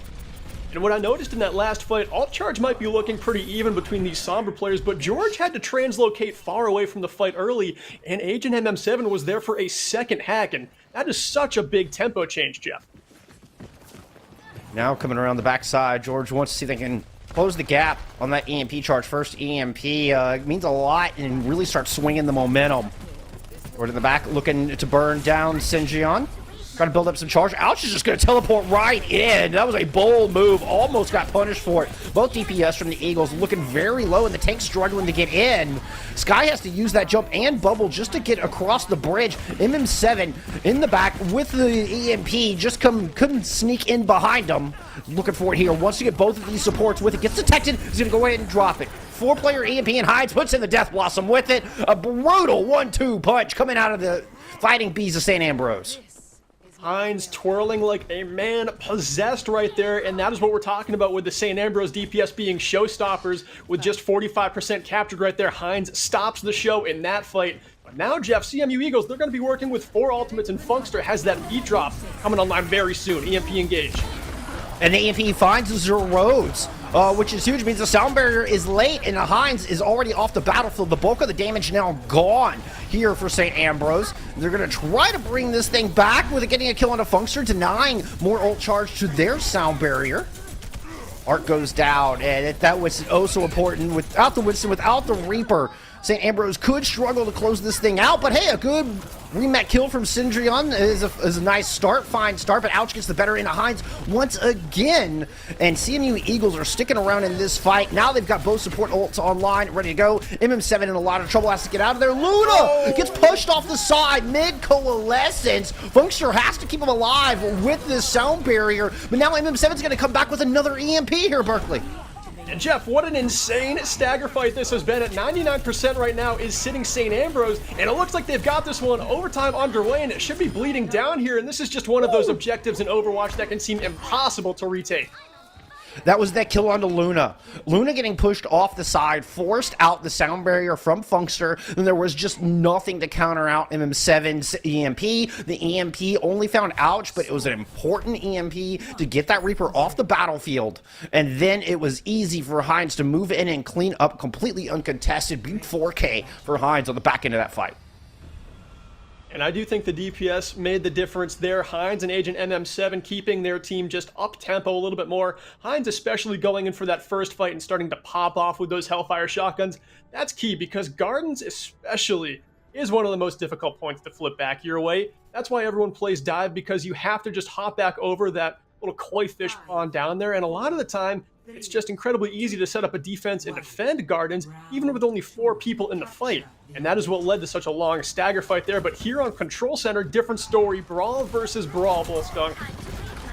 But first control still very important, particularly in a clean team fight win. As we're getting the Control Center micro composition, the micro meta, with the Junkrat and the Sim on both sides, spam damage aplenty, and both Reinhardt's feeling the brunt of it. Now there's no more shields, and we're just down to a DPS war. The Eagles actually gained a huge positional advantage and are starting to slowly but surely push St. Ambrose back into the hallway. George looking to pursue is already 90% towards a photon barrier. Ant Matrix already invested as well. Good start for the Eagles. Good start for the Eagles indeed, but Agent MM7 comes back in with a pick. Ouch, trying to equalize, and it looks like they're able to do more than that and continue to hold this point for the Eagles. But Agent MM7 in a duel of the Junkrats, they're both popping off on each side, Bullskunk. Oh no, MM7 gets 2 with the death bombs. Oh my goodness, left a little present there for you. What is it, we got a Baby Diva versus a Lucio on this point? This is nuts. Funkster hanging on here, trying to buy as much percentage as they can. As much time for reinforcements to show up. They are finally there, and Ouch is going to unleash a tire into the back line. Oh, nope, you can take it a long route. Ouch trying to decide which way they want to go. Looks like the Google Maps cut out there for a second, and they got a little loss. A lot of time for the Immortality Field to come up and protect the team. MM7 does fall in this, so a slight advantage here. Oh, and knocked up in the air! Arc is taken out of Shatter. Oh, wonderful combo. Beautiful play from Funkster. I love it. The bomb comes in, and it is explosive. The 4K there. Very exciting play from the Diva, and it looks like, Bullskunk, that we've got a little bit of a pause, but we're going to jump right back into the action here as a little bit of maybe a fat finger, just hitting that P button on accident, but no time wasted, and we're right back in. 65% for the Eagles, and they need this round to respond. They're just trying to keep us on our toes here, Berkeley. That's all. That's making sure that we're paying attention. Dueling amplification matrices on the battlefield right now. Sky looking for the Shatter. Shield is gone and the Shatter is big. That's 5 on the ground, courtesy of Sky and that monstrous hammer that they just laid down. The cleanup is there. Clean fight win. And the Eagles are on track to send us over to Night Market. Love it. Sky laid down the slam and swung for the fences. That sets up the Eagles here for final fight with the sound barrier, and George has the Symmetra wall as well. St. Ambrose is going to have a tough time getting in for final fight. I'm not sure they make it. Cindrion will proc the overtime, and with the team retreating, the Eagles falling back, it allowed room for St. Ambrose to push in. Cindrion's able to get one, but the counter punch is there, and it's a 5v5 on this point. Buckshot used their sound barrier during that, so at least got it out before going down. Although it's not going to be enough. Not even that extra 500 shielding is keeping the Eagles in this fight. And in a 99-0 situation, St. Ambrose finally win one here on Control Center. And they win one at a big time for their alt economy too. Agent MM7 will have the Riptire online. Azure Rose is going to be there with the sound barrier, and Arc has the big slam to lay down. Eagles don't have much on the board to work with here, so we could see an economy fight and some progression on this map finally gained for St. Ambrose, and they need it right now. They would love to close out and get a map victory to open up this set. Fire coming out. Going on the outside. Arc is going to move in and try to look for the Shatter while this is happening. It does get the Immortality field out, so there'll be nothing to protect against a big Shatter, assuming that lands. Arc playing a little bit defensively, though, just happy to allow the Eagles to walk in. Then they can throw up an Ant Matrix and start pouring all this damage down this hallway. This makes Eagles think twice before stepping up to the plate here. Good move by the Eagles, though. Nice. Scorched by a Fire Strike. Ouch, indeed. Arc from downtown, but the Eagles not phased. They're going to move in anyway. They've got some ults to burn, and they're looking to buy back into this fight. They're doing it without their Junkrat. Puts them in a decent deficit. Now kind of stalling out here in Lightroom. All right, they're waiting for that Ant Matrix, throw that down. Shatter comes up, that one does get blocked. Quick move from Arc, and the response is there. Finds 3, and the cleanup all over it. St. Ambrose use their ults with great efficacy to take this fight. Now have 70% on the board. That's beautiful defense there from St. Ambrose to get them 3/4 of the way to completion of this point. Really just using one ultimate at a time and spacing them out, making sure that their economy has some longevity to it. It's not just a burst of ultimates to win you a fight quickly. They're getting the most value and the most time between ultimates to make sure that they can defend for as long as they have. Photon Barrier up to initiate this fight from the Eagles. This is going to be final fight here on this map, or at least this sub-round. Self-destruct takes out the tire? Cindrion! Oh my goodness, I don't know that I've ever seen that. Managed to get a DMAC as well. Big value, self-destruct coming out of this star off-tank player, St. Ambrose. And now moving in to help Arc clean up the back end of this fight. The Fighting Bees have brought this thing all the way back from a 99-0 deficit, and one by one, they are eliminating the opposition. It's going to be a long-range tire from MM7, just for anybody else who dares get close. Funkster, the poor recipient on that one, and St. Ambrose move up 1-0 in our quarterfinals. And that's a statement defense right there. They get the objective back in your hands when the score is 99-0. Really taking a lot of momentum away from the Eagles right there. And Sky with the play of the game, of course. It was the big slam here. This was a phenomenal play, and I'm sure it keeps the morale alive, and that's important in these games, right, Jeff? To just make a few big plays, let yourselves know that, hey, I know we're the underdog, but we're hanging in this game. It's going to be a battle. It's a best of 5, and we are here for it.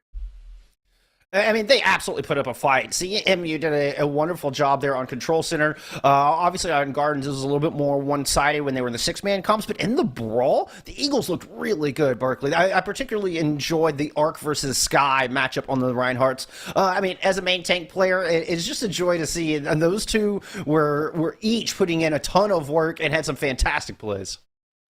Yeah, and I love that these teams aren't just relying on their Reinhardts to swing the hammer out there, right? They're holding up the big shield that is necessary for your DPS to step forward and get the value they're looking for. And they're working together, they're playing as a unit. It's not like any one player is trying to step up and be that carry hero that teams sometimes rely on. These teams rely on playing together, playing the fundamentals of Overwatch, especially in a brawl comp, and that was a beautiful example of it. Wait, Reinhardt has a shield? You wouldn't know it if you played ladder. That's wow. Well, okay, so Yeah. that's what I've been doing wrong. All right. I'm gonna be taking notes from Sky and Ark here because they're doing it right here on the Rhine. All right. So how does this affect things moving forward? This means that the Eagles will have map pick, but St. Ambrose get a chance to ban out something. So I mean, we're going to a hybrid. So let's say they don't want to stick around with the brawl. Perhaps they ban out Kings Row and force the Eagles to find another solution. Still waiting for those to come through. It's actually going to be an Eichenwald ban. So interesting choice. Actually, one of my favorite maps. It hurts my heart a little bit, but you know, it's the Fighting Bees know what they're doing. They've got a game plan coming in here, Berkeley. Kings Row, Hollywood, Blizzard World, those are your choices, and soon we'll have our answer of where we're going to be going next. But Eichenwald out of the way, Kings Row is on the table, and that means that Brawl is still very playable here, and I don't know a lot of teams who turn down playing Kings Row if it's right there sitting out in front of you. Especially with how good that the Eagles looked on the brawl. It seemed to be a much more cohesive composition for them. I'm curious to see what other DPS they bring to the table, because you get the micro meta that is Control Center. Like Sim and Junkrat, very strong there. Not typically as strong in other places. The Symmetra more so than the Junkrat. So those other DPS could be the deciding factor if we do end up back in that brawl mirror. But I mean, this is just speculation and guessing at this point. So I want to zoom back out while we're waiting for this map pick to come through and just remind y'all, this is single elim. This tournament. Like, there's no safety net here. This is win or go home. Either you're in the semifinals or you're watching it on Twitch with your friends, and those are the only two options. Yeah, and I mean, it can put you in a very uncomfortable position right away. I mean, map 2 doesn't go your way. If you're the Eagles, then your back is officially against the wall. Your season is on the line. St. Ambrose is playing with the confidence of being on match point with 3 maps to play out. And Jeff, we just got word we will be going over to Kings Row. Sides are going to be staying the same. So St. Ambrose defending first here. The Eagles will be the attacking team in our opening round.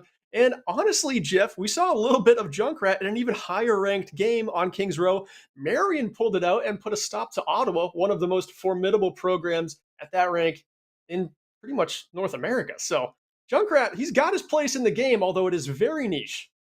Yeah, it's definitely still viable, particularly if you're good with them. If you're really good with them, it can be lethal. Know your angles and know how to aim those grenades as well as the mines just right. You can certainly put a lot of hurt down. Just hasn't been as popular in recent metas, even in some of these brawl compositions. But hey, it could still work. Absolutely, it could. And Jeff, I know for this one, you're the play-by-play, and I'm the analyst here, but I gotta ask you, first point of Kings Row, there's a lot of intricacies, there's a horseshoe high ground. How do you draw up playing this first point? Because a lot of teams, they go about it very different ways, holding at the choke, holding by the hotel, playing the high grounds. What do you think is the best look, especially now that we know what compositions we have up on the board? It really depends on what your defense is running.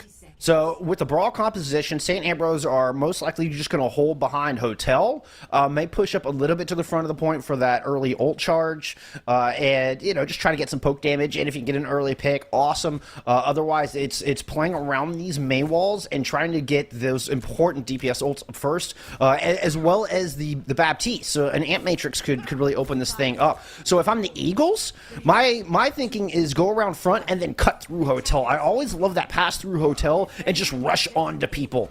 So, but like you say, I mean, there's a couple of different options here. We'll see what the Eagles choose to do as they go back to this Reaper May.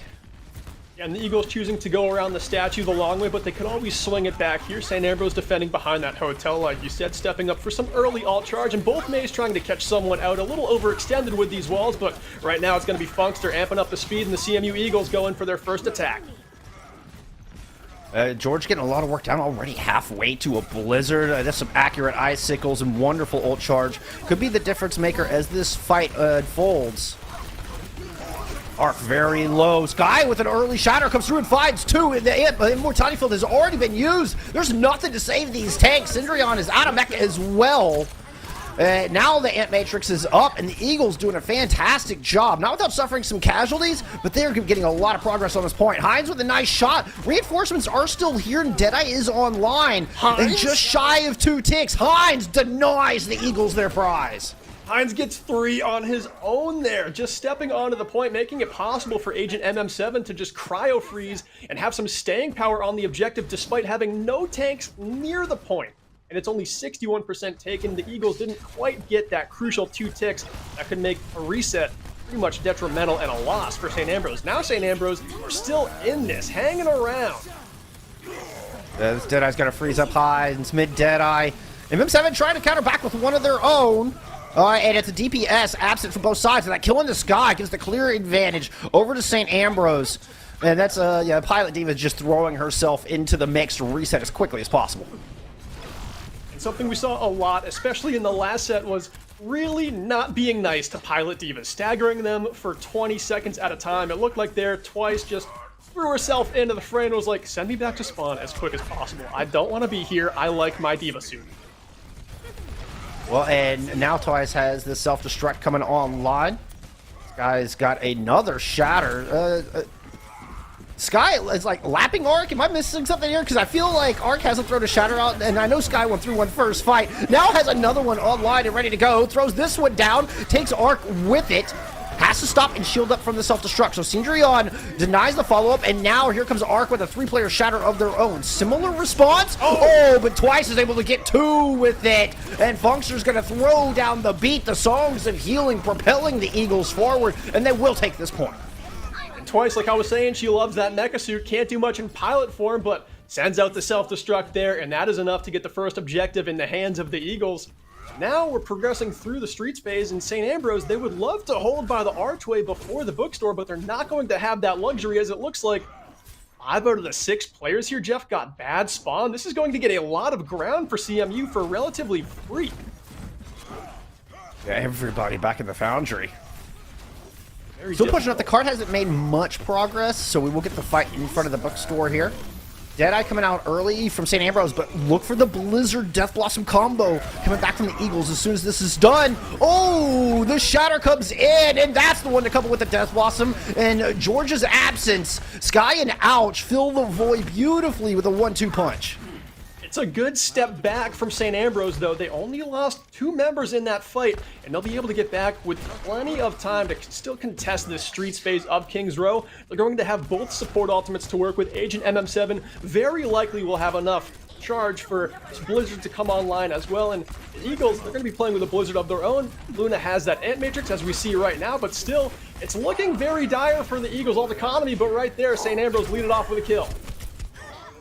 Yeah, Ouch takes one right between the eyes. That was a double damage shot coming out of Hines. And that just sent everybody packing. And that's a horrible place to lose a fight. This could have just turned this map around right there with 1 bullet out of Hines' Peacekeeper. Yeah, this is where I would expect St. Ambrose to very closely defend this streets phase, and they are going to do that here at the Archway. They know that the payload is in a spot where if time goes by, this is going to move back all the way to the bookstore and give them another chance to get out there if they lose a fight soon, but they've got a lot of staying power with this ult economy, but right there, Cindrion eats up a Blizzard. Huge. That was the only tool that the Eagles really had. And now MM7 has one of their own. St. Ambrose holding strong here on the Archway. Great wall. Sky's in a lot of trouble. Back it up. The Blizzard is a little close. MM7 not getting the value they need, but that Shatter is beautiful. Immediately kills Ouch. Finds both supports in the back line. Looking to punish Sky, who's separated from the pack, and Hotel gets split off, dissected, and disseminated. And Bullskunk, how about the restraint there from Arc? Landed a Shatter that one immediately found 1 pick, but it stunned 3 others, and he didn't step around the corner and peek to a spot where he could be eliminated. He made sure to play safe, understands his role as the main tank and how much his team needs him to stay in this fight and just get value out of that shield. Self-destruct can be thrown over from Twice, trying to devalue the Ant Matrix. Does get the Immortality field out. St. Ambrose starting to back up a little bit, but a good kill from MM7 to start things off while backpedaling. +1 to the defense of St. Ambrose right now, and Sky once again separated from the pack, turns the corner, throws down the hammer, finds 4 with that, including Arc. Now suddenly St. Ambrose watch their advantage just evaporate before their eyes and are starting to run back through the streets themselves. Still got a couple members hanging around here, especially both supports. That's the most important part of this, is making sure that your retreat can happen and those HP bars stay relatively full, but they're only going to be working with a sound barrier. Maybe Synfax gets up that Ant Matrix in time, but right now it's the Eagles pushing the aggression still. Good Maywall from MM7. Zero's going to respond with that sound barrier, but that means there's nothing to block this Blizzard from George. Looks like at least got Arc on the left-hand side. That's the highest priority target they could get. Arc thaws out in time to get that shield up, and the healing comes through. Deadeye denies too much follow-up, and Age at MM7 once again gets the better end of the exchange with George. Does fall in the end. Arc throws down a Shatter, coming back with 2 on this. And it looks like St. Ambrose are starting to get the picks on the back of this with the overtime Wick Barden. Last chance for the Eagles, and they're falling one by one. They've lost their Reinhardt, they've lost their Baptiste. Everybody's scrambling to try to get toes on this point, but St. Ambrose are having none of it. They own these streets of Kings Row, and they are evicting anybody else who would say otherwise. And Bullskunk, I gotta say, as overtime ticks down and this first round ends, it was just awkward payload positioning when the Eagles actually lost that fight on second point, and that kind of snowballed this defense that St. Ambrose was able to play up close. They didn't have to worry about a C9, about a back cap, and they just let that payload get closer and closer to the bookstore. Then when CMU finally won a fight, there was just too much distance to go. St. Ambrose get back, they kept ultimates in their economy, and they responded with a good hold. And even in that losing fight, St. Ambrose were able to get a pick or 2, so the Eagles couldn't get too aggressive on it, right? Like, the Eagles wanted to push up and just really push St. Ambrose all the way back into the Foundry, but they just didn't have the reinforcements to make it happen. And you gotta have members to win fights unless you're just making a Twitch clip-worthy play, which we saw a couple fantastic plays so far in this game, but you gotta do something special to get your team back in a fight where you're down in a 3 versus 6, and in brawl comps like this where you're not playing a Tracer or a Pharah with a Barrage, there's no real big pop-off ultimates you can have to swing fights back like that. These teams are just relying on 6-man presence to get them through these fights, and it looks like St. Ambrose bouncing around on a Winston in the spawn. I'm sure Arc is going to be right back on the Reinhardt here, but Bullskunk, after that round, CMU, they proved that they can win some fights, they can take objectives. They took point 1 relatively fast, just kind of fizzled out toward the end of that round. And I have to go back to this Arc versus Sky matchup, which I think Arc is starting to get the better deal on. And not to discredit supports. Of course, there's no good main tank without great supports keeping them alive. Syndreon and Twice doing wonderful jobs. Syndreon in particular had that big Blizzard eat. But Arc versus Sky, to me, is where the zenith is on these engagements. And Sky found themselves split off from the pack on a couple of occasions, and that really left them out on an island. Nice Maywall trying to do that same thing to Arc, but kills come through, at least onto the wall itself. The damage is there, and so far Arc is staying alive. Another wall up this time, Arc doesn't survive that one. And I love it. That's the difference you can make, especially in a mirror matchup like this with both Mays on the brawl compositions. If George can just step up and get as much value out of those May walls as possible, that can actually mitigate what Arc is able to do. That can get him stuck in a very awkward situation where he's not able to run away or play the kind of Overwatch he would like to. That's a fat finger. Luna definitely didn't mean to use that that immortality field, and that could be costly in this next fight. If St. Ambrose actually know that happened, they could go in guns blazing right here. I mean, they're going to run in and put up an Ant Matrix immediately. Yeah, we have the response. But George was down, who had the Blizzard in their pocket. Shatter only found 1. The counter Shatter much better. Sky is going to fall as 3 were on the ground from that hammer. Plenty of check marks coming online, and St. Ambrose only needed 2. And I like the kind of Reinhardt that Arc is playing right now. You were saying he's playing above the level of Sky right now, and I do think a lot of that has to be his Shatters are in response. They're not to be playmaking engagements. He's reading that Sky has Shatter as well. He's just going to block that. There's not going to be as much of a shield in the way. Maybe the fight goes on longer and Sky shield is cracked. Can't hold it up as often. And that actually opens up some windows for Arc to actually let that ultimate fly. Oh my goodness. This push has been nuts. And Arc is already 70% towards another one of those Shatters that you're talking about just being so effective. Ouch, is going to go down after using Deadeye. This has gone from bad to worse. St. Ambrose are just marching their way all the way into the Foundry. They're well past the box of victory right now. This is something we saw like Season 1 San Francisco Shock do, where they just started the spawn camp meta and one member on the payload. And I do believe it is just a Lucio back there. Azure Rose just playing some music for the driver here, but right now it is all St. Ambrose. They're just playing the space, getting some free distance as the payload rounds the bookstore corner, and it's got to be the Bees setting up some ultimates here, but a Diva Bomb over the top for twice is going to find at least one. Yeah, but Cindrion eats another Blizzard. Now Azure Rose can counter with a sound barrier. Yeah, but St. Ambrose reluctant to push forward. They do get a couple of kills, but I love the patience. They don't want to lose too many reinforcements with the Ant Matrix directly in front of them, and that wisdom has granted them a lot of space. Payload's got just 20 meters to go here before it seizes victory for the Bees and sends them on their way to match point. The Eagles trying to get out as quick as they can, but it's going to be frantic, Jeff. Sky is moving up, but they're running in.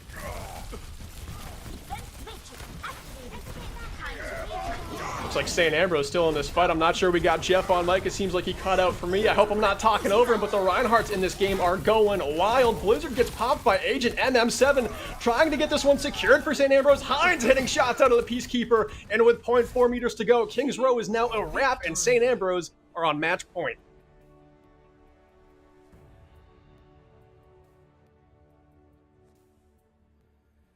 Play of the game.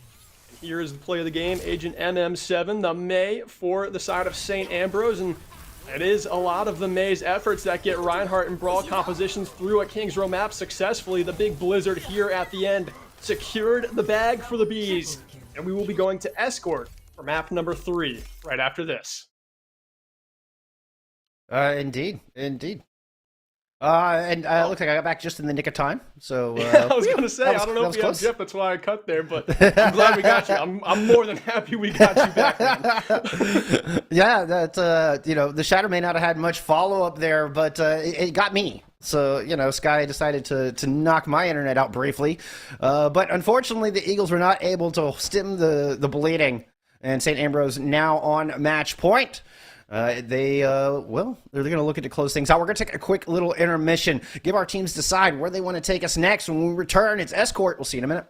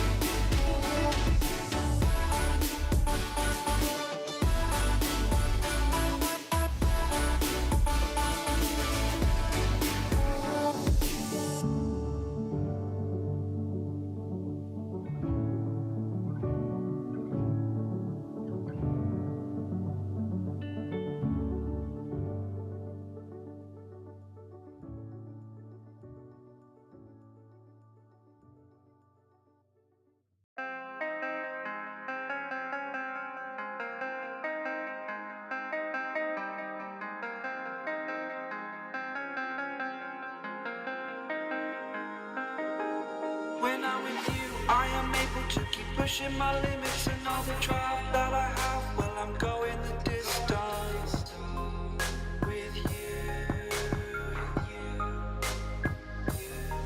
I didn't know what I had till I knew what was missing, and everything that I dread, well, I built a resistance with you. Catch me when I fall, and I'll keep you on the ground. You were gone, I wish you'd stay. I could look at you for days. Time was well spent, that's when I knew that I need to spend my life here with you.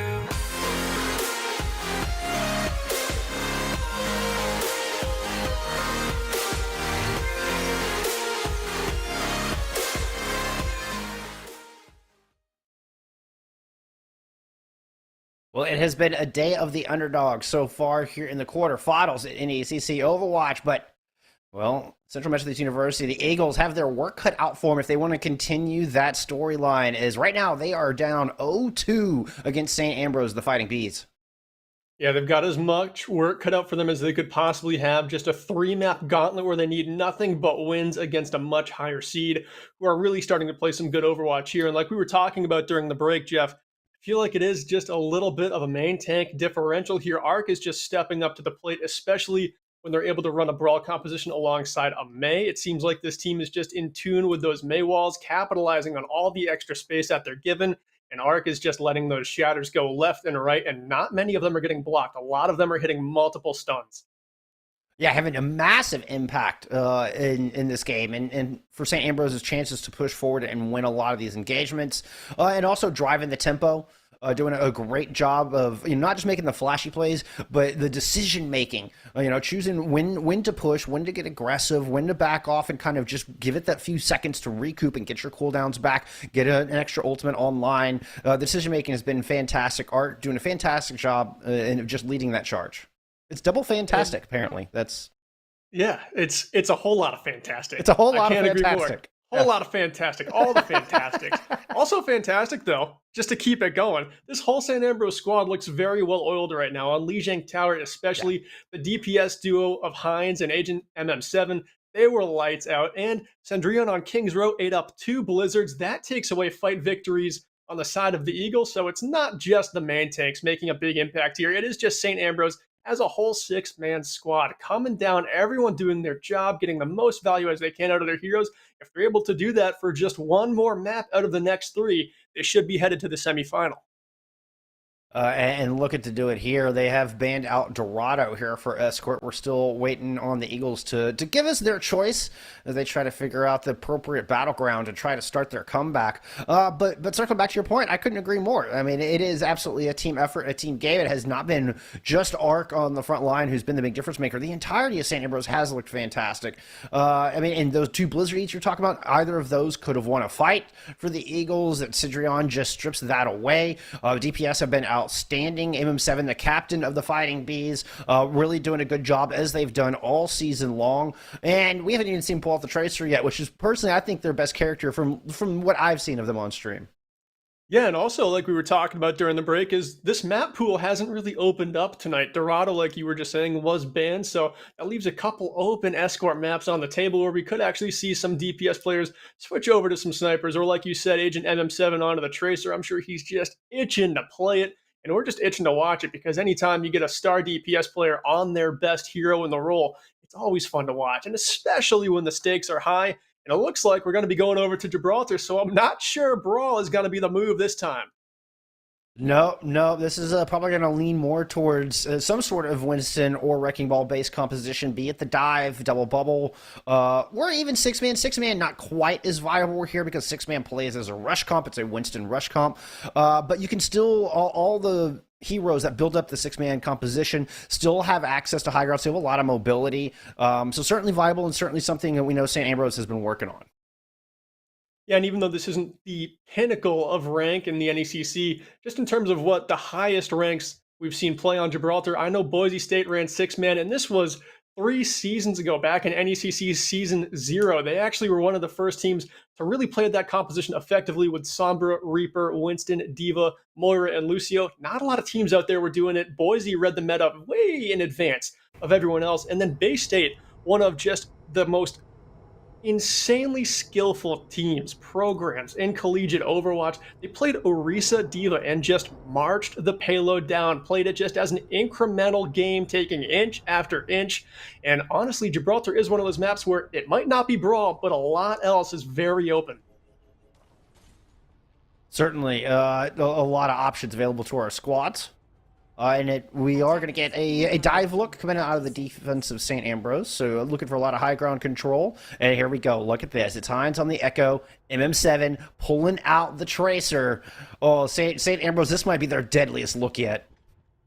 It is. I mean, this is the composition that they just decimate other teams with because, especially here playing in Challengers Division, it's not quite like most of these teams have the comms that are elite like you see at the highest ranks, where the response is there to a crisp dive that is coordinated. And St. Ambrose comes at you with that dive, so the Eagles have to be ready, because if you leave a target vulnerable for just 1 second, you better have Peel right there in the wings.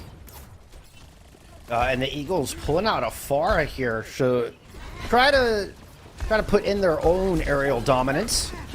Immediately coming over the top. The Eagles approach it. St. Ambrose happy to just let them get close and enter their kill box. Have been forced off that first set of high grounds, that first central platform, falling back to blue box. So CMU, step 1 good. All right, still more work to do. Step 1 good. You're not held in spawn. St. Ambrose respect it. They view that engagement as just a way to get some ult charge here. George actually dueling out MM7, and that is what you love to see, because we talk so much about MM7's Tracer, but George coming in with the first duel win of this map, and actually could build a little bit of momentum here for the Eagles as they're looking to come back in, and ultimates are about to be online. Yeah, it speaks volumes about Georgia's potential and just mechanical prowess. Now looking for the back line and forces both supports into range of Ouch. A good combo coming out of George and Ouch, as George just kind of played sheepdog and forced him out in the open, and then Ouch was right there to put down the final blows. And this is what I was a little bit worried about for St. Ambrose, is the Eagles pick a map where they have to switch compositions entirely, where Brawl was working so well for the St. Ambrose Bees. Now, going over to this Winston dive composition, it's looking like the Eagles have actually found a little bit of a weakness as far as that first point goes. And it's looking like this one could get out of hand, because the Primal Rage for Sky is going crazy, but good focus fire brings him down. Yeah, unfortunately, Sky gets a little ambitious on that one. Not a whole lot of backup, and as a result, not a whole lot of value out of that Primal Rage. So, opportunity here for St. Ambrose to stabilize in the hangar. Opening with a self-destruct, trying to isolate some people, maybe even find a pick. And it just gives time for St. Ambrose to get set up. You can see them trying to claim this shuttle now. It's a little bit of a duel between Hines and Ouch so far. Both have ultimates ready to go. Now this cart approaching the corner, and this fight is really about to break out, as Hines is going to go ahead and drop that duplicate in, chooses the Winston, but Synfax is down to the back. Return to the favor. No more Anas left on the battlefield for either squad. Art goes diving in as the dual Winstons coming out of St. Ambrose, looking to punish this fight. Ouch dropped that barrage in somewhere. I did not see any result of it, and the health bar is looking quite healthy there for St. Ambrose. Rez comes through, but Hines is able to pick up Ouch out of the sky. And St. Ambrose have a clear lead in this fight, despite George winning out that Tracer duel once more. Yeah, and I do like to see George winning these duels, because with MM7 gone, that actually opens up a lot, because MM7 is the only DPS player that can actually respond with so much speed. Hines, of course, can peel if he's got the movement cooldowns there, but it's always going to be MM7 who has them. So with them gone, the backline is very vulnerable, and now trades are starting to happen again, and it looks like St. Ambrose has a bit of an advantage, but now it turns into a 4v4. Yeah, with Syndreon getting D-Max, I mean, the pilot D.Va barely counts. It was a nice nano engage from both sides and just kind of a race to kill the back line. Ended up in a stalemate, which is going to favor the defense, but Ouch. Tilting the scales a little bit. Takes down MM7 again, who's just really not been allowed to play the game. The Eagles have done such a good job of controlling the sophomore, and Agent MM7 has barely had any room to work. Not getting much ult charge either. Now Ouch is right over the top. Hines trying to chase him down, but Sky gets up there and punches Hines right out of the sky. I love it. Sky takes to the skies, goes right after the bird, and Ouch is in some pain in the spawn room there as the Winston just hops up, puts on the Air Jordans to get up on that distance, and takes him down. Right now it's the Eagles looking strong, and they're going to collect this second point, Jeff. It's going to be very hard for the Bees to get out here in time. Defiance can make it to the point. They've got the duplicate. There it is. They can really start to stall this out, but Azure Rose goes down. Nice pulse, and the Duke just doesn't last long enough to get that extra primal rage. Now ults for the Eagles should be enough to bring this in. The barrage is going to pick up one, looking for more targets, but guess what? They're already back in spawn. The Eagles have dispatched of everybody.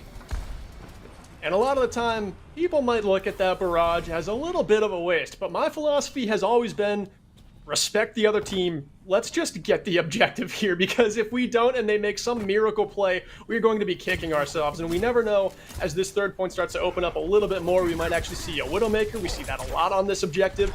Ouch might not be on this far for long, so I kind of love that use of the barrage just to seal the deal. Speaking of, Luna is going to beat Synfax to their ult by about 25%, and it's going to be the Nano engaged right out of the gate, but Syndreon finds the Pharmacy duo, a perfectly placed and well-timed self-destruct. Sky's still in the back, though, getting more value out of this Primal Rage what's already trying to hunt down Hines for the second time and gets it! Beautiful play! Are you kidding me, Sky? That was outstanding. Sky, disgusting, has done that twice now. We've seen both Winstons get up, and after these DPS, Ouch has gone down to the Primal from Arc, and then Sky gets one right back. Hines was a mile away, but brought down by Sky. Oh, man, Sky continues to do work. Oh, but Luna falls, so good pressure into the back line from MM7 and gets the most priority pick they can. Starts the snowball going. A couple picks for the Eagles, but it's not going to be enough to bring this fight back. No, it's not quite. Now the St. Ambrose defense finally looking stable for the first time all around. Second point was a little bit of a speed bump for the CMU Eagles, but here on third point, it's looking like time is just dwindling so fast. Every second that goes by amps up the intensity in this game. And now looking at the ultimates, CMU not working with much, and on the side of the St. Ambrose Bees, they've got almost everything in store for this next fight. Yeah, the Eagles need to get as many of these ults out as they possibly can. Because St. Ambrose are in a position where they can start rotating what they have available and just make life very difficult. Only a couple of fights left, and MM7 starts off strong. Arc receives the Nano and goes diving into the back. Syndreon does get taken out by a pulse bomb of their own, but CMU Eagles have to sit back and just wait because they're missing the large source of their healing. And Ouch is just waiting for a moment to pop this barrage, but the stickies from Hines take him out of the skies, and it's still CMU trying to buy back into this fight, but it's got to be a very difficult position to do it from. And St. Ambrose have been so disciplined with their ultimates. They're not just doing a giant ult dump. Now Arc is going to release this Primal Rage with 70 seconds left on the clock. I've already grabbed one, looking for the Mercy. He's such a difficult target to lock down. The Nano onto the Mercy just to keep Funkster alive. Funkster escapes with 20 health. That's going to quickly dissipate to the test cannon. Luna putting that one onto Funkster, a pretty costly miscalculation on the side of the Eagles. Of course, that play was made probably to try and keep Funkster alive. I don't actually think it was a target missed by Luna because these players really don't miss many nanos, especially because they lock on so easily, but that leaves them with just one ultimate to work with, and with 35 seconds left, this one looks like it's nearly insurmountable as St. Ambrose is still set up with a fantastic looking ult economy. This guy just gonna go check Arc. Had to drop back down though so Luna could get LOS and make sure Sky doesn't fall. The Synfax up on this high ground. Oh, dangerous spot. The Brig already goes down. Nice defense matrix from Syndreon, though. Shuts down the barrage, and Hines in coordination able to take it out. Now the self-destruct being tossed in, finds both supports. Syndreon does it again. This just phenomenal D.Va player showing up time and time again when the Fighting Bees need it most. This one in the dwindling seconds of map 3. They're going to stop this cart shy and now have the win condition set to complete this clean sweep. I love it. Having your win condition set on match point is key here, and you love to get it done before the overtime round. The payload stopped where it is. Of course, the Eagles pushed it a fair distance through Watch Point Gibraltar. Second point might be the hardest part of the map as St. Ambrose come up and attack next, but Syndreon, the difference maker, the off tank this time. We talked about main tank prowess. We thought that it might be Agent MM7 who was the difference maker here, but Syndreon had 2 double kills with self-destructs on that third point that just spoiled the CMU Eagles attacks. I think here, if they're able to capitalize and win out on Gibraltar, Cendrillon might have actually been the difference maker on this final map. Agree, because unlike the Reinhardt battle, I feel like Sky was kind of outperforming Arc in the Winston role. Some fantastic ultimates. The first one was a little ill-advised, but that was the only one. Other than that, Sky was getting massive value out of the Primal Rage, was doing a great job of leading the charge, but Cendrillon just would not be denied, was keeping Ouch really under control. We didn't see the FAR really get out of hand too much. Did come up with a good opening pick there in that last fight, but nevertheless, Cendrillon's able to get up and protect from the barrage and keep the FAR from running rampant. Now the Eagles going on the defense, and we're going to get Ouch onto the Tracer. George picking up the legs. Yeah, I love the legs on Watch Point Gibraltar, especially if you're able to use that back high ground on the first objective, and then second point, you're able to run free for the most part. So I'm a little, puzzled why they would switch off George from the Tracer, because he was getting the better of the duels, I feel like, but really it is just a little bit of a switch up that could be a wrench that St. Ambrose isn't prepared for, and right now the CMU Eagles have to come up big in this round or their season is over. And Hines finds the opening pick here on point A. And you can see the supports, the Eagles just sitting way back on blue blocks, and Hines knows it, just keeping pressure down on them.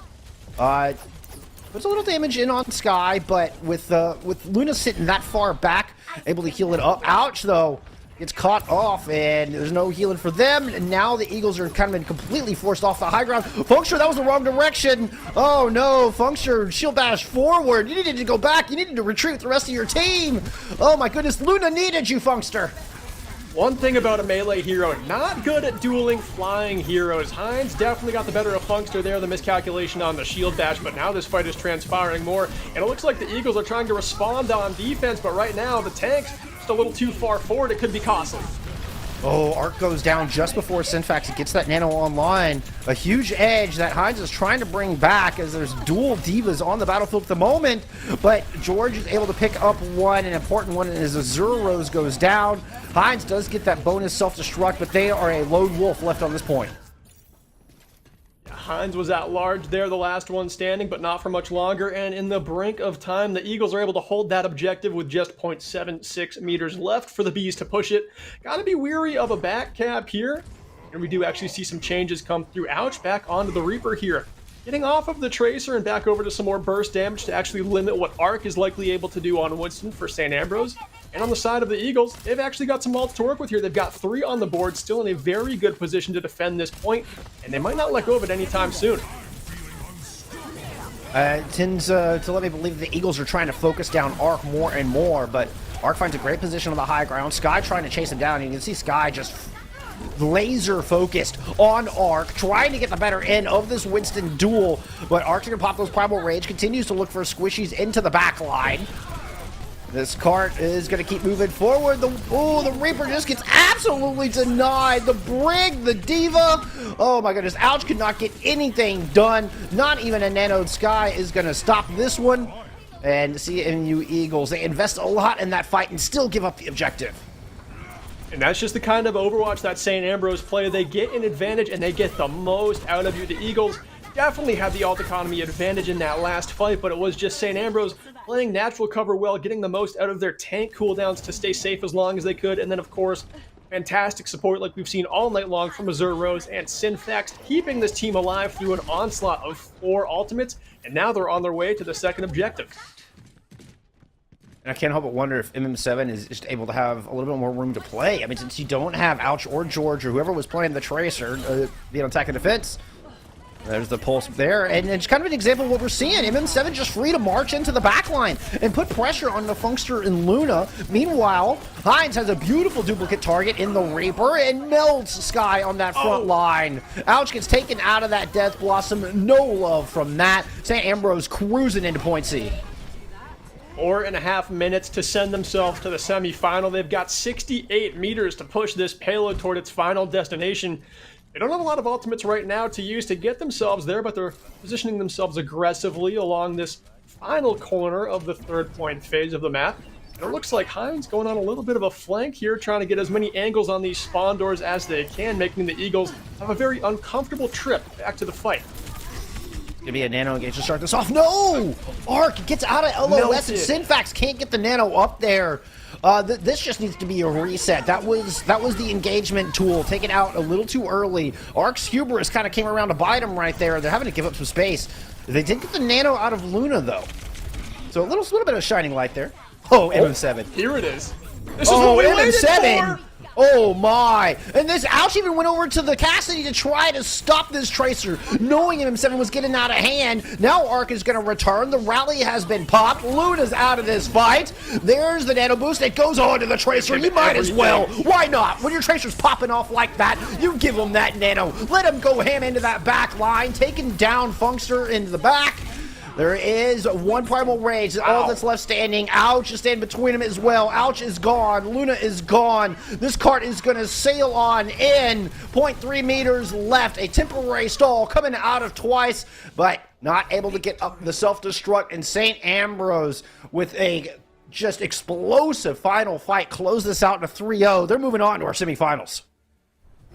And we talked about his Tracer play so much. It will be Hines with the play of the game here, but MM7 just stepping up at a massive moment for the side of St. Ambrose, finding 4 eliminations in that last fight, and they were all duels, Bullskunk. It's not like they had much help from offense. It was just the rest of the team sustaining themselves on the payload, and then MM7 being tasked with, hey man, pop off, and he delivered. Oh, why did he deliver? And I mean, it was kind of a slow burn, right? I mean, MM7 kind of got denied a little bit in the defensive phase, but as soon as there was no Tracer on the other end, MM7 just start to feel themselves more and more, started finding that rhythm, putting more pressure on the back line, which is going to help your Winston win that duel because, well, I mean, Eagle supports were too focused on staying alive, so they couldn't help Sky as much. And then that final fight, that was spectacular.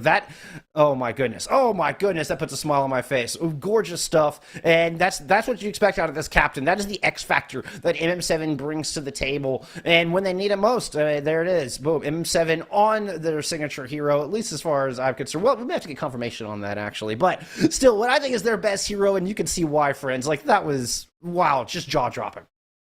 Yeah, put on a show. The stage was theirs, and the next stage he'll be on will be the one at the semifinal. So fantastic play, came alive when it mattered the most, and sending their team to exactly what their goal was, to actually just advance in the playoffs. They won the championship last semester. They're hoping to repeat again.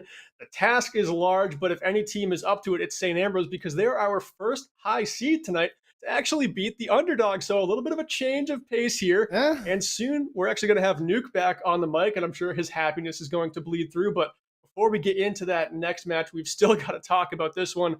Jeff, let's see. Who was your MVP tonight? For me, I got to say it had to be Ark. Despite MM7 putting on a show at the end, it was just the main tank for too long in this game. I can agree with that. Yeah, I'm down. I mean, Centurion had a fantastic game. MM7 really coming alive there at the end. MM7 had a great May as well. But in that main tank duel, Ark really led the charge, particularly in the Brawl Mirror. So yeah, I will agree with you 100%. We'll give it to Ark. For what opinion, ours matters. We're giving Ark our little MVP. But yeah, I'm anxious to hear from whoever we're going to get to talk to from the winning side. Somebody from Fighting Beast is going to come join us, give us some insight on this match we just saw. Come share that excitement. We're going to take a quick break, get that set up. When we return, we'll have our winners interview. We'll be back in a moment.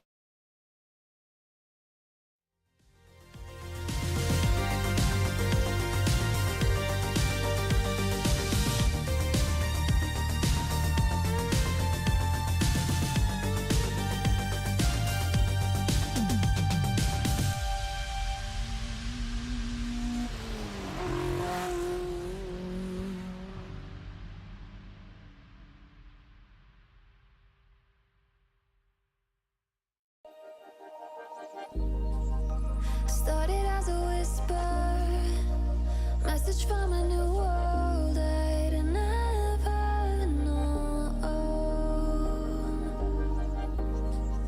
Something about it felt like it'd been waiting my whole life. Is this home?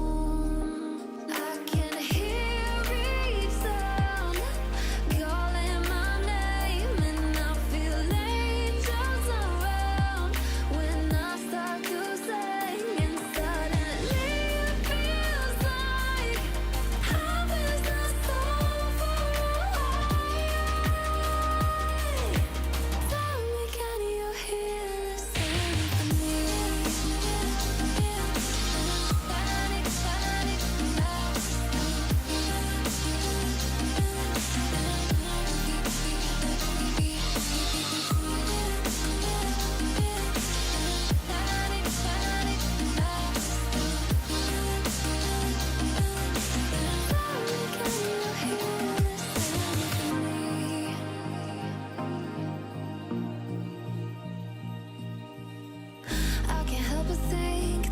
meant to be, that I'm finally right where I'm supposed to.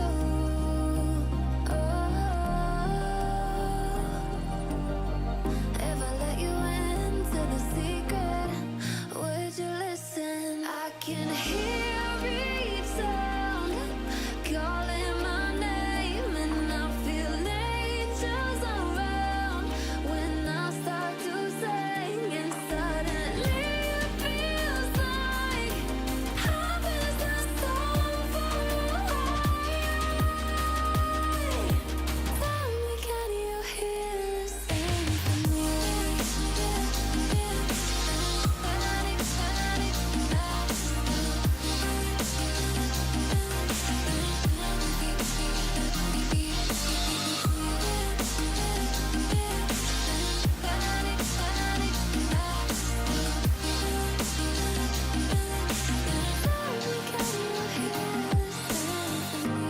and before too long, I found where I belong.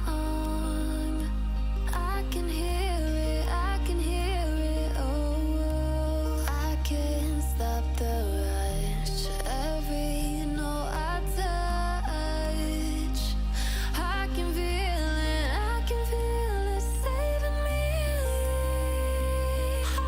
Tell me, can you hear the symphony?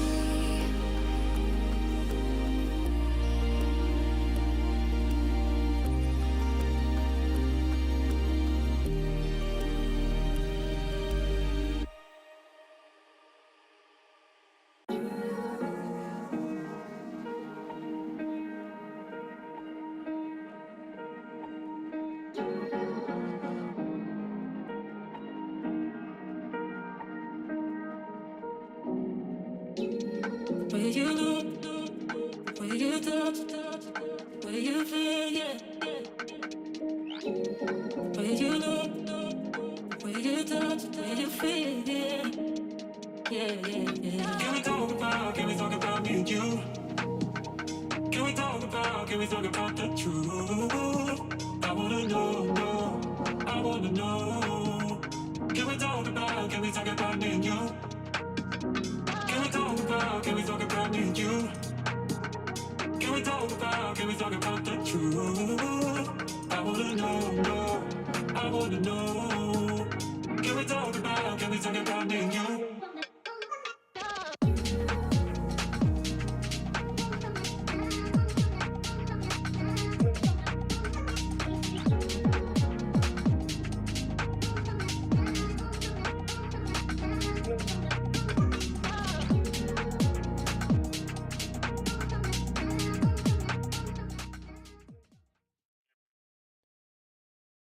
All right, we are here with Agent MM7, sophomore and captain of St. Ambrose University, the Fighting Bees. Hey, thank you so much for taking the time to join us. Congrats on the dub. Thank you very much. It was a fun one to play.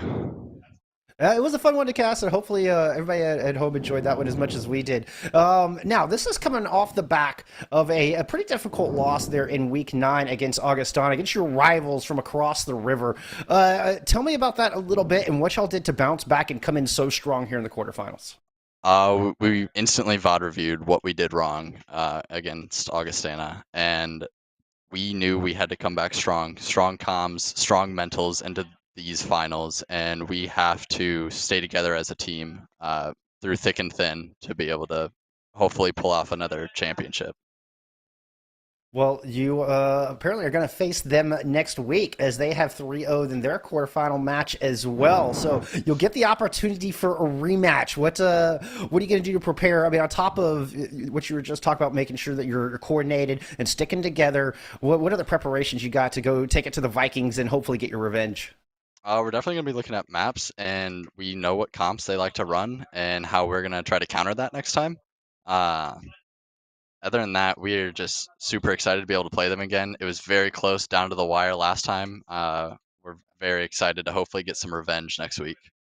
I absolutely cannot wait. That Battle of the River was one of my favorite matches that I've cast all season long, and then of course the playoff stakes. I cannot wait to see you take them on again. Yeah, it'll definitely be a fun one. Sorry. Yeah, no doubt. Agent MM7, just got to say, first off, congratulations again. Coming Thank back, you. like you said, from tough losses. A 3-0 dub for your team. Build some momentum when going into the semifinals, especially against what is now, it's a rival. We can call Yeah. Augustana probably your biggest rival. Biggest rival But so far. I wanted to ask you, because Jeff and I here were talking, because we're not quite sure. Is Tracer your most named hero? Is she the one where if you could play anyone, it would be her to clutch up a game? If there's always any time in comp or in these games where I'm questioning what can I do more, it's Tracer. Tracer's my go-to. It's my most comfortable hero right now. Yeah, it We're seems calling like her you're your everywhere. signature hero. Yeah. Yeah, absolutely. Not just doing damage either, but like making sure you have blinks to get in your backline and peel for your supports. It seems like you're able to do way more than just one role as a DPS hero on her. But follow-up question for you. Playing collegiate Overwatch here, in terms of just athletics, have you played what people would call traditional athletics in the past? I have, yes. I used to be a baseball player throughout high school, right on. and I also was part of competitive marching band in high school. Yes. I like it. I like it. I played a lot of baseball myself, but just in terms of just teamwork and things you might get out of college esports, because a lot of people in chat, they might be parents, grandparents, relatives, friends who aren't actually involved in a college esports program, don't know too much about it. What do you think it actually adds to the value of student life at a college like St. Ambrose? Oh my, it adds a lot. I mean, just the traction we're gaining at St. Ambrose with this being a newer program, and we're trying to reach out to other athletics as well, and people walking by the room, like looking up, oh my, well, they're playing right now. We've been live streaming it out there and having people watch. Yes. It's been super great being able to have those connections with all the other athletics as well. That's fantastic, man. That's good to hear. And I mean, definitely St. Ambrose over the last 2 years, especially, has come a long way and really one of the more staple programs in the country. Jeff, that was all for me. Did you have anything else you wanted to ask him? Yes, I have one quick question and then one actual Overwatch question. Okay, what did you play in marching band?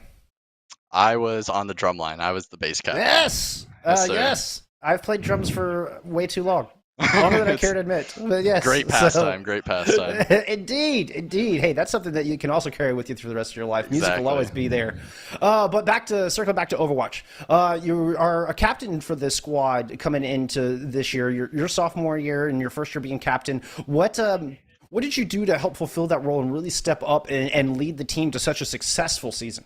I really try to push our mentalities going into our games and really striving that every fight is different fight. Every point of the map is different. Every section, it's winnable. It's always winnable. There's never a time where it's just we lost. There's always a chance to win. And maybe that's why we drew out Li Zhang on that 60%, just trying to keep fighting because we thought it was winnable. And there's always a chance to come back and win. You're putting the fighting in fighting bees, right? Like that's incredible. Sir. Oh, well, we really appreciate you being here and sharing your insight with us. Any shout-outs you want to give before we let you get out of here? Yeah, I'd love to shout out my parents and my girlfriend for always supporting me and watching the games. And I'd like to big shout out to A10 for basically teaching me Tracer on his unranked to GM. He's absolutely insane. Yep, that's awesome. That's awesome. Soon was kind of my inspiration on that. Like, I feel you. Yep. I feel you. Well, huge congrats and good luck next week against Augustana. Thank you very much. There you go. That was Agent MM7, sophomore and captain of the St. Ambrose Fighting Bees, sharing with us some wisdom, some insight, and a little musicianship. I can get behind that. Yeah, and especially bass too, keeping the tempo for the team translates great into a game like Overwatch, especially when they're making big show-stopping plays. I mean, everyone heard that at the end.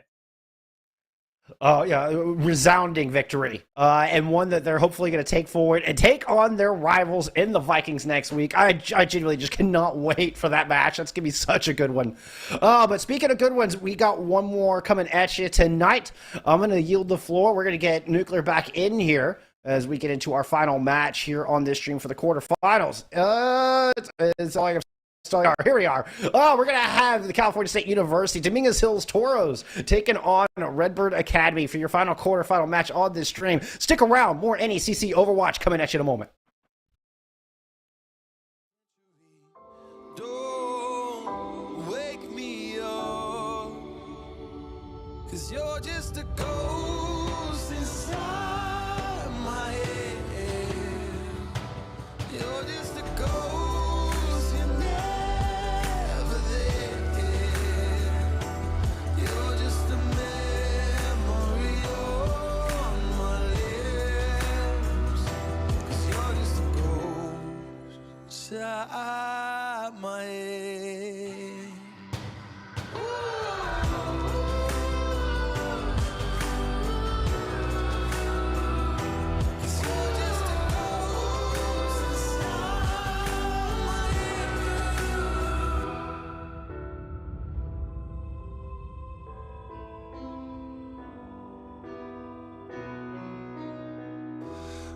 need an angel after what you did. 'Cause you were the devil, you mess with my head. You lied to my mother, you lied to my friends. You said that you'd be there, that this never ends. Don't wake me up, not in this century. Don't wake me up, 'cause you're just a ghost inside my head. You're just a ghost, you're never there. You're just a memory on my lips. 'Cause you're just a ghost inside my head. You're just a ghost.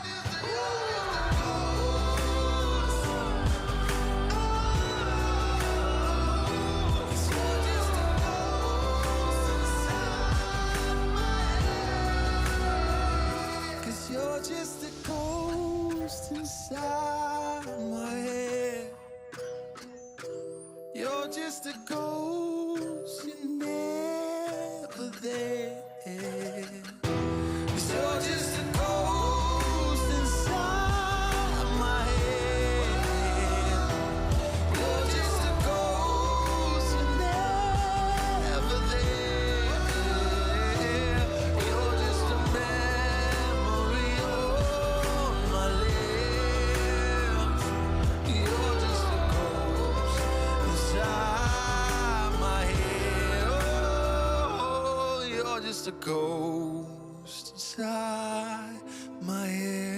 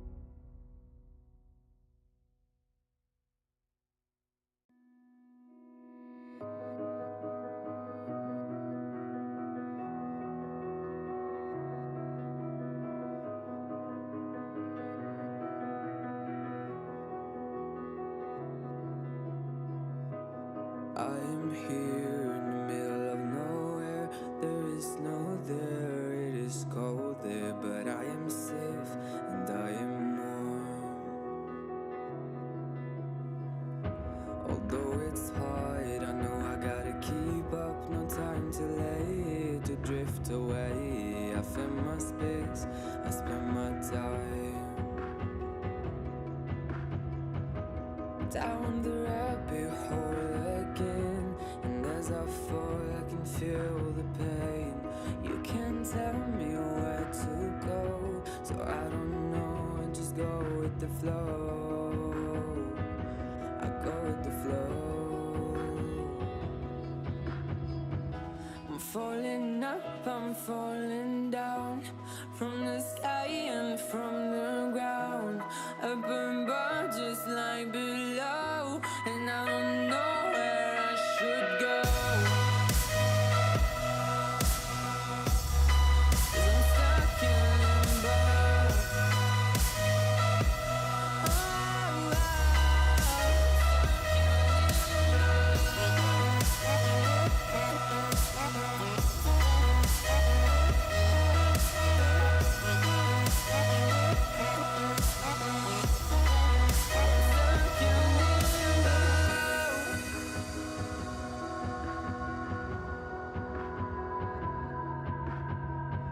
I'm out of love, but I guess I deserved it. Trying to hide, to pass you by. I'm getting down, I'm feeling fine. I'm light as air, no one can reach me. Lost in a dream, lost in between. Let's keep on flying, let's keep on breathing.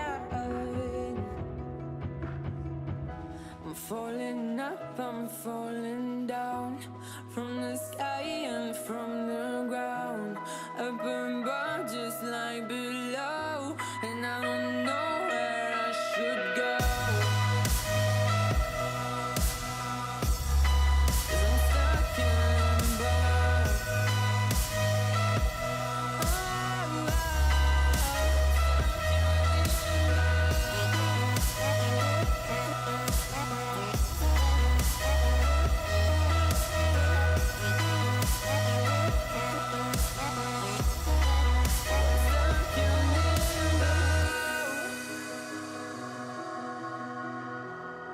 Cause I'm stuck in limbo.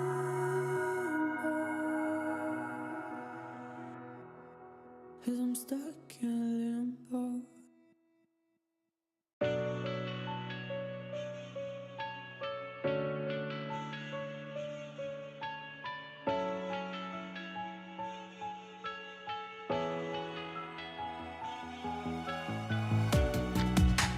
Living in the same routine, like the seasons I'm on repeat. It's a long way down. Trying not to follow suit. Don't like the color, I'll change the shade of it. I'm not afraid of it.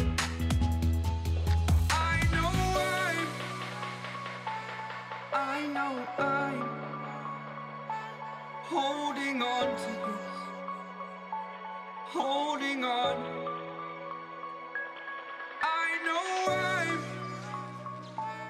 I know I'm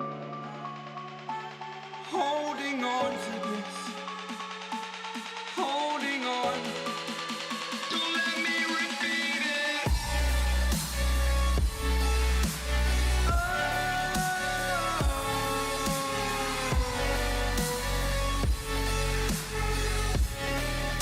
Don't let me repeat it.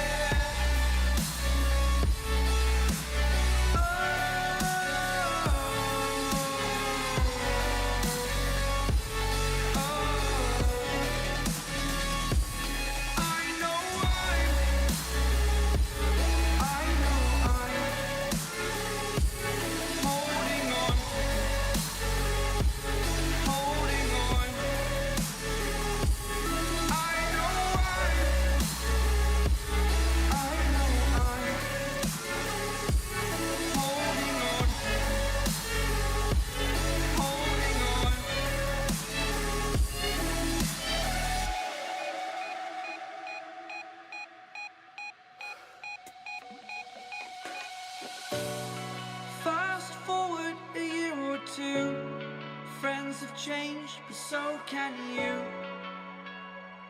So can you.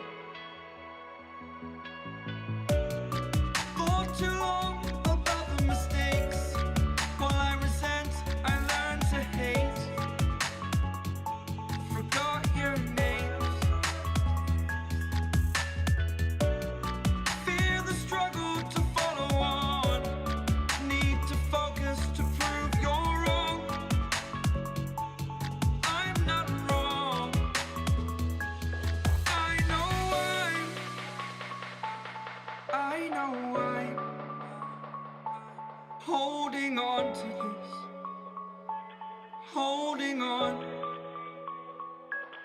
I know I know I'm holding on to this, holding on.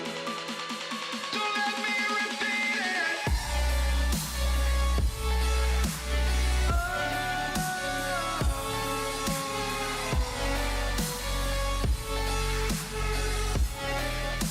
Don't let me repeat it.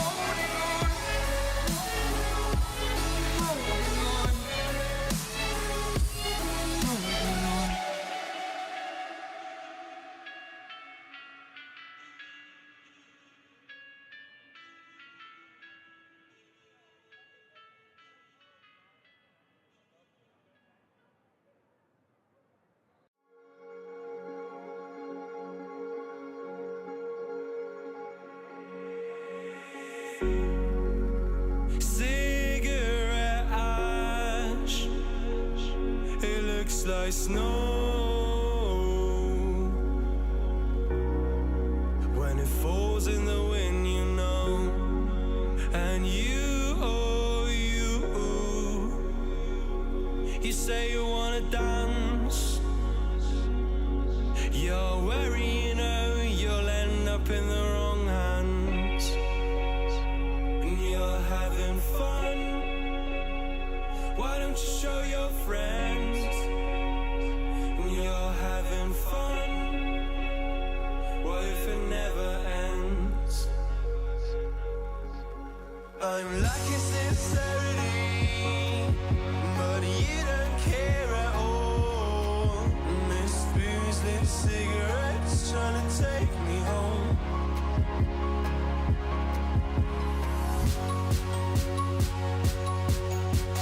Falling in love just a million times, breaking it off with the feeling on ice still. She's as cold as December.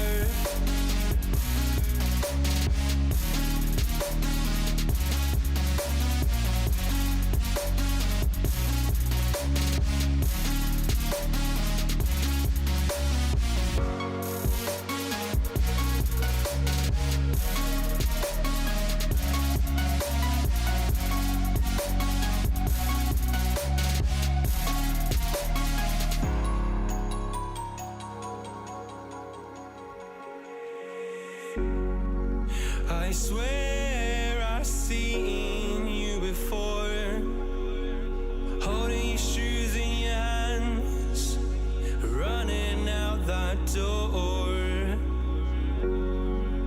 And you are nothing, but you say you wanna dance. And you're worried, you know, you'll end up in the wrong hands.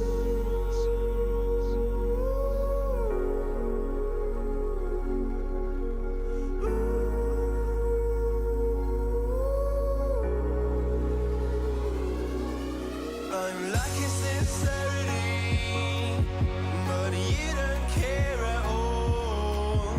Miss booze, lit cigarettes, trying to take me home.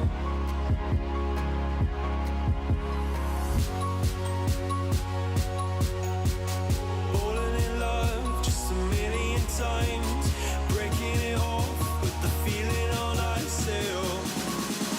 She's as cold as December.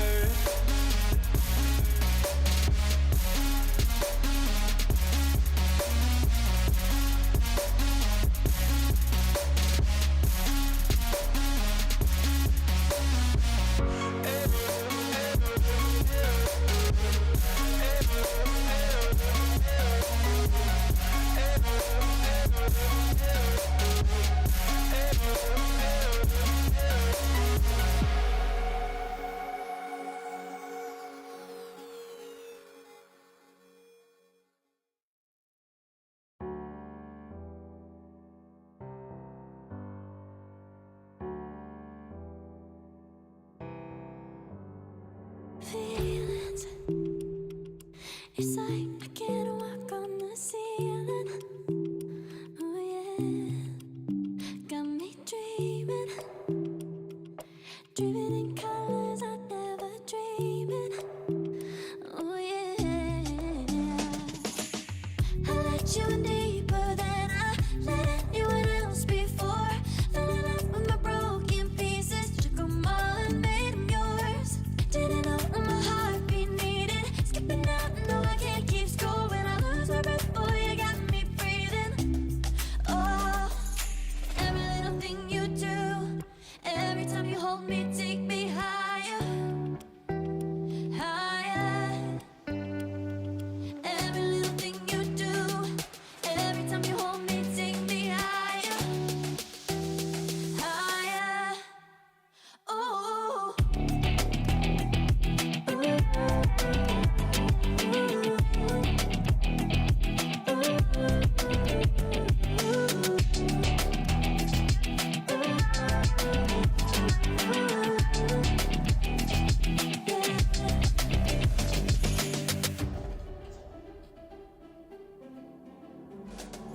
Magic.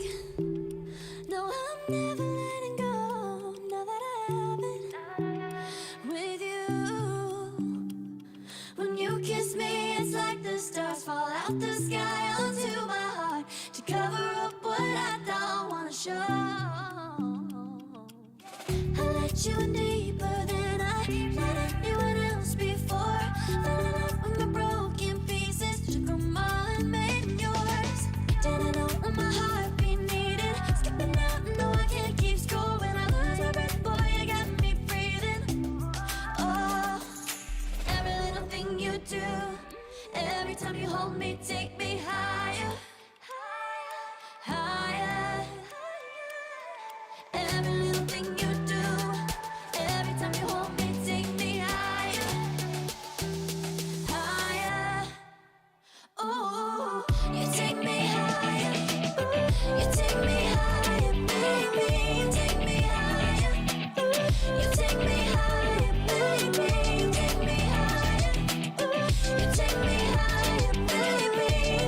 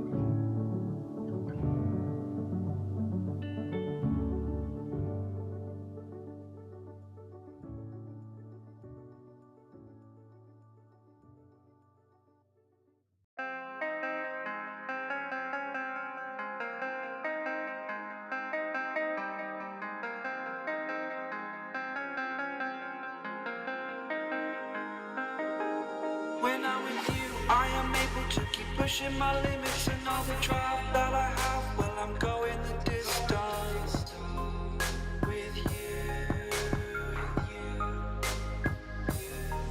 I didn't know what I had till I knew what was missing, and everything that I dread, well, I built a resistance with you. Catch me when I fall, and I'll keep you on the ground. You were gone, I wish you'd stay. I could look at you for days. Time was well spent, that's when I knew that I need to spend my life here with you.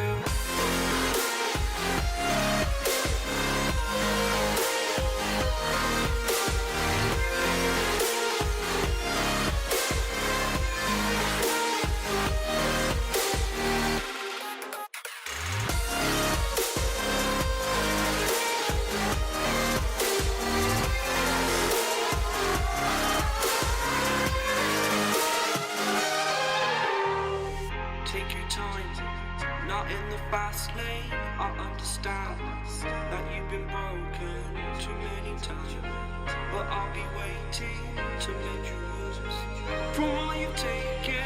But if we listen to each other and made our mistakes, then I can show you who I am, because I'm not the same. I'm better with you.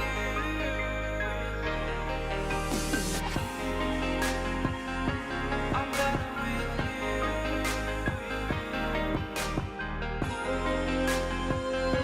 I'm better with you. Catch me when I fall, and I'll keep you on the ground. That's when I get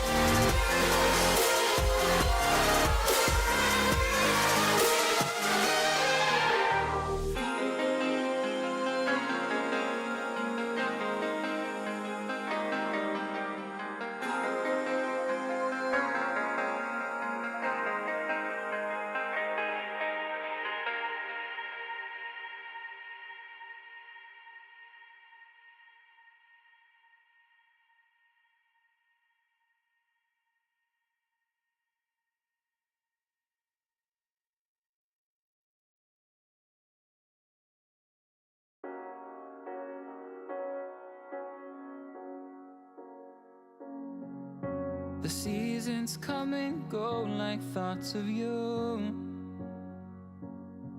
Like a wave returns to the sea, into the blue.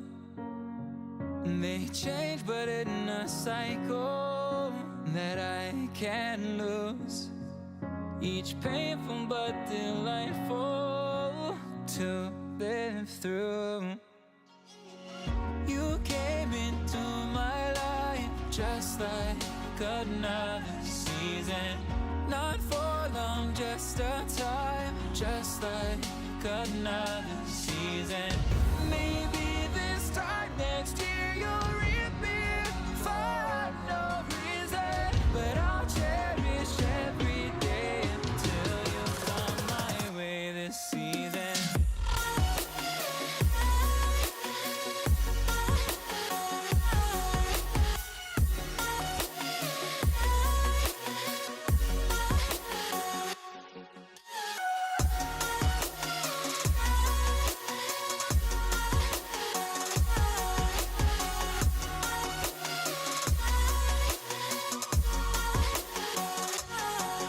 The seasons turn and change just like your mind. Like the sun gives into the moon, into the night. Time continues marching, it slowly crawls. With each new one starting, I recall. You came into my life just like another season. Not for long, just a time, just like another season. Maybe this time next year you'll reappear for no reason, but I'll cherish every day until you come my way this season.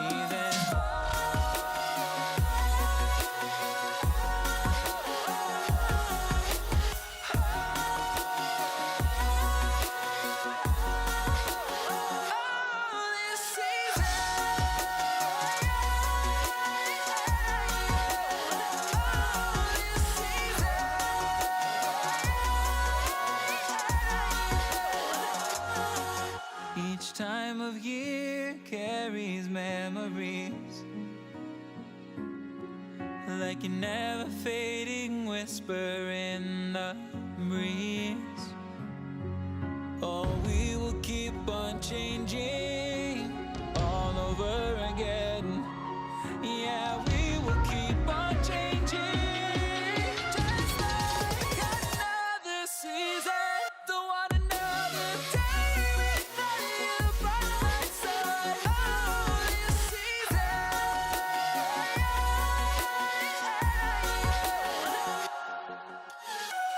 You came into my life just like another season. Not for long, just a time, just like another season.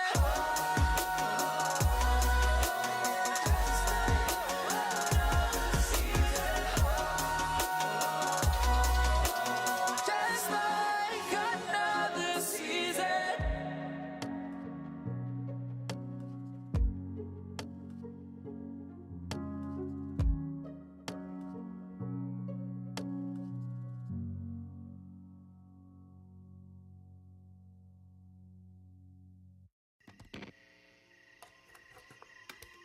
Is it okay if I'm to say I'm catching feelings from all the dealings? Am I astray? What do you say? How are you feeling? Is it the same? I hope you're not planning to waste my time. To my surprise, that was her reply. Now we vibe. It's been a while and such a ride, the stars align. I love the fact I didn't let her go. She loves the fact that I just let her know. Now we're together, it's a different mode. We getting crazy in a different role. I love the fact I didn't let her go. She loves the fact that I just let her know. Now we're together, it's a different mode. We getting crazy in a different role.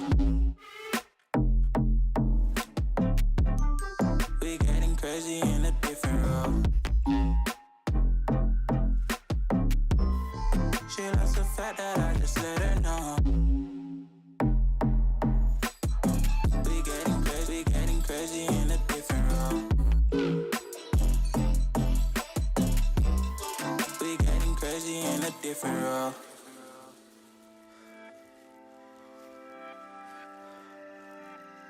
She my do or die, my bona fide. My up when I'm down, she's always beside me. She makes me feel alive, I won't deny. Her love for me is real and kinda suicide. She's not the same, she's such a rare type. She's far from plain, at least in my eyes. She said if I cross her, I'll be in the grave or under attack, but yeah, that's still my babe. I love the fact I didn't let her go. She loves the fact that I just let her know. Now we're together, it's a different mode. We getting crazy in a different role. I love the fact I didn't let her go. She loves the fact that I just let her know. Now we're together, it's a different mode. All right, chat, welcome back. It's going to be our final quarterfinal match of the stream tonight. I'm All Charge once again, joined back by Chase Nuclear Nukem, and his team just won their quarterfinal match, so I'm sure you must be feeling over the moon, but now we got to lock in and get this final one done, and it should be a very good one. We're back in the Champions Division, ranking up a little bit from that last Challengers Division quarterfinal, and we're going to have the CSUDH Toros taking on Redbird Academy. And these two teams have done battle very recently, just in week 7, where CSUDH Toros actually had a 3-1 victory over Redbird. So, Nuke, let's get this one underway. It should be close. Oh, absolutely. I'm eager to see what action awaits us tonight. As you said, CSUDH, and as you can see by the graphic, they are currently in the number 4 seed, and Redbird Academy sitting in the number 5 seed. So this is going to be an interesting match for sure tonight. I think the second closest scoreline you can look at, aside from obviously their head-to-head in week 7, was in week 8 and in week 9. They faced off against the UBCO Serpents. Both of them, Redbird losing 2-3. And then you look over at CSUDH, they won 3-1 against the Serpents. So CSUDH definitely coming in with a little bit of an edge over at Redbird, especially looking at that specific area, which is actually a little bit sooner than their 7 match. Yeah, and it's a different story that we've had tonight where the on-paper favorite is probably a little heavier favored despite the seeds actually being a lot closer. Tonight has been an underdog story aside from the St. Ambrose game that we just casted, but one thing that all of those games had in common is the underdog was starting to really play their best Overwatch toward the end of the season, and the higher seed was starting to slip a little bit. Like St. Ambrose, I know you guys got the 3-0 win, but the only losses on your schedule were in week 7 and 9. And I mean, a good bounce back from your team, but the other two teams tonight that were the top seed weren't able to do that. So a lot of storylines bouncing around tonight. Couldn't, in my wildest dreams, possibly predict what's going to happen in this one, but it looks like we're going to be having a sub come in for the Redbirds, and I think as we actually sort that out, there might be a little bit of downtime. So, Nuke, let's get in a little bit of thoughts before this game, and if we have to, we'll cut to a break, but hopefully it's quick. Yeah, absolutely. The red boards, as you put it, they boards? definitely the red boards. They have a superstar roster, and looking at they have both an academy and a varsity team, and their varsity team competing in the challengers contenders league for Overwatch multiple occasions, and I think winning last year. They have a lot of capabilities as a team to get that coaching one-on-one with the varsity roster. So the academy roster has a lot of room for growth, and I think that we mentioned that in a previous week where you and I had casted the Redbird Academy team.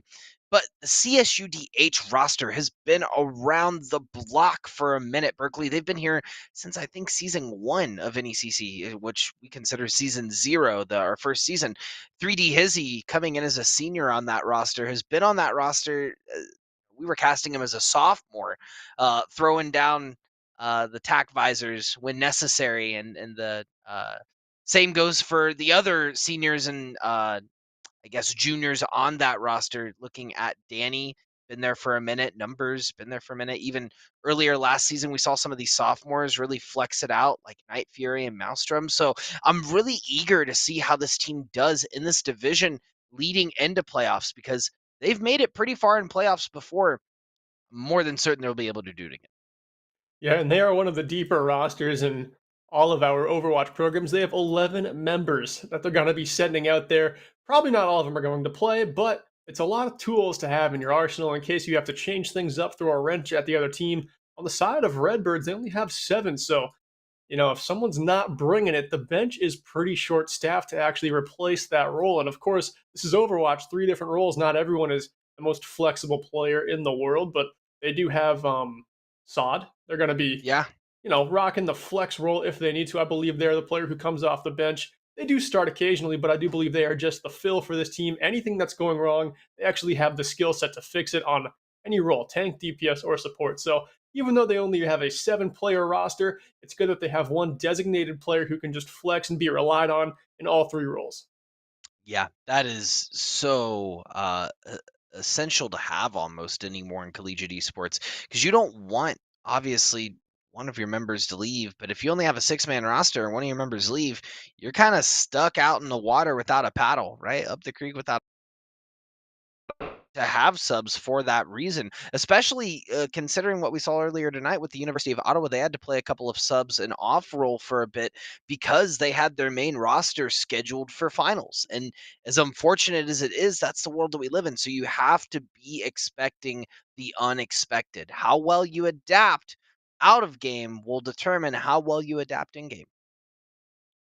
Yeah, true words have never been spoken, and Overwatch is definitely one of those games where adaptations have to happen on the fly and constantly, the way maps change game modes and what the meta could be, whether it shifts from a tank heavy composition or whether you have to start relying on your DPS. Like, I'm thinking maps like Junkertown, where it really is a DPS player that makes the difference. They often pick snipers. And then on maps like Kings Row, which we've actually seen a lot tonight, a tank difference comes in handy a lot. I mean, in just that last game, St. Ambrose versus the Eagles, it was an Arc versus Sky battle on the Reinhardt's Arc. Had a little bit of an edge there, but it was just a slugfest. So, Nuke, we should actually be getting our control map picked kind of soon here. Carol, who is our observer for the night, is actually getting the maps right now, and the Redbirds have actually subbed in Pasta, who is one of their players coming off the bench tonight. So it looks like having that substitute come in, that actually narrows down their roster from the 7 to the 6. And I don't believe they've got any left. No, pasta is it. They've got the pasta, but listen, they got some Italian cooking going on in the kitchen tonight. It's a late night mix up, and they are getting ready and eager to get in it. Now, we have a variety of maps we can choose from in this control roster, and both teams, the way, if you're just now joining us this evening, the way that this works is it is a pick ban system going into playoffs. Redburn's first will ban Ilios, which is what we just got in from the gods right now. And so now we wait for CSUDH to make a pick of the maps that are still open.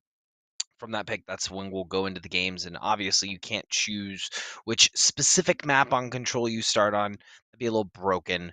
But no, you do start on the control map that obviously you pick from the band or from out of the bands.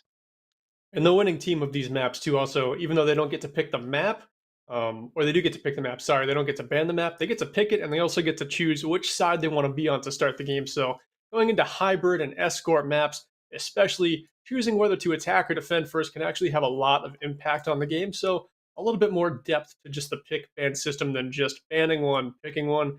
It also is another added advantage to the winners of picking their side. So I like it. I like how playoffs have that reward for winning a map, and it's something that we don't actually have in the regular season with our map pools. It's just kind of a stagnant, let's scrim all of these all week long and then just give it our best. In playoffs, it's like, all right, we got to be ready for anything. We got to be ready for any map in the map pool, and we have to have a set 5 that we're confident on going to. When we go and let's say we lose a map, we want to know that we can pick one and bounce back. So, speaking of picking one, tell me, what are your thoughts on towers? Towers? Towers. Specifically of the Li Zhang variety. I like it. I don't know if it's my most favorite control map, but I do believe it's going to be where we end up tonight. I'm personally a huge fan of Oasis, which I didn't get to see at all tonight, and I casted 3 games, but I suppose there's always map 5 tonight, as this one might be very close. Again, a 4 and a 5 seed duking it out to find their way to the semifinal. There can only be one winner. There is no loser's bracket to save you in the NECC playoffs. It is win or go home. Hashtag big sad in chat for Berkeley not being able to cast on Oasis, but you will find your time. I'm more than certain, as we have a couple more playoff matches ahead of us. This is obviously quarterfinals. Next week we'll be heading into semis, and then ding, ding, ding, grand finals are ahead of us. But instead, we are going to be heading into Lijiang Tower first on the Control Center. Interesting choice from both of these teams. It looks like we'll be seeing a double shield composition coming out from Redbird, running that Rhine Sigma, and CSUDH going to be running more of a brawl style with that Mei. Both teams, though, opting to run the Symmetra, and the support line looking pretty similar. Tell me what your thoughts are on that. Yeah, Junkrat obviously gets a ton of value here just with the burst damage and the spam. I think A-Mine might actually be switching off the Symmetra after the first fight if it doesn't go their way, but if it does, that's another hero that can definitely lock down an objective like none other. Big actually gets charged and pinned here. Nova goes down as well. The tank struggling early for Redbird, and it looks like CSUDH come out with some thunder, and I love the pin from Maelstrom just setting the tone of the game. Very, very fast pin coming out from Maelstrom. Immediately shoving Big backwards. And if it wasn't for that immortality field coming out from Pasta, Big would have lost very early in this fight. However, CSUDH will take the point first. Redbird not having to do a full regroup, instead taking the high ground and looking to bring the fight back to the Toros. Yeah, trying to get back in as quick as possible, and that is what a Symmetra teleporter out of spawn brings to you, is just an added tempo in your re-engagements. Big wall there again from Numbers. Jumping over it is Pasta, the substituted player in for this Redbird team. Hopping over, throwing down that immortality field to keep their team fully supported, making sure they live. It looks like ultimates are going to start coming wild. First, it's the Blizzard from Numbers, and that will freeze up a few members on Redbird, but they're able to respond with a Riptire, but not before Wikitrix comes in with a triple kill in the feed. CSUDH Toro is starting to make a statement here. They'd love to lock in this point, but Redbird still putting up a very formidable effort. Yeah, Redbirds does have 3 there. They have one of their supports and both of their tanks. Wikitrix, as I say that, casting curse coming through, gonna take out Nova. Danny following up on Bagel. That's going to be all she wrote right now for the Redbird Academy roster. They are going to make some switches going into this next push. Big will switch off to the Diva. And I think a good change all around. Don't keep running the same thing if it's not working. And I think Redbird did a great job of just backing up on the high ground and taking that engagement. Some would say they should have ended the fight a little bit earlier, but I think the risk for reward was just right in that engagement. Definitely couldn't agree more. It was just right where they were able to just barely edge it out where the Toros, I mean, so many heavy investments there. The Redbirds hanging around, trying to just ult for ult battle against CSUDH Toros. And here, both teams engaging with that sound barrier. Slam gets blocked by Nova, keeping that shield up. And in return, Maelstrom blocks Nova's arrow shatter. It is going to be Maelstrom actually getting the first pick here with a fire strike. And there is a quad Riptire. Bagel lets one loose. And that's going to turn it over in overtime. I mean, that was a clutch play from Bagel. And that's exactly what you need to see from your DPS. But Berkeley, I got to know, is another main tank main? Is it a gentleman's kind of agreement to just like earth shatter the enemy Reinhardt shield if they do it to you first? No, it's not, but something a lot of Reinhardts do is just shatter for shatter in the same fight. And I've actually had one of my close friends who was a scrim partner back in the day just not shatter me for an entire map, and it messed with my shielding so much, dude. Like, we got destroyed in that map because I just kept on putting it up. It kept on getting burned so quickly because I was trying to just block it, and it was never coming. Yeah, shatter? He just never did. The shatter that never was, just like the 40% that was. And the Redbird Academy pushing in. Numbers does have the Blizzard online. They are going to pop the Sim Wall first, and looks like the Amplification Matrix coming out as well from Night Fury. Trying to find a cheeky pick onto the Redbird Academy, and they are going to respond with that Blizzard. Redbird Academy falling off point, and they need to hold here. If they lose this point, that's all. But a 3K self-destruct coming out from Big. Call it huge. huge because they're going to push CSUDH back into the bullpen. Big play from Big on the side of Redbird Academy. CSUDH Toros coming back in with just tank ultimates here. Redbird, they've got a pair as well. Bagel has a Riptire. The last one found massive value. It was a quad. Crimson also going to have that sound barrier online for this next engagement, and it looks like a Symmetra wall as well to try and just defend this point one last time for Redbird Academy, as at 85%. Fight after this is going to be very difficult to get. Riptire comes in the engagement. Numbers goes down, as does Night Fury, scorched by that Fire Strike. Out of Nova's hammer. Maelstrom, though, on the flank, lays down 5. Need to get this sound barrier off quick. Able to, because Pasta is there with the Immortality Field to keep Crimson alive. But still, this fight starting to slip out of the hands of the Redbirds. CSUDH Toros have now found 3 picks in a row, make it 4 eliminations.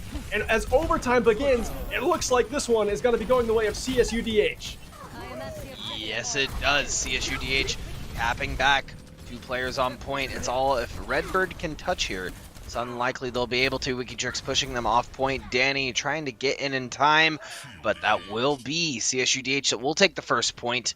Sorry, that was Mayman that was trying to get in. Danny prevented that from happening. It will take the first point, and what a first point indeed. It was very, very back and forth between both of these rosters, and we are seeing a bit of a switch up going into the second point. Nova opting onto the Hammond. Gonna try to wreak some havoc on the Wrecking Ball, and Maelstrom following suit as well. Very interesting on this point, which, you know, it is hard to hit a Hammond around this point. That is true. Yeah, and if you were watching our last game chat, then you'll understand that stagger fights on Lijiang Gardens especially can just go on forever. Even if it's a 4 versus 6, that team with 4 members, as long as they've got some mobility out of spawn and a way to get over this koi fish pond, not have to take the long route across the bridge, I mean, it's one of the most difficult points in all of Overwatch to take back. So this first capture here is detrimental to victory.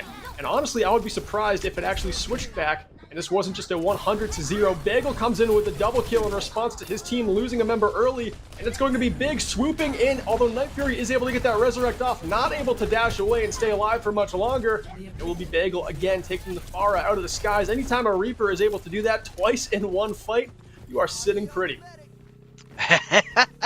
You're not wrong. And man, that was an unfortunate engagement for CSUDH. Night Fury trying to get the res off on Danny and then dying immediately. It's always a no bueno. Big trying to take these two out of the skies as CSUDH trying to push around the corner. Redbird Academy quicker to the trigger this time around though, and getting to point faster will reap those rewards. Now they have an easy 20% sitting at the beginning of the round. Very, very beneficial because none of the ultimates are online quite yet. A lot of downtime. A lot of downtime as this storm is just being weathered by damage on to the CSUDH front line. They're not able to quite navigate these bridges as well as they would like to. Danny does have the barrage online. If they're able to find a pick here, it could be big and get this team onto the objective where they would like to be. But for now, it looks like a Death Blossom will be taking down Night Fury, and there is no longer a pocket for Danny, so that barrage is going to be very costly if popped out in the open. It's unlikely Danny will use the barrage without some sort of healing. Bagel actually falling to Danny, so there is no choice there. Self-destructing popped on point, and Bagel taking out Danny very early, and the lights are getting turned off. And unfortunately, Nova falling off the map, taking Maelstrom with them. Night Fury getting the res on Danny. That had to have been a incredibly late res, or early, depending on how you look at it. Crimson wall riding around point. Redbird sitting at 70 and CSUDH regrouping to try to recontest here. CSUDH, for once, set up to win this fight, but they've got to make it quick. Like I was saying, this is one of the most difficult points to retake, and I would not be surprised to see a 100-0 scoreline on our second point of Lijiang Tower. The slam goes in, as does the minefield and the EMP. They're trying to make it swift. The barrage from down low. Danny clinging to almost no health and will be taken down by Big. WikiTrix swoops in for a double kill onto both supports on the side of Redbird. Not done there.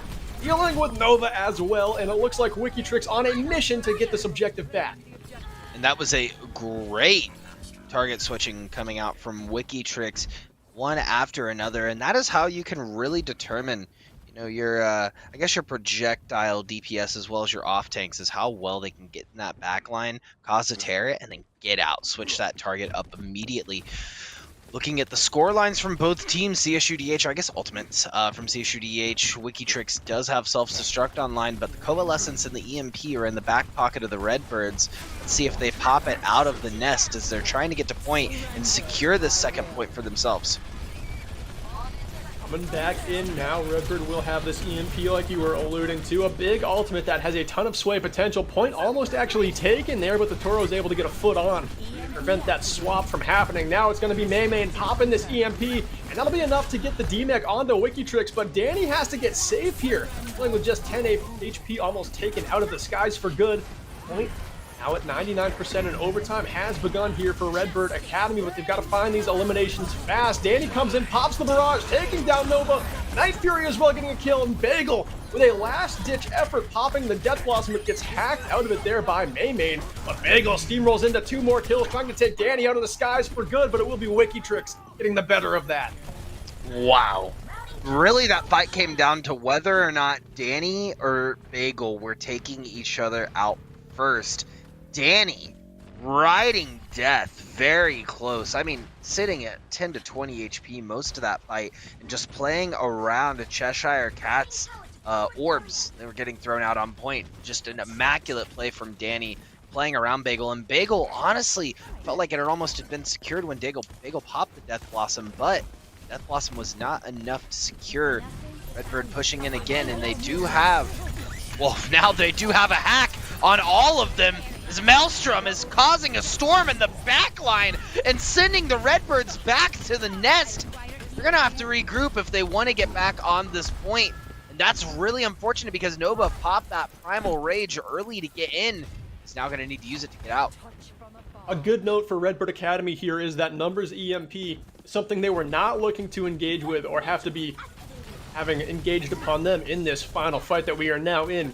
Maymay actually might be able to build theirs up as we near the end game here, but it's going to be the barrage to open things up. Hacked, though, by Maymay, taking that barrage and giving it no value, but it still will be 2 quick eliminations. Make it 3 now for CSUDH as the Diva Self-Destruct is able to find Crimson, and as overtime starts to tick down, it looks like CSUDH has it, but if there's one thing I know about Lijiang Gardens, it's that you can never speak too soon. But here, no contest for the Redbirds, and our first map, Lijiang Tower, goes to the side of the Toros.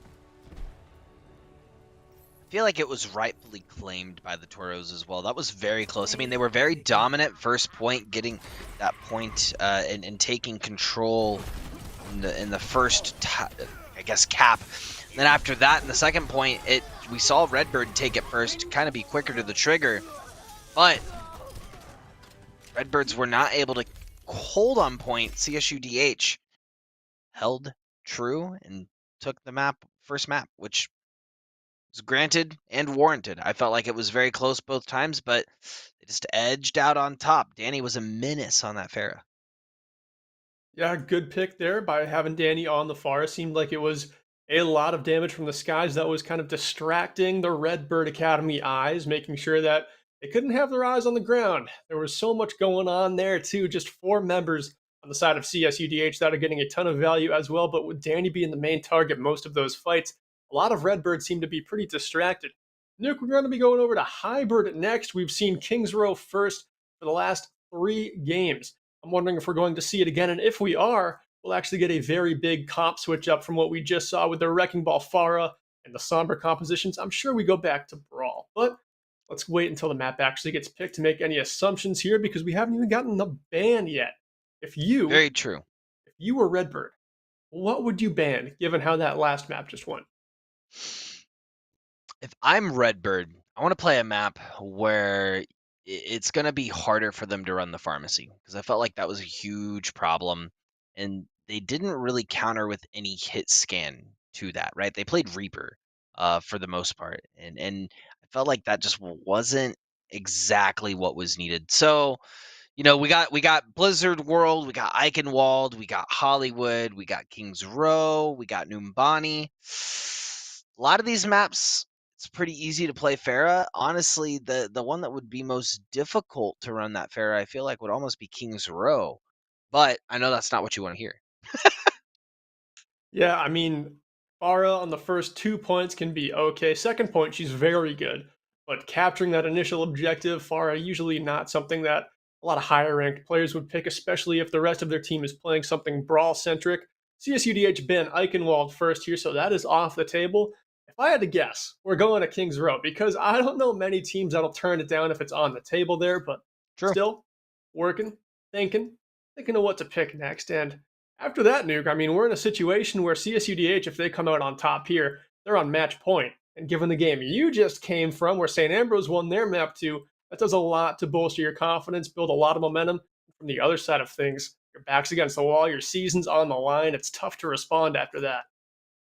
It is. And coming down from a loss, it's like you can be overly critical of what you think your weaknesses and your strengths are. And I think that being objective in your viewpoint, especially in between these maps, goes heavily into how your mental will be going into the maps, and what your predispositions are will determine how you synergize with your team. So I think it's something I definitely have to, notice your weaknesses and go in with a game plan on exactly what you want to play, but don't think on it too hard. The worst thing you can do is put too much pressure on yourself, and if it doesn't work out, blame yourself mid-map, because then at that point you've lost. And Nuke, we're not going to Kings Row. We're going to Blizzard World. For the first time tonight, I get a hybrid map that's a little bit different. We're going to be headed to Blizzard World. I think that will shake up things a little bit. We might get some Wrecking Ball composition still, but I think it's going to be the first time tonight where we get a look at the double shield capability of both of these teams, because First Point, that composition, the way it just has the poke potential, really has a nice time outshining the other choices, especially on defense. I have to agree with you. And what do you think they're going to run for the double shield? Do you think they're going to run the Sig Rhine, the Rhine Orisa, the Sig Orisa, the Winston Sig? Now, when I say double shield, I'm pretty much always talking about Sigma and Orisa, especially when I mention the sightlines on Blizzard World. Orisa not having damage fall off, just being able to keep that Gatling gun going. That is key to this composition success, especially on this map. First Point defense. Second point, though, and third point, things change a lot. Third point, I love Blizzard World because you can actually get back to Brawl being one of the strongest comps. Second point, that middle high ground is so key, and there's so much open space where you can switch over to a dive. So if things don't go your way after point one, there are many choices you can make along the length of this map to respond correctly. And the other thing about this map is that this first point can be pretty tricky to take if you're unequipped for it, especially if you are running the double shield comp, right? You post up on the back of the point, you just get ready for them to push in, you deal with it when they get there. But I agree with you. There is a lot of flexibility on this map on what you can run, how you can run it, and every point differs point to point. I wonder what are those in those vending machines. What I've never had a green drink. You've never had Mountain Dew? Okay, that's yellow. I don't know, man. Is it green? Is it green? I need to hear it, chat. Is Mountain Dew yellow or green? We're hitting the hard journalism tonight. Hard-hitting questions at 11:30 EST after I've been casting since 7. Exactly. Smiles all around. Double Look shield at this defense, merch. though. Text. Double shield defense. You're actually right. Yeah, Maelstrom and Wikitrix be setting up on the Orisa Sigma combo. Nova and Big staying true to the Rhine Diva combo that they ran last map. May switching over to May as well. Be pretty good on this point, depending if they're able to get in. Also, love Danny on the Hanzo again. I love watching Danny on Hanzo, so I'm very eager to see how that goes into this map, especially with Cheshire sitting on that Zenyatta. Yeah, a lot of long-range poke potential, especially having the Discord to amp up that focus fire damage. And Danny for this team, as well as numbers, just the DPS duo in general for CSUDH. They've been high performers, especially in the Champions Division as we get toward the more elite ranks of Overwatch. But here, going to be Cheshire Cat getting a double kill, trying to find one more as Nova's on their way out, but not able to actually secure that elimination. Instead, CSUDH backpedaling here, getting the position they want to continue this poke onslaught. Yeah, I mean, Redbird kind of ran in there really fast, lost a couple of players, and had to turn around, run back almost immediately. They've lost almost a minute doing it. So, looking at the ult charge on both sides, that's allowed a lot for the Toros to kind of get more on the board. May, I guess, did get a solid 38%, but numbers almost at that copy could be a recipe for disaster as Redbirds look to push in. And this is a Long flank, too. much better way to rotate against a poke composition on this map. Just natural cover all the way. Don't take any poke. Keep your tanking resources to their fullest potential. And you wind up with a high ground to use some ultimates from. Redbird Academy are playing this push phenomenally compared to their last one. And they are going to hold no punches here. Keeping Bagel on that high ground. Having all the angles in the world to shoot down. Lace in Peacekeeper shots off the CSUDH, but Danny with the Dragons comes up with 2. Maelstrom also with a double kill in the feed. And even though they gave up 2 ticks there and Redbirds could come in with a quick capture, CSUDH are alive on defense for now. What did the Toros do to get out of that situation? What'd they do? They backed up, Nuke. They backed up! That's exactly what they did, Berkeley. They saw them rotating around. They said, you can take that space. We don't need it. They backed up. They allowed them to push in. And as soon as they pushed in, they hit him with that Dragon Strike. Beautiful chef's kiss play. Shout out to whoever that was on the Toros roster that made such a calm and calculated call for them to move as an entire roster and not lose a single member on that push. Very good fight from both teams. Redbirds did accomplish a task there in getting 2 ticks. That's going to put a lot of pressure on the Toros to do something a little earlier this fight. They're not going to have that luxury of backing up to safety for quite as long as they did in our last engagement. But right now, the Redbirds playing it slow, actually bluffing a rotation to the left. Now they're going to be steamrolling right back up to this high ground. They don't have any ults to expend this time, but staying power is still there. Tanks have full resources, but it will be Wikitrix popping the Gravitic Flux, catching Nova in rotation before they get to the green room on the left side of numbers right now, trying to use that Ant Matrix out of the Echo copy, a high-value ultimate because Night Fury is still going to have one of these matrices, and Nuke, this is just so much damage that Redbird cannot escape easily. And they're trying to peek out. The Redbirds are trying to do something here, but they're kind of just stuck. I mean, they've gotten single Ant Matrix into this room. Night Fury still has their Ant Matrix online, so if they try to pull it again, wherever they're trying to attack out of, Night Fury can just pop an Ant Matrix right in the doorway, and Redbirds are stuck. And this is why Double Shield Poke is just so good on this map. The way Redbirds have to rotate to just stay safe on their way to the objective takes so much time. This is only their third, no, it's their 4th engagement, but it's definitely their last chance. And they're going to be getting here at the buzzer with just 6 seconds on the clock and potentially being almost full held by the Toros. It's going to be a play of dire straits. Wikitrix going down first. The Transcendence from Cheshire Cat. She's not able to save her tank player there. The Slam lays down 3 and the Fire Strike scorches Night Fury. It looks like at the buzzer, Redbirds are able to come out up on top. Are you kidding me? Are you kidding me? They take all that time, all those resources, all that planning to go around, and what secures the point? Hold W, run at him!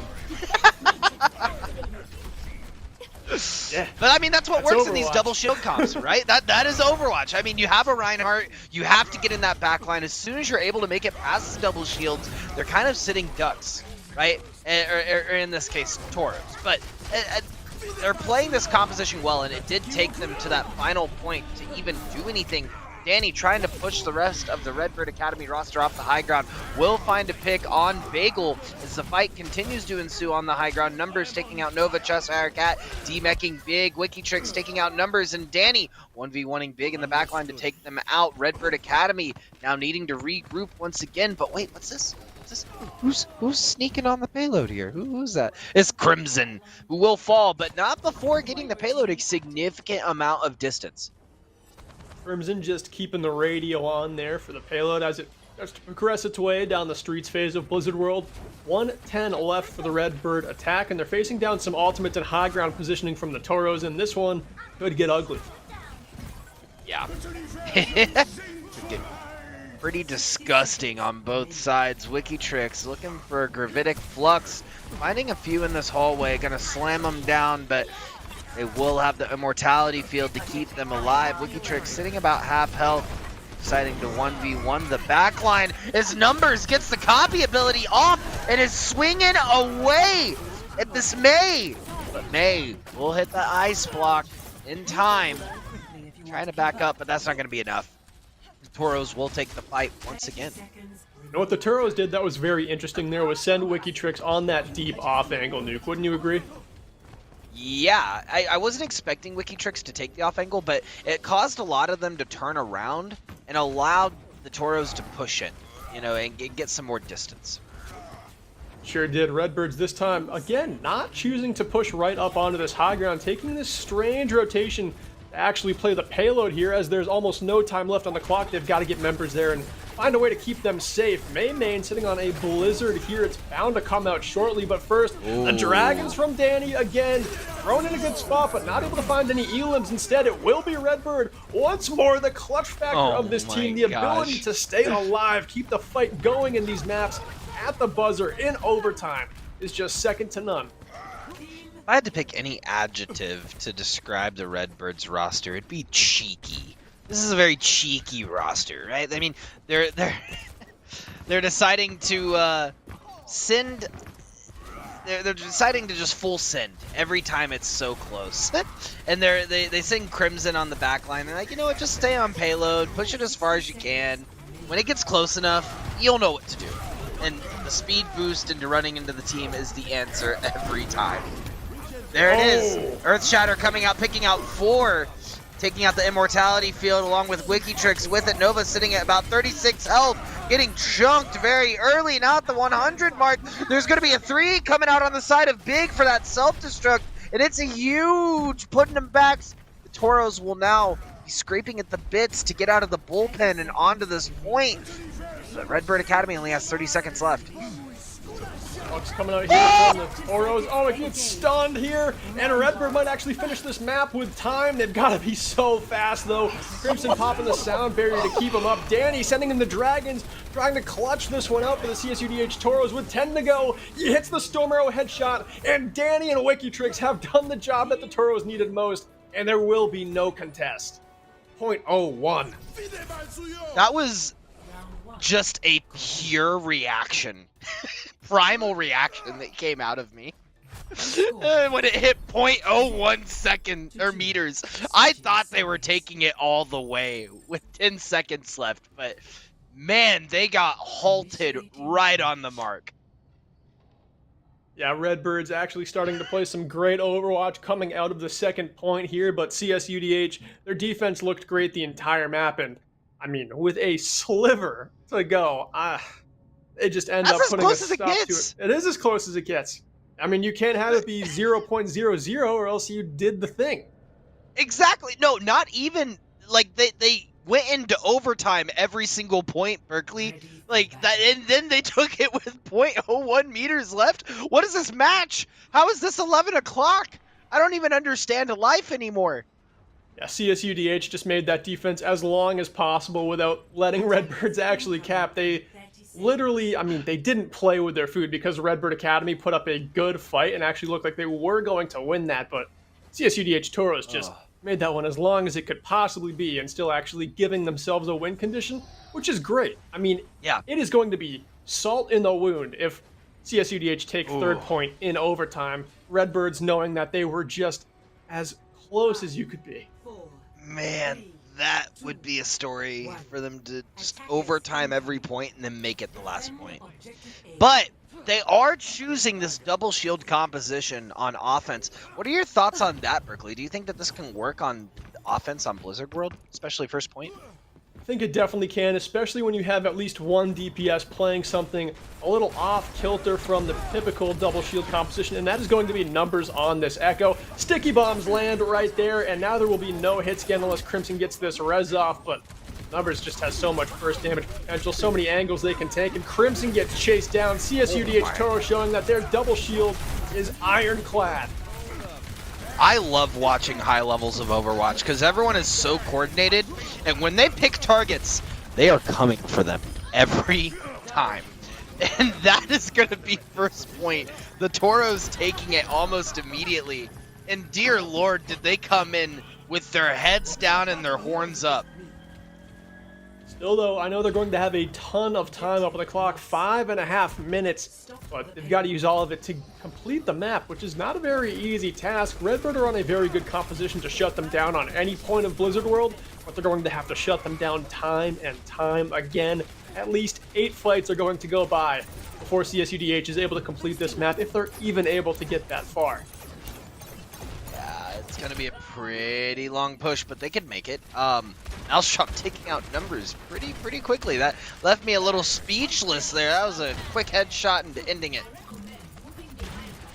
Main here on the Ash, having the pocket definitely helps out with taking down numbers, and this is something the Toros are doing that we did not see Redbird Academy do, which is actually pushing a little bit and applying some pressure to that high ground on that first staircase by spawn. They're not choosing to rotate under. Cheshire Cat with the volley. Laces Crimson, and now it's going to be an advantage for the Toros. And this is a seed. You can plant something here, be a little more aggressive, but Pasta putting a little bit of a stop to it, able to put up that Ant Matrix and take down Night Fury, but the payload is getting awfully close. Nuke, it's going to take some more investment from the defense. They're going to have to take a risk. And I think taking a risk is exactly what they're going to do. Cheshire Cat popping into the front line, taking out Bagel. Danny with the high noon to follow suit. On payload, going to pop all of that barrier that was there. The Bob will be thrown into the back line, taking out 2, but numbers will come in time to Riku. Try to take point once more. May, ooh, with the headshot on numbers, dispositioning Maelstrom. Maelstrom now fighting 2. Redbird Academy will hold for now. That just goes to show the power of the high ground. Yeah, Main doing textbook high ground hit scan play right there, never hopping down. Crimson wasn't always there on the pocket for Main in that fight, but Crimson did actually get back out of spawn in the nick of time to make sure that Main could lock it down. Never had to actually touch the point. Pasta was there bouncing around with Baptiste's exo boots, and that was enough for the Redbird Academy defense to actually stay alive on the second point, which is key because 2.5 minutes are gone off the Toros' time bank, and now it looks like the Toros are actually starting to mount a full-fledged attack on this high ground. Yeah, and it's just how they're playing this double shield comp. They're inching inch by inch, but look at who's on the flank once more. It's Wikitrix, who's back there trying to make a play. This time he is caught out by the Redbird Academy roster. They will take him down before he's able to pop the Gravitic Flux, which is almost a benefit, right? The Toros do have 3 minutes on the clock. They do have some time to take, to regroup, reposition, do what they need to. And they did use some ultimates on the side of the Redbird Academy roster. So the Toros may find their end here and trying to get to this final point. Looks like they're going to push it same as they did before on this high ground. It's got to be the move at this point. I mean, you failed 3 other pushes so far. Good engagement ultimate here, but a legendary rock from Big. Long range to deny the Gravitic Flux that found 5 members of the Redbird Academy squad, and now Redbird are unfazed on this high ground. They've got it locked down. That Flux was the only chance the Toros had that fight. Yeah, you could say that Big could smell what the rock was cooking and threw it yeet style at Wikitrix, taking out all potential they had for that fight. Toros will regroup though, and they do need to take some time to get these ultimates back online. I think this next fight, they just look to brawl out, look to take, if they can get a couple picks, they might be able to take it, but just look to build some ult charge here, something that you know a lot about.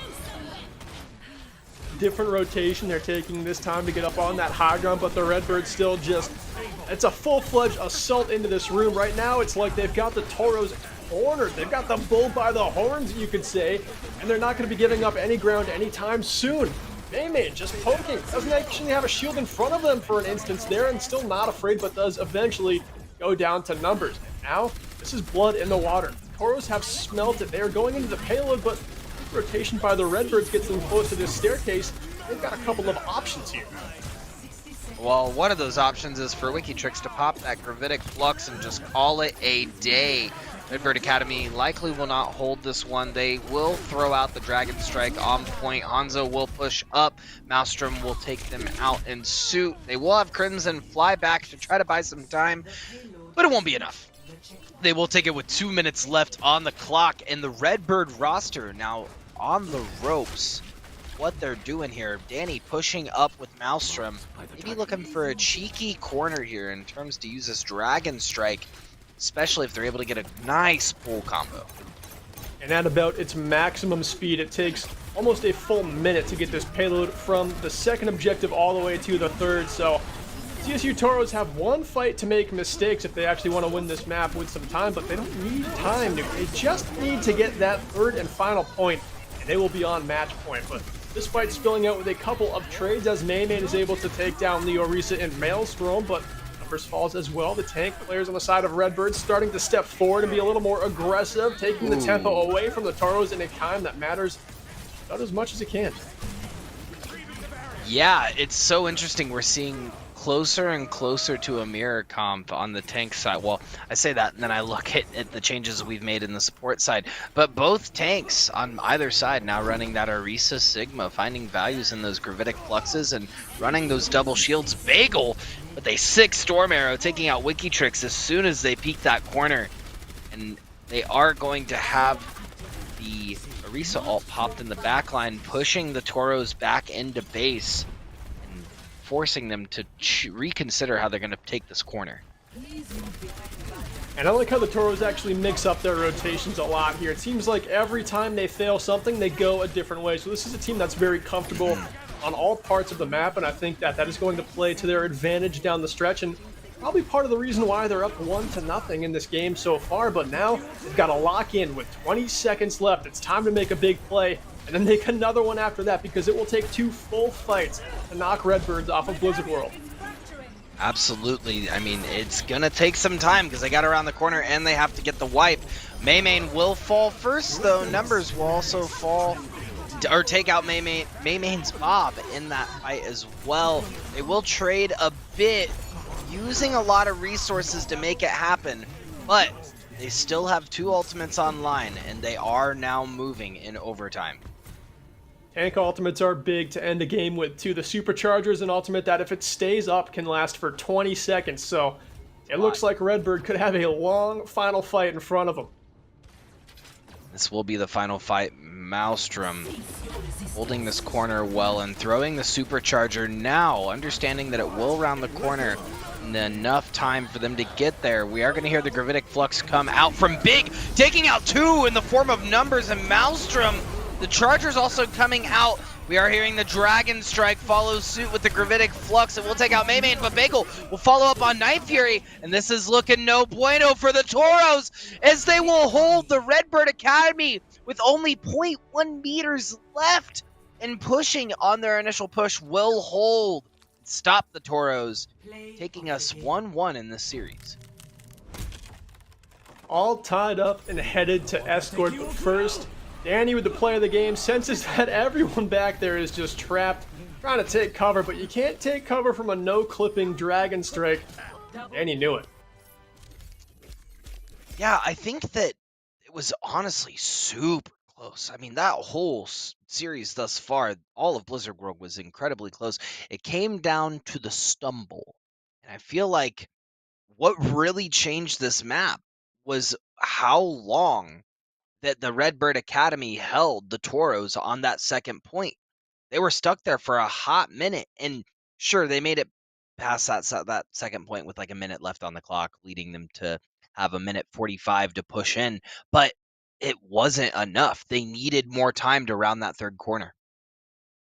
Yeah, just not enough time. If they had one more fight, maybe it goes their way, but honestly, Redbird, they were clutch that entire round. They got first point as overtime ticked down. They got second point as it ticked down. Of course, they did not finish the map, but in the final fight of Blizzard World, the one where they had to defend with the highest stakes of the map, they were able to do it again. So Redbird, they don't want their season to end. They know that they are the higher seed in this game, which, I mean, they're the 5 seed. I was talking numerically there. You would not understand what I'm talking about if you were just listening to this, but they're the 5.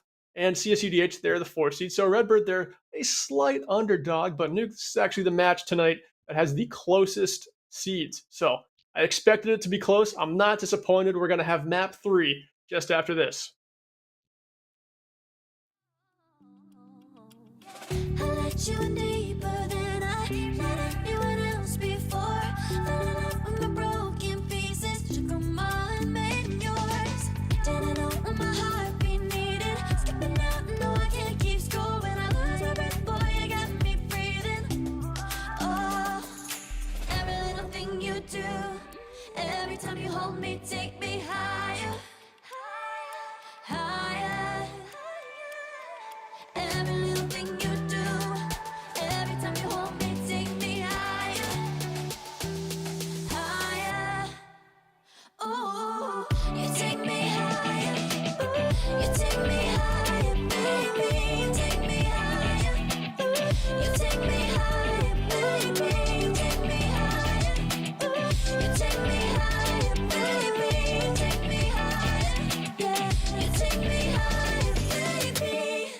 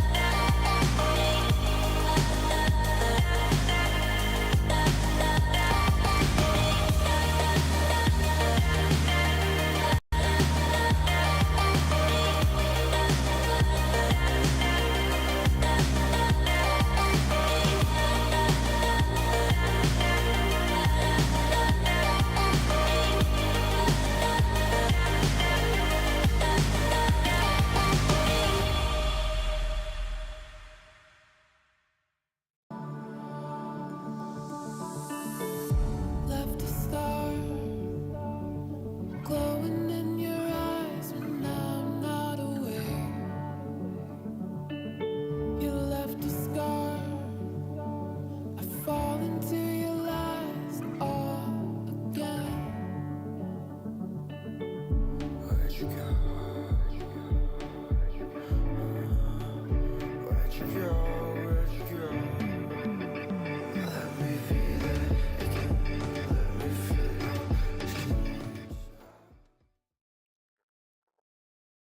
And our final match of the quarterfinals resumes. Chat, welcome back. I'm Berkeley Stevens, joined by Chase Newcomb. And next, we're going to be headed to Rialto after the Redbirds ban Junkertown, the Toros pick of all maps, Rialto. We've been there before. It seems like every single game tonight we're going there for payload. And I'm not surprised. It's a map with a lot of diversity, and when you just win a map playing great double shield, there's probably no better pick. Truthfully. And I don't know, man. This series has been so close, back and forth. I mean, the Toros taking the first control point, and then the Redbirds clapping back, snagging it in that second map. Going into map 3, I feel like it's anyone's game. It really is anyone's game, and this is the one that I expected to be anyone's game. I know that the underdogs upset in the first 2 games tonight, but this is the one I was looking at on the spreadsheet all day where it's a 5 versus a 4, and their last game was close. It wasn't just a 3-0 sweep, so this is one where I was thinking, hey, it's the last game of the night. We could be casting until tomorrow, and that is the case. It's 11:54 on the East Coast here, and we are going to be going into Friday, so I hope you're all strapped in. I hope you got your snack during that break, some water if you needed it, and you're ready to go on Rialto. Yeah, it's once again we find ourselves here at NECC at night. And I'm very excited to get into the late hours with you, Alt Charge, as we're going straight into the next map. Let's see what we have in store. And what I'm looking on this next map to Rialto is for Redbird to actually perform at a level where they don't have to clutch in dire straits situations. I'm looking for them to take objectives with some time on the clock. They had a great map that responded well for them. Blizzard World did end up going their way, but at the buzzer every time was how they had to do it. Here, they could really make a statement with a strong performance. You're not wrong. I actually, usually I have something to add. Obviously being a caster and bouncing ideas off of you, but I agree with you wholeheartedly, Berkeley. I think going into this next map, that's exactly what the Toros need. They need to take these points faster, and they need to make these fights a lot more decisive. But man, this Redbird roster is slippery. As I said in the very first round going into this entire series, they're a cheeky team to deal with. Yeah, I would use the word cheeky to describe them as well, especially how they're just able to come out on top in all of these just insane clutch situations where they're getting payload objectives at the buzzer. They're, stopping just 0.01 meters shy, and that's still the win condition that works for them. They win the final fight on Blizzard World. I mean, this is a team that they go down 1-0, they lose Lijiang Tower 2-0, but they come out and they respond great, and that's obviously what they're going to try and continue to do here. But on the side of Toros, who will be attacking first as sides have switched, they're going to be sticking with this double shield composition. Their DPS are playing comfort picks numbers on the Echo, Danny, on the Hanzo. And on the side of Redbirds, we're actually going back to that Reaper May Brawl comp that we've seen before. Ooh, and I like Bagel back on this Reaper. We actually didn't see Bagel on the Reaper at all last round, and that's an interesting case point when you're considering that the Toros are running that double shield composition. All it takes is waiting for them to drop the shield, specifically on the side of Maelstrom on the Orisa, and then dropping with a Death Blossom to take out 4 members. Those are also 2 very squishy support players on form of Baptiste and Zenyatta, so it should be pretty interesting as we look for the Toros to push the Redbird Academy roster to hold. And Bagel right into the back line, right onto the flank of Maelstrom, and that is what I like to see, the Reaper just going after off angles on tanks. That is what you have to do, strike from the side, get past those shields, and that's textbook play there from Bagel. And now it looks like the spawn hold is going to be as aggressive as they can possibly have it. Main, rocking the May, as is tradition, just getting these walls in and making it so that CSUDH Toros are going to have such a tough time getting out of these doorways. Yeah, Numbers trying to get on the flank here, get a couple of picks. Nova will find the pick again on Maelstrom. They're just not wanting Maelstrom to play the game. That is the second very, very quick kill that they've gotten on the Storm player. Looks like the Baptiste will drop the field early, but Numbers will take out Pasta quite immediately after dropping the field. And the Toros have yet to be able to push. Danny switching to the Pharah, saying, if you want to fight in front of the doors, be my guest. But you will not do so without a rocket in your face or two.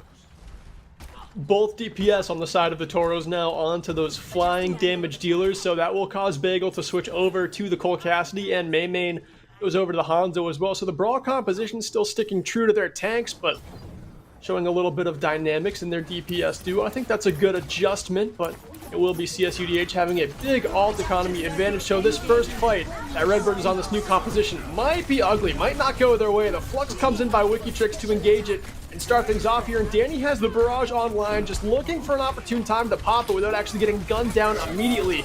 And now with Bagel dealt with, now is the time. The barrage finds 3, as does the bomb from Big, and this one is still in the hands of anyone. Yeah, Night Fury going to the battle mercy, taking out Pasta and doing the dude.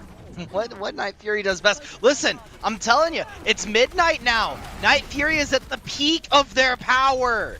As we're heading in, they might get this first point. No, that will be Redbird contesting. They will have all 4 of their 6 members there to hold.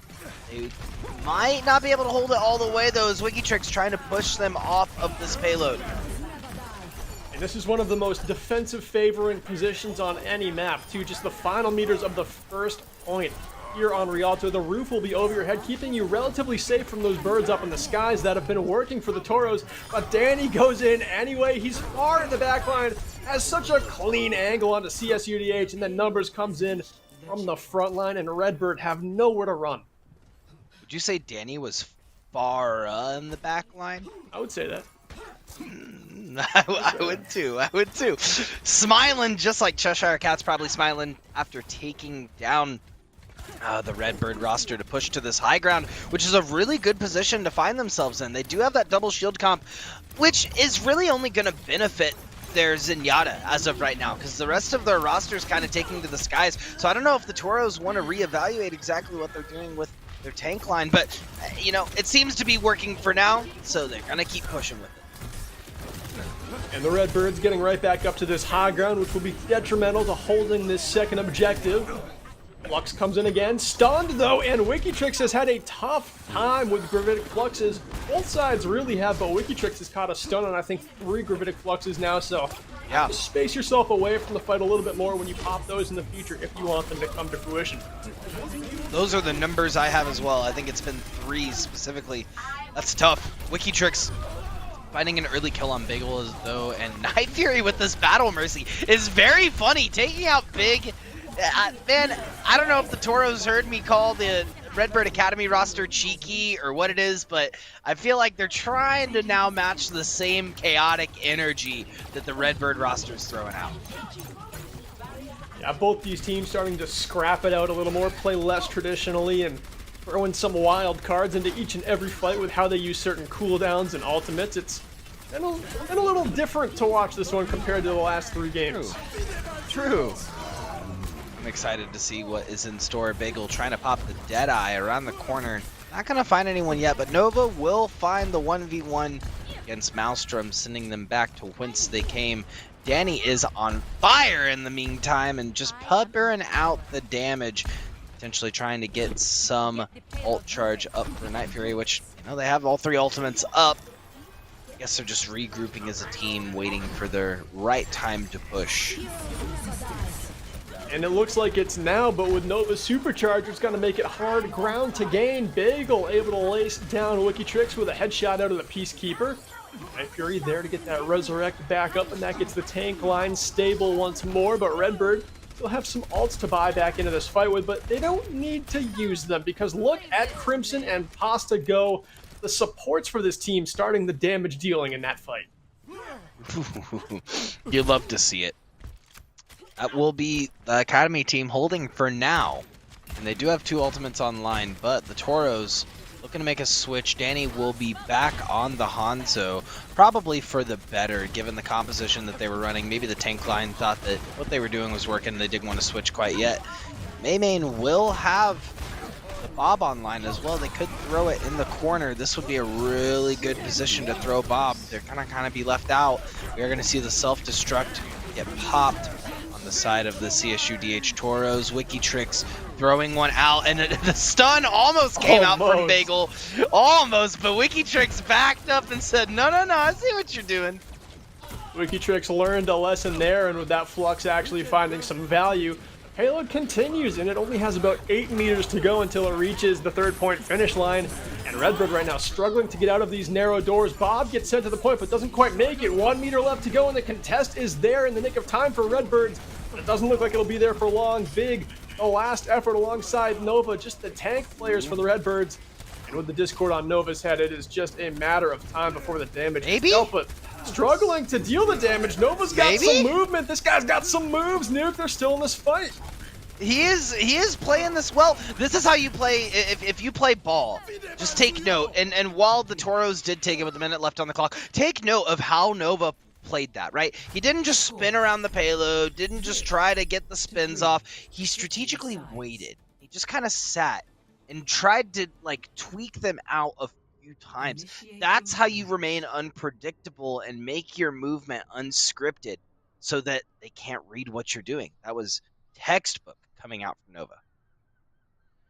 Yeah, chewed off probably 20 seconds of clock right there, just 1v6ing for stall, but eventually you're just not going to have the HP, and Nova had to go away from that fight, hoping someone else would contest, and good job on Redbirds by keeping them all back or eliminated to actually secure that point with over a minute.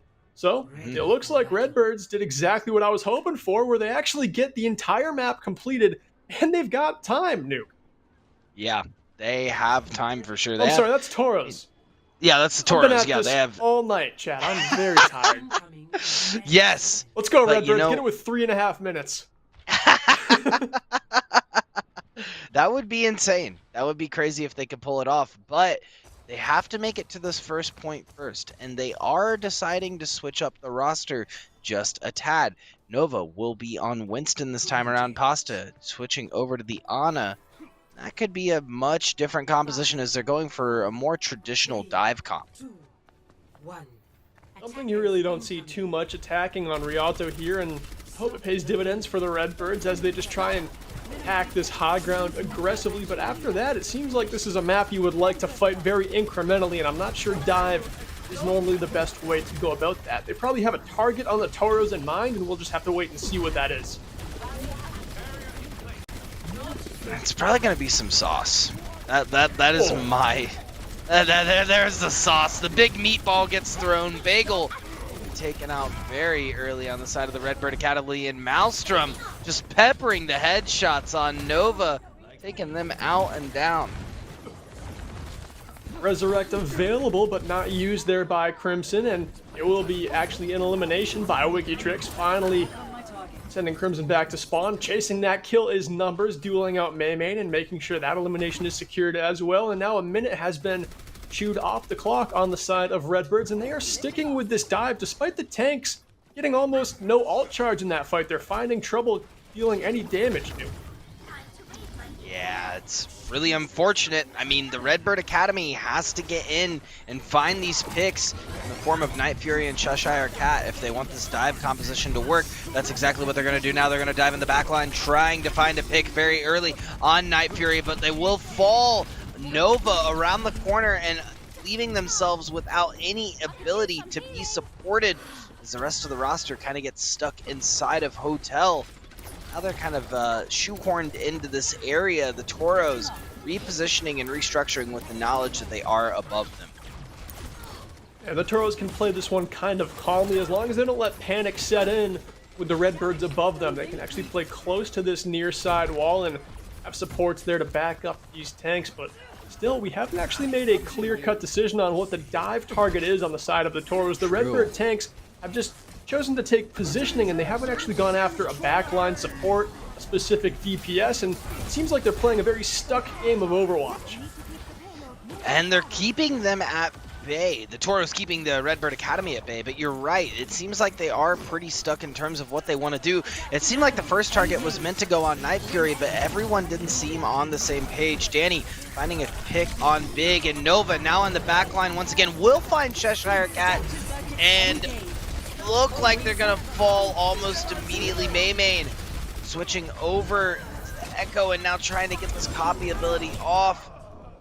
Oh, Bagel! That's going to be a massive pulse bomb coming out from Bagel. In fact, this may be what secures the point for them. Bagel takes matters into their own hands with that pulse bomb and able to get a 3-person stick onto the Toros and then another elimination after that. But still, like I said in the previous round, these are some of the most difficult final meters of an objective in all of Overwatch, and the Toros do get back out there to contest, and with double shield, in this part of the map, there really is nothing to dive. The Redbird have to make a play in front of this payload, and it's not going to be easy. Pasta can't get healing back there, and Big goes down.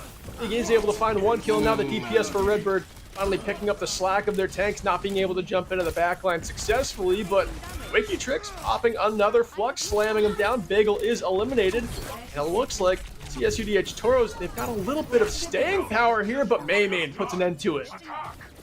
Yeah, that will be all she wrote. Maymain putting the nail in the coffin there. And I feel like on points like that, Berkeley, it's going to always favor the teams that are more proactive rather than reactive. You need to get on the other side of that hill and just push as hard as you can. Unfortunately, for the Toros, the Redbird Academy acknowledged this pretty early and were able to capitalize on that, continuing their push. Now 2 minutes and 30 seconds left on the clock. The Toros need to find their foothold to stop the Redbird's onslaught. It looks like Pasta getting completely eviscerated in the backline, not able to actually take good positioning in this hotel lobby. It looked like Maymain and Big and Nova just not able to get back and peel in time, and Maelstrom and looked like Numbers just kind of pounced on the vulnerable backline target. Now we do have the Redbirds advancing a little bit here, but they've dropped another tank. Crimson having to pop that Valkyrie soon, I would imagine, just to keep the sustain in check. Yeah, more than likely that's what they were looking to do, because they have all of their players up, well, until Bagel fell to Numbers, right? So now they're looking to regroup. Crimson may be able to get a really good res off. Nah, they still had 10 seconds on the res. Was not going to be able to get the Numbers back and alive, but that's all right. Numbers Bagel should be able to make it back in time for this next fight. Looks like the Valkyrie will get popped. Big going deep in the back line for those targets. Wikitrix will find Maymain in the front line, though. Now will be Numbers popping the ultimate. Danny finding 2 with the Deadeye.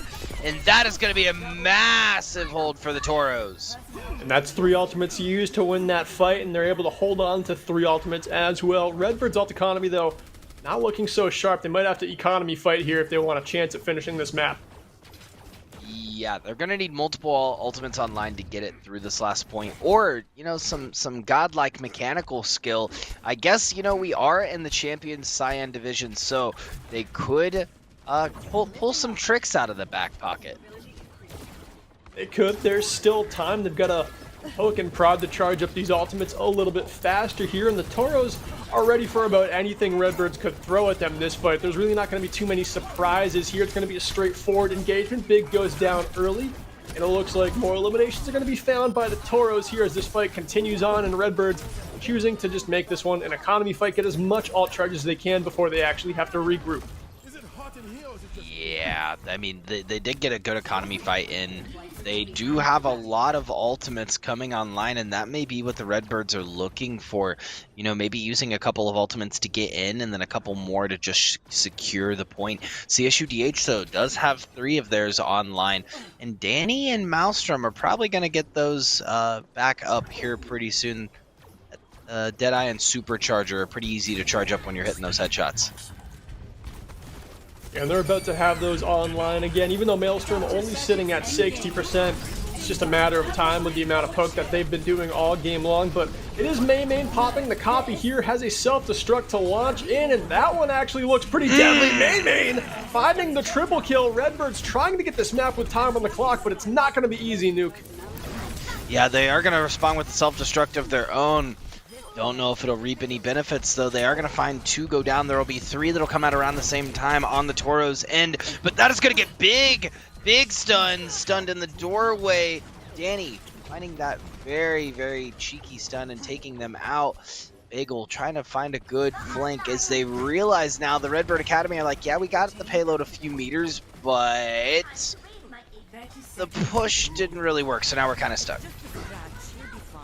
Yeah, stuck is the right word for it, and this is where dive composition, again, just, it doesn't seem like it can effectively push into the chokeways that the Toros are holding. There's really not a lot of room to get in there and make sure that your supports have a sightline on you, but that has not stopped Bagel and Maymain so far in this game. They've actually pulled up a lot of slack so far. It's not that the tanks are really doing bad, there's just not a lot of room for them to find damage. They've got to just make space and enable their DPS. That was a great Deadeye coming out on the side of Danny as well, just trying to keep the rest of the Redbird Academy at bay, and they had the touch with overtime on lock. Crimson will find the res on Nova. That could be everything for the rest of this map. They do have about 5 meters left. Bagel trying to get a clip off. Maymain will find Night Fury, and now getting the copy off onto the D.Va, looking for self-destruct. The stick will hold true. Will it find anyone? They are going to throw kind of a Kobe Bryant throw in the middle of the point as well, trying to secure this on both ends. Annie finding themselves very, very low, but holding true as long as they can. Ooh, not quite. It's gotta be the Toros. They are now on match point. We're going to be headed to, I believe, another hybrid map after this one. And Nuke, what was the difference maker there, as just final fight looked like it could have gone either way, but in the end, it was CSUDH. Target switching. When you're in a high pressure situation like that, it's about who you can take out first and who you're all focusing as a team. There's a lot of comms going back and forth, a lot of inflow and outflow of information, and how well you're able to manage that inflow and outflow of information will determine whether or not you're able to take the win. Sorry, what was that move again? The inflow and outflow of information. The inflow and outflow move. That is the one I was looking for. Well, Nuke, if you were actually on the side of the Redbirds, given what you just saw in that last map, I feel like I ask you this after everyone, but it is so important with the pick ban system. Where would you be going? What kind of strategies would you be running? How do the Toros look weak? The Toros are pretty strong. If I'm the Redbirds, I'm looking at what we did specifically on Blizzard World, and I'm asking the team right now, what worked then, and how do we translate that to what we're going into, right? Because obviously they don't want to catch the Toros again on the control map. The Toros looked very confident on that control, so the Redbirds really need to secure this next game if they want a chance. Well, obviously, it's also a match point, so yeah, that's what I'm asking the team. If I'm on the Redbirds roster, if I'm the captain, I'm self-reflecting the team, and I'm having them pull back to that memory. What worked well on Blizzard. Yeah, not so much trying to find the weakness of the Toros, but trying to find the strength that worked best for you. And I think that's a good way to go about it. It seemed like the Redbirds were taking some unorthodox rotations, like on Blizzard World's second point in particular. I called it weird how they were not trying to battle right on the high ground, and they kept on going under to try and get that second point. So maybe it's more of those weird rotations that they know that maybe the Toros might not have scrimmed against, where if you're facing something new, if you're facing something that you didn't actually get exposure to in the entire week leading up to this match, then that could actually be very costly for the Toros. So be a little different, be a little creative. I like that. How do you feel about Rose? We're going to King's Row, chat. We're going to King's Row next. Before Nuke can get off his pun that I'm too tired for, Nuke. It's 12:16. You know how I feel about Rose. I love him. I'm the king of Rose, and that's where we're going next. Beautiful, beautiful. Yes, it does seem as though CSUDH banned out Hollywood. We are now swapping sides again. And really, chat, we only do it to confuse you. That is the main reason why we swap sides. We actually sit on the back and we're like, how can we confuse chat tonight? Let's swap sides. No. But in all sincerity, it goes into the competitive integrity of the games. But this is, I think we're now King's Row for King's Row every single match tonight, if I'm not wrong. Yeah, pretty expected. I mean, this is a comfort pick for every team. And like we said, a lot of the keys to Overwatch and actually getting success is playing your game. And this is a map where people scrim it so much, even if you're facing some adversity in a game, you're pretty confident that you can come into King's Row and play your style. And as long as you can execute, it should be enough to win. But this is one where there's really no secrets. This is probably the most played map in competitive Overwatch, so it's usually a slugfest and everyone knows what's coming. It's 2022 and this man is still using a straight fax machine. Could not agree more, Berkeley. King's Row, often known as Scrims Row, is one of the most competitively viable matches in Overwatch and a fan favorite by the community. So, it's an interesting point to look at as well, because this is one of the most played maps in all of the NECC, if not the most played map. And going into Overwatch 2, I'm interested to see if that will remain to be true, or if there will be new maps that'll take that #1 spot. Yeah, I know. I mean, it seems like going into Overwatch 2, things are going to shake up a lot. It seems like the New York map seems a lot like Kings Row, just getting walked through that map and the limited exposure we've had to Overwatch 2. It's a lot like Kings Row, where it's just a narrow streets phase kind of map. It doesn't have very oppressive high grounds, and that's what a lot of people like about Kings Row is this second point high ground is not such a factor, especially with how narrow the map is. Given a map that we just played at Rialto, where if you are defending and the opposing team takes, let's say, first point, you have to cross a bridge into your high ground defense, and that is the only way to go. Players don't like that style of map. They like this, where there is just natural cover, a narrow way to go, but there's not some oppressive defensive advantage that the other team just kind of gets guaranteed. Yeah, I think that's why it makes it so even. Bagel trying to get some sight lines up top, seeing if they can see what the comp's going to be, and switching to that Cole Cassidy, wrapping around the statue of Mandata, RIP to the real one. The Toros now holding still. Redbird Academy will push in, though, trying to get an early pick. We're going to have pretty much a mirror comp on both sides as these Mays brawl out. Yeah, and they're brawling out like crazy. The May walls, probably the most crucial aspect to these Reinhardt compositions. It is going to be May main, obviously, the hometown hero on May. I mean, there's a lot to live up to. Anytime it's a May versus May mirror composition like we have on our hands for someone with that kind of in-game name. But Maelstrom says, listen, Mays don't matter. I'm laying down a big shatter and getting out of this one with 3 HP. Wow, that was a clutch play from Maelstrom, bringing the hurricane pain down on the Redbird Academy roster and putting them back into the spawn room. And like you said, with 3 health left, I was sitting here, I was clenching a little bit. I was like, man, that is rough. What is going to happen? But the Toros will hold for now. That is the Academy roster coming back and strong. Pulling the Deadeye and unfortunately not finding anyone as the rest of the group rotates back into the hotel. Now we're seeing Wikitrix and company trying to get back out in numbers with the Blizzard online. Will it need to be used? Probably not. Danny now taking out 2 in this fight. Maelstrom finding 2 and Danny finding another 2 with the Deadeye. That is 4 members going down to Danny alone. And this hit scan on the side of the Toros is finding all of the targets tonight. Coming up big, and it needs to time after time in this game, or I mean, Nuke, this could be over, because this is going to be match point for the Toros. And right now, if they're able to get that 2-tick hold and kind of stop the Redbirds where they stand right now, they got a lot of ultimates out right there. They just have to keep a good thing going. They're gonna have to catch this strange rotation the Redbirds are pulling out, and they throw the Blizzard to zone CSUDH away.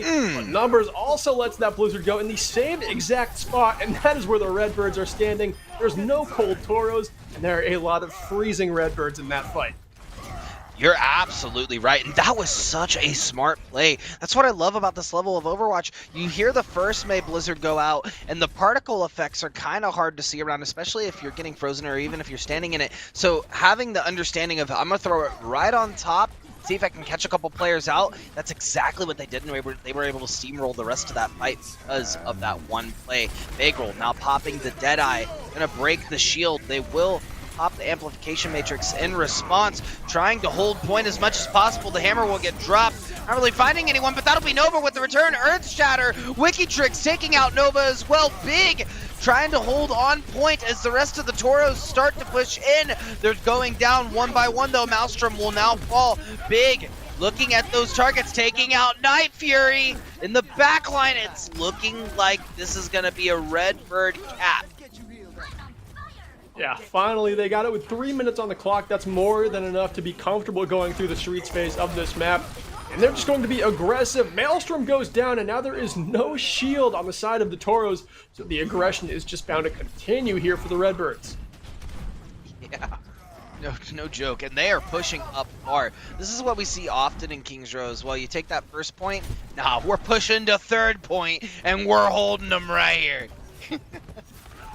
This is the kind of aggression you have to have when you're down in a game, a match point playoff game where you don't currently have the advantage Just take as much away from the Toros as you can. Use your ultimate, space them out, and get the most out of them. Redbirds have to play perfect from here on out if they want to advance to the semifinal. Ooh, and with this absolute Chad energy, they're showing that they can do it.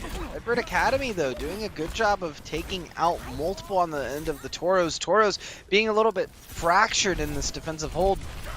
They're going to need to back up and regroup. All three of their members trying to make it back in time. Big actually is going to go back and try to push this payload a little bit faster with Crimson rocking to the beat. And it looks like Self-Destruct flies in just around the corner, but it finds no eliminations. Maelstrom now coming out with the Shatter. Instead lands this opening pin onto Nova. And now there should be nothing in the way to lay down this slam, but Maelstrom would be smart here to hold on to it. That's exactly what Maelstrom's doing, and I think that's what the rest of the Redbird Academy roster realized when he pushed in. Because, you know, at this level, the ult tracking is probably on point, right? So when you realize Nova is down, and you have Maelstrom just walking at you, you have one of two options. You can try to fight, and probably die to the Earth Shatter, or you can back up and fear, and that is exactly what Maelstrom pushed out of them, was that just raw backup out of fear. And Maelstrom will have that Shatter online for this fight, pinning in there, landing that pin on the Big, and Shattering, unfortunately for them, no one, but it will be the Blizzard that freezes up both tanks. Sorry, not the Blizzard, just the May primary fire. Number is able to do a lot with that, just holding down the left click and locking up those tanks, but still, Redbird's not out of this one yet. Nova has the slam to lay down. That one finds no stuns, but they still have an advantage in this fight. Committing the sound barrier is Crimson on the side of Redbirds, and Cheshire Cat also committing that sound barrier, trying to keep the Toros alive. And in this one, but Maelstrom, no amount of support can save you from that. Not even a sound barrier and an immortality field. It's caught out in the front line. And at the buzzer again, it looks like with just about 20 seconds left, Redbird have enough of an advantage in this fight to maybe take second point. Yeah, I really feel like this fight started to steamroll out of place as soon as Numbers died to Maymain, but now that Numbers is back, this could start to switch back in their favor. Numbers taking out Nova pretty early, allowing Maelstrom time to get in. Oh, but that's going to be Bagel getting a sick Deadeye on Numbers. Following suit, Bagel going to get the pick on Maelstrom, and that will be the push. Overtime will be on the clock. That means that Redbird Academy will have just 1 minute and 30 seconds left to push it to the end. Like you said earlier, Berkeley, it's going to take them a solid minute just to push it that far. Yeah, so it looks like even if the Toros are able to complete this map, they're not going to need time on the clock because Redbirds have no shot at getting this with over a minute. So win conditions are just kind of narrowing now, less and less being possible for the Redbird Academy squad. But if Nova lays down a big one here, it could keep the payload going. That one might be enough, but they're only able to get the elimination on the Maelstrom. It's going to take more than that, and it looks like the Toros trying to buy back into this fight with a Diva Bomb. That one again, though, coming up empty, and Danny falls to Bagel, and it looks like still advantage Redbird. Yeah, the Redbirds will continue to push and push that advantage by Bagel taking out Danny. Danny's going to have to regroup. High Noon coming out, but that's going to be a huge Earth Shatter from Maelstrom, causing an actual havoc and storm in the Academy roster. They have 25 seconds to make it back and try to push it to the end, but you're looking at that ult economy, and I'm telling you right now, it's tanking. It's winter time, and Maymain's Blizzard is all they have to bank on in this final push. And it might get caught here. Numbers is going to throw up a wall and put that Blizzard down of their own. Redbird has to find an elimination fast. WikiTrix goes into the backline here trying to eat that May ultimate. Not able to. No, they are able to. A little delayed there in the feed, but it looks like WikiTrix able to gobble up the only chance the Redbird Academy team had. And CSUDH Toros with a beautiful win condition here to set themselves up on match point on Kings Row. They have such a clear-cut goal that they need to achieve to advance to the semifinals. And look at that in the feed. Numbers making the big play with the Blizzard, and at the end with the Icicles. Now, don't get me wrong.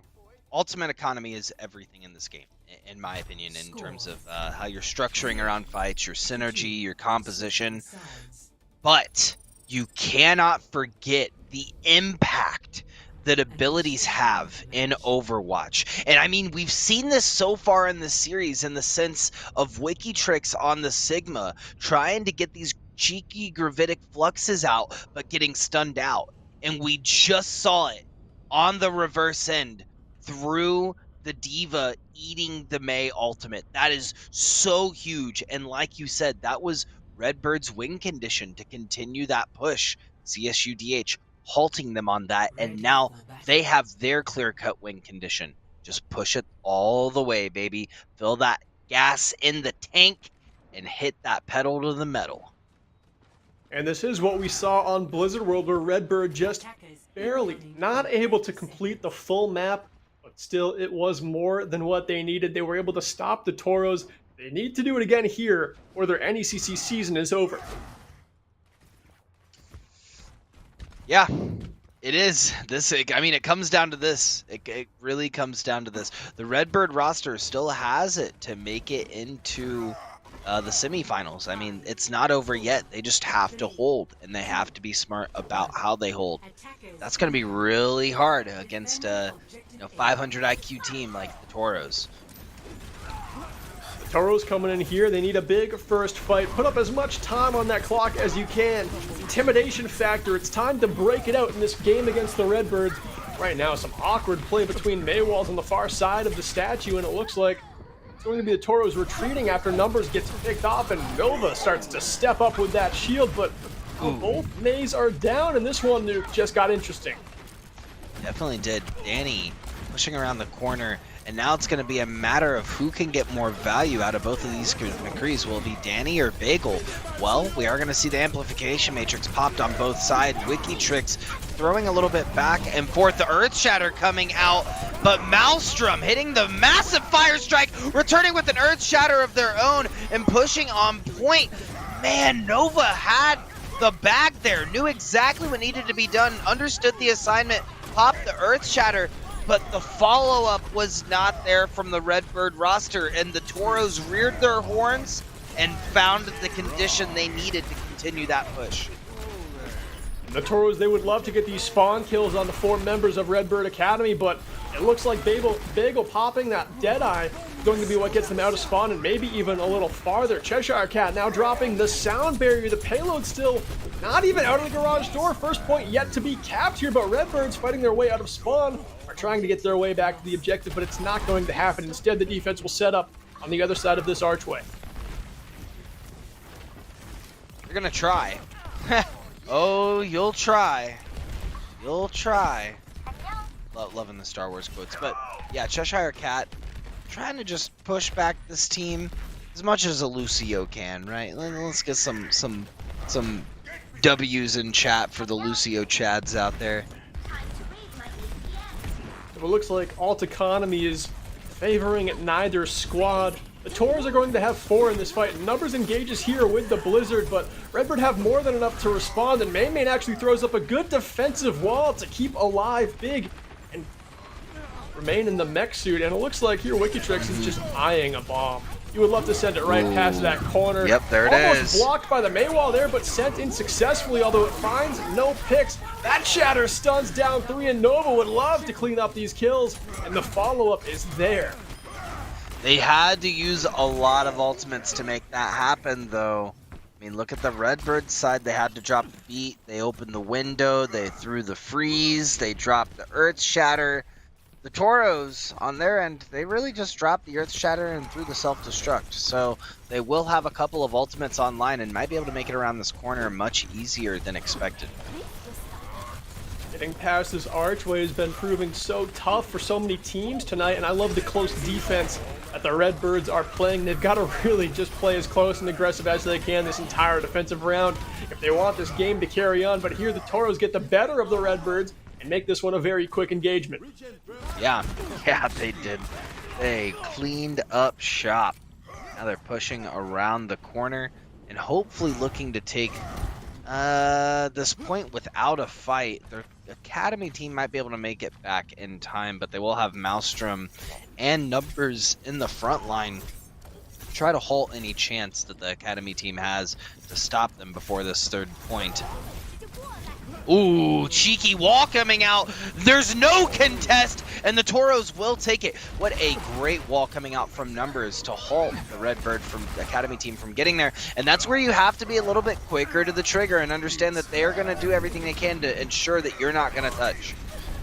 The Redbirds now stuck with a 4-minute final stand and a dream to keep their NECC season alive here, but the Toros have just been banking ultimates through this Streets phase, and they will have 6 online as the payload rounds its final corner. If they just wait, if they just let Redbirds kind of get the value they want out of their ultimates, lose one fight, the ult will be so in favor of the Toros, it is going to hurt next engagement. Yeah, it is. It's gonna sting quite a bit if they're not careful. Bagel pushing them back, trying to knock them all back. And like you said, 6 ultimates online is a disaster waiting to happen. Because they need that. What they're doing is exactly what Redbirds needed on the last round. They needed all of their ultimates to get it around and through this final corner. Earth shattering straight into the shield. You hate to see it. Danny gonna DMAC big. Bagel taking out Danny in response, but that's gonna be Cheshire Cat getting a boop onto Main into the side room, into the bottom of the room. Wikitrix getting the melee off on the baby diva big. Wikitrix also finding the kill on Pasta, or Maelstrom finding the kill on Pasta. Now they're rounding this corner, and they've only used 2 ultimates to get here. So it looks like they're going to throw literally everything they have at this point to make it to the semifinals. See how it plays out. What a time to have 4 ultimates still on the board, but Big actually opens this one up with a kill onto the main tank. Maelstrom and Nova has a shatter online, and with no shield in front, that would just be free and easy pickings, but a good disengagement there from the Toros to keep this one alive. They've still got some hope. They've got more than 2 minutes. They've got plenty of ultimates to burn, and they're not stressed out yet on if they're able to complete this map or not. That was a pretty big misplay, in my opinion, from the Toros. I mean, they had 4 ultimates online. In no way, shape, or form should Reinhardt there, especially from them coming out of base. Earthshatter will come out. Danny will stop that. Nova getting taken out immediately. Bagel following up on Maelstrom as well. And we are going to see the self-destruct popped in the back line. Main throwing out the Blizzard to try to section off this Toros roster, but they continue their onslaught, keeping their heads down. However, they do not have a Reinhardt. That means Wikitrix will fall out of mech. Decide to end it, jump off the map, and unfortunately the Toros are regrouping too rapidly. I think they're overestimating how much time in fact they actually have. Big throwing now a bomb into the background. Danny getting a Deadeye pick on Crimson, but that Lucio's going to be up pretty fast. That really allowed them an opening to continue to push to the end of the map. And look at where that payload is now, Berkeley.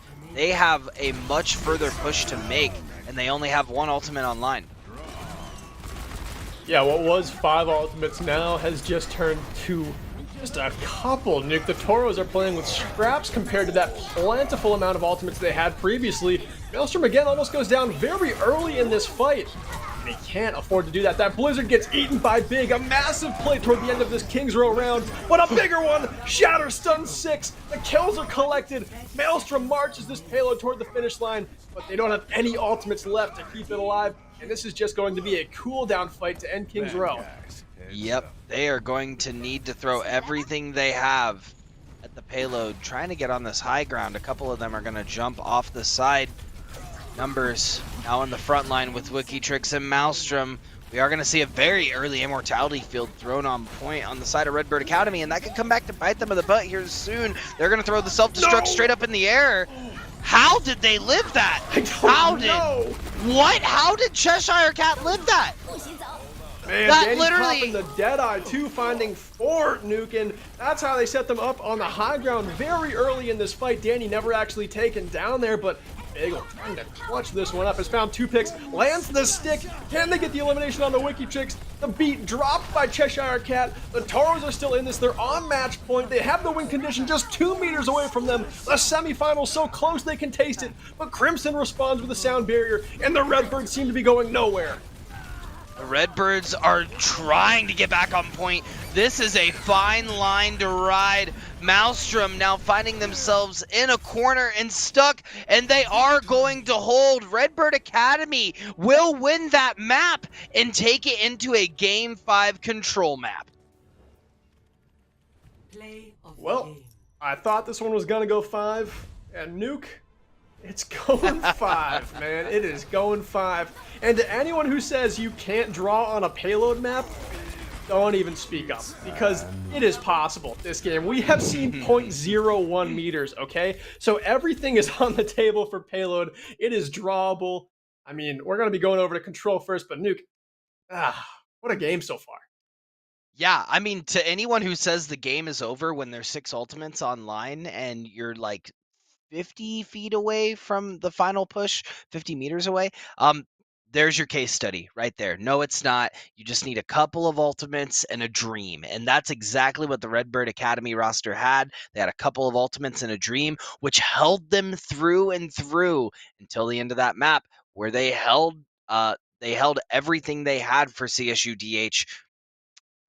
That was all she wrote. Yeah, and we'll be going back to map 5, which no matter what will be all she wrote tonight, and we'll be there in just a few minutes.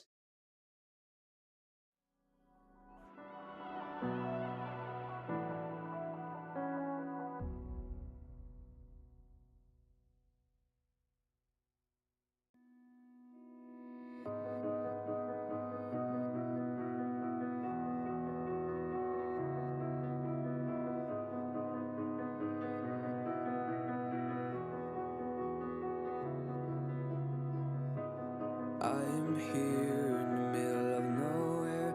There is no there, it is cold there, but I am safe and I am warm. Although it's hard, I know I gotta keep up. No time to lay to drift away. I find my space, I spend my time down the rabbit hole again, and as I fall I can feel the pain.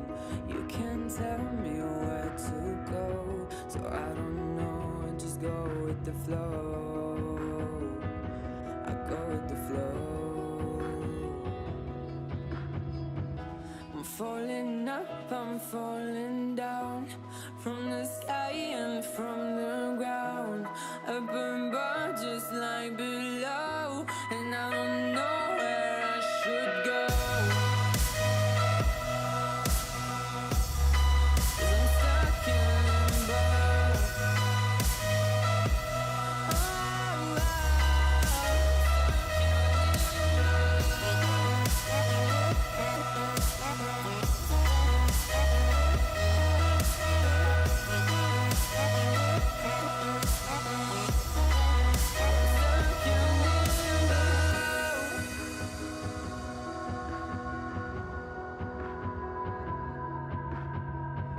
I'm out of love, but I guess I deserved it. Trying to hide, to pass you by. I'm getting down, feeling fine.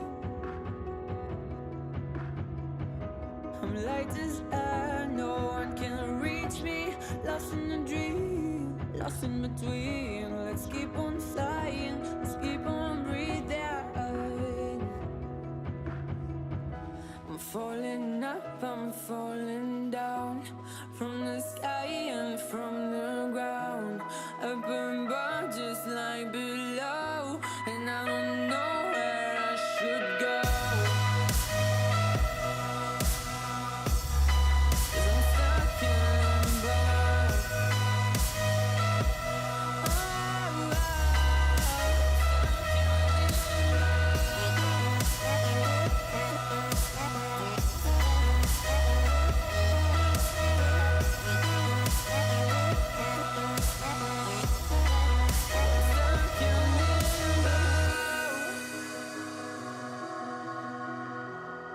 Cause I'm stuck in limbo.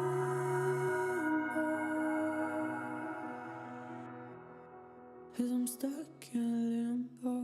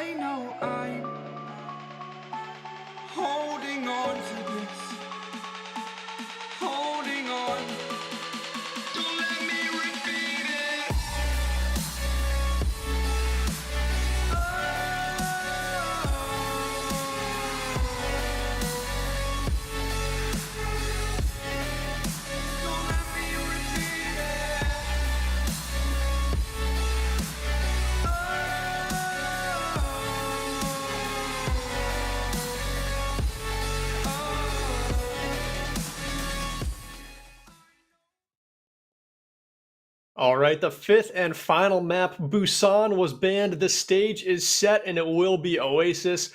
Nuke, this is one of the craziest games I think I've ever seen.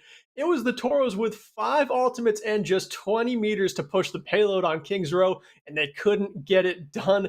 Bagel comes out of spawn on Tracer, picks off 2, stalls the point for like 20 seconds. They get back, they drop a sound barrier. Crimson is there with that ultimate, and they just end up swaying the game. Not even like mentioning that they have to hold that point for like 5 minutes. That was just an insane King's Row round. You're not wrong. I don't think any of us was expecting what transpired in that last map. And the Redbird Academy showing they have the gas in the tank to take this all the way. Man, I tell you, Berkeley, we've been in this entire season playing best of 3s and best of 5s. When you hit playoffs, it's a different beast.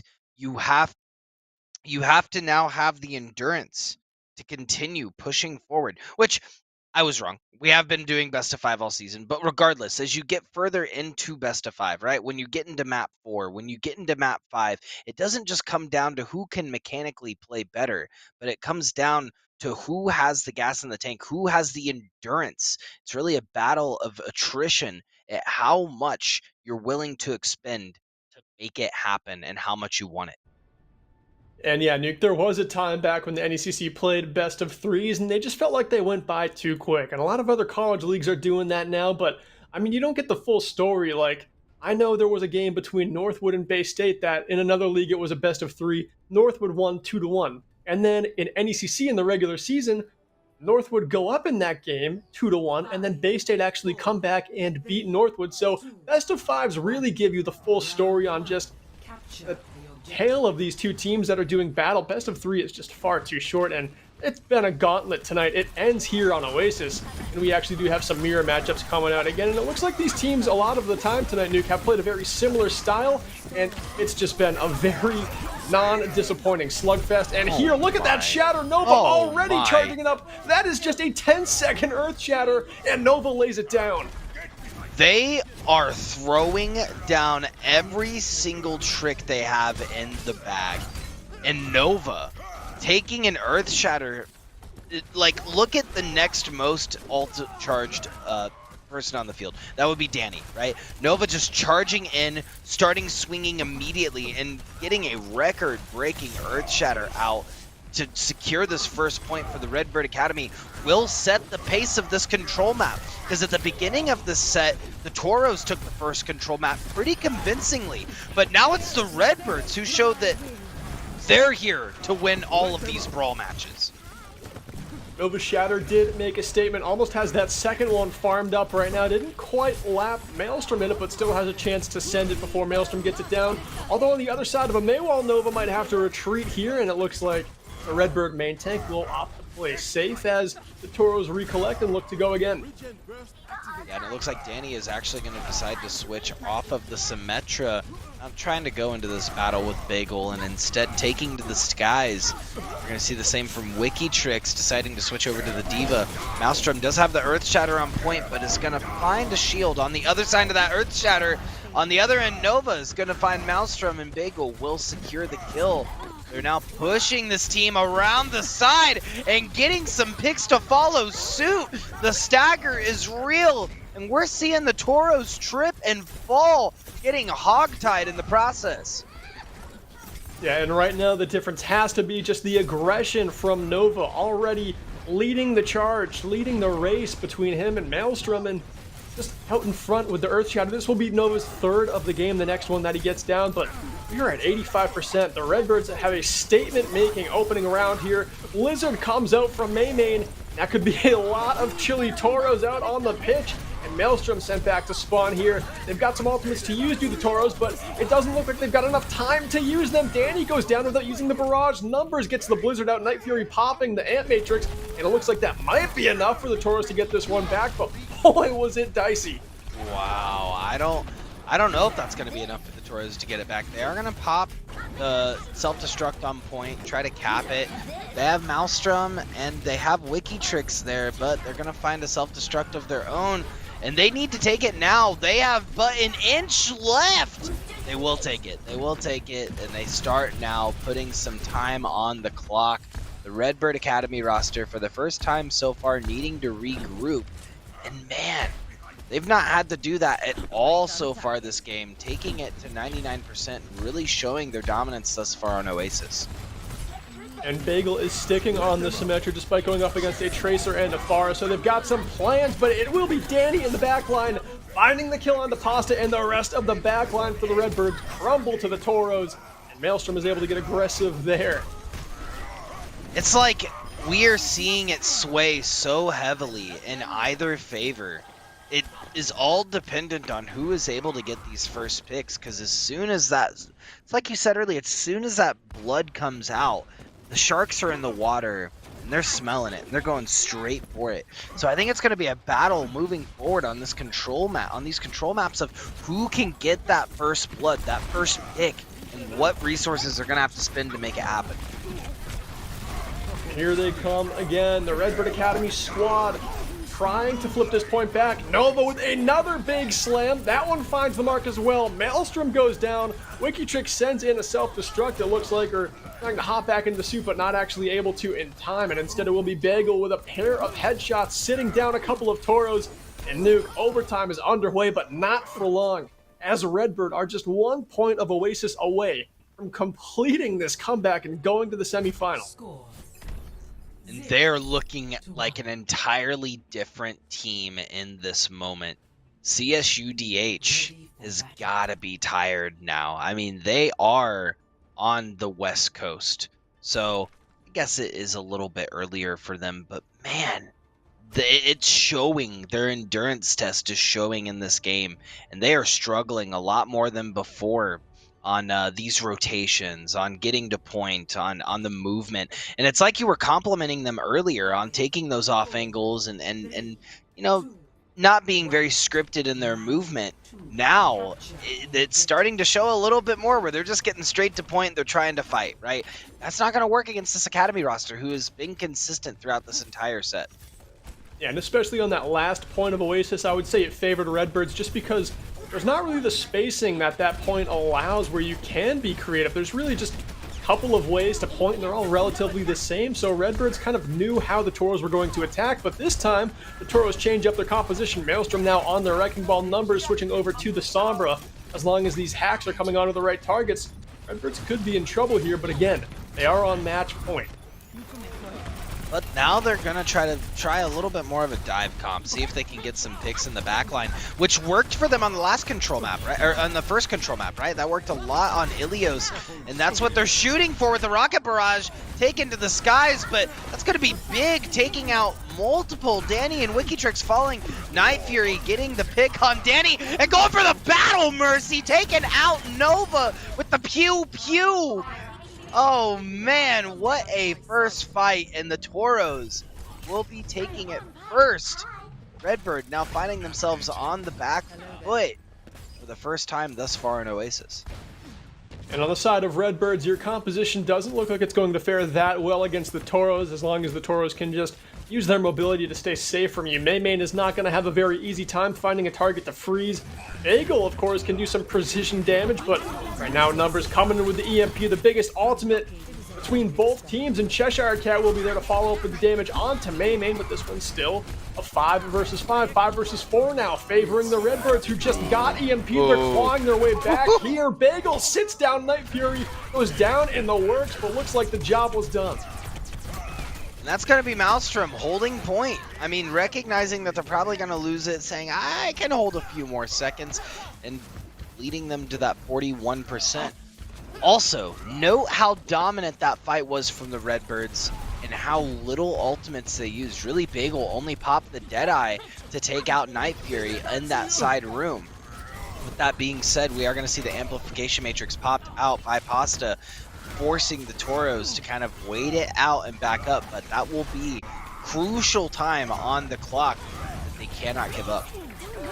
What I would like to see Nova do here is not let this Shatter go unless the point is definitely going to be taken. That bomb finds a pair. Wikitrix comes up big for the Toros. Now they're able to aggress on the back of that play from their Diva. Still though, Nova able to sit one down. Danny comes over the top with a barrage that finds 3, and that will flip the point back. And now, Alt Economy looking pretty even, and I gotta say this round favors the Toros because this dive composition is something we haven't seen in so many maps in this set, and it really seems to be causing Redbird some trouble. You know, whenever you switch comps so aggressively like that, those gears have to switch and shift. And I feel like the Redbirds are having a hard time dealing with the Sombra and Wrecking Ball in their backline. I mean, we're seeing Maymain switch onto the Sombra now, maybe trying to copy a little bit of the strategy in terms of what they're doing, getting some hacks off in the backline. That EMP is huge. They recognize that Numbers looking for the flank with the EMP online.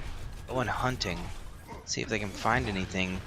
Oh, going around on this flank, realizing it. And the EMP coming from above.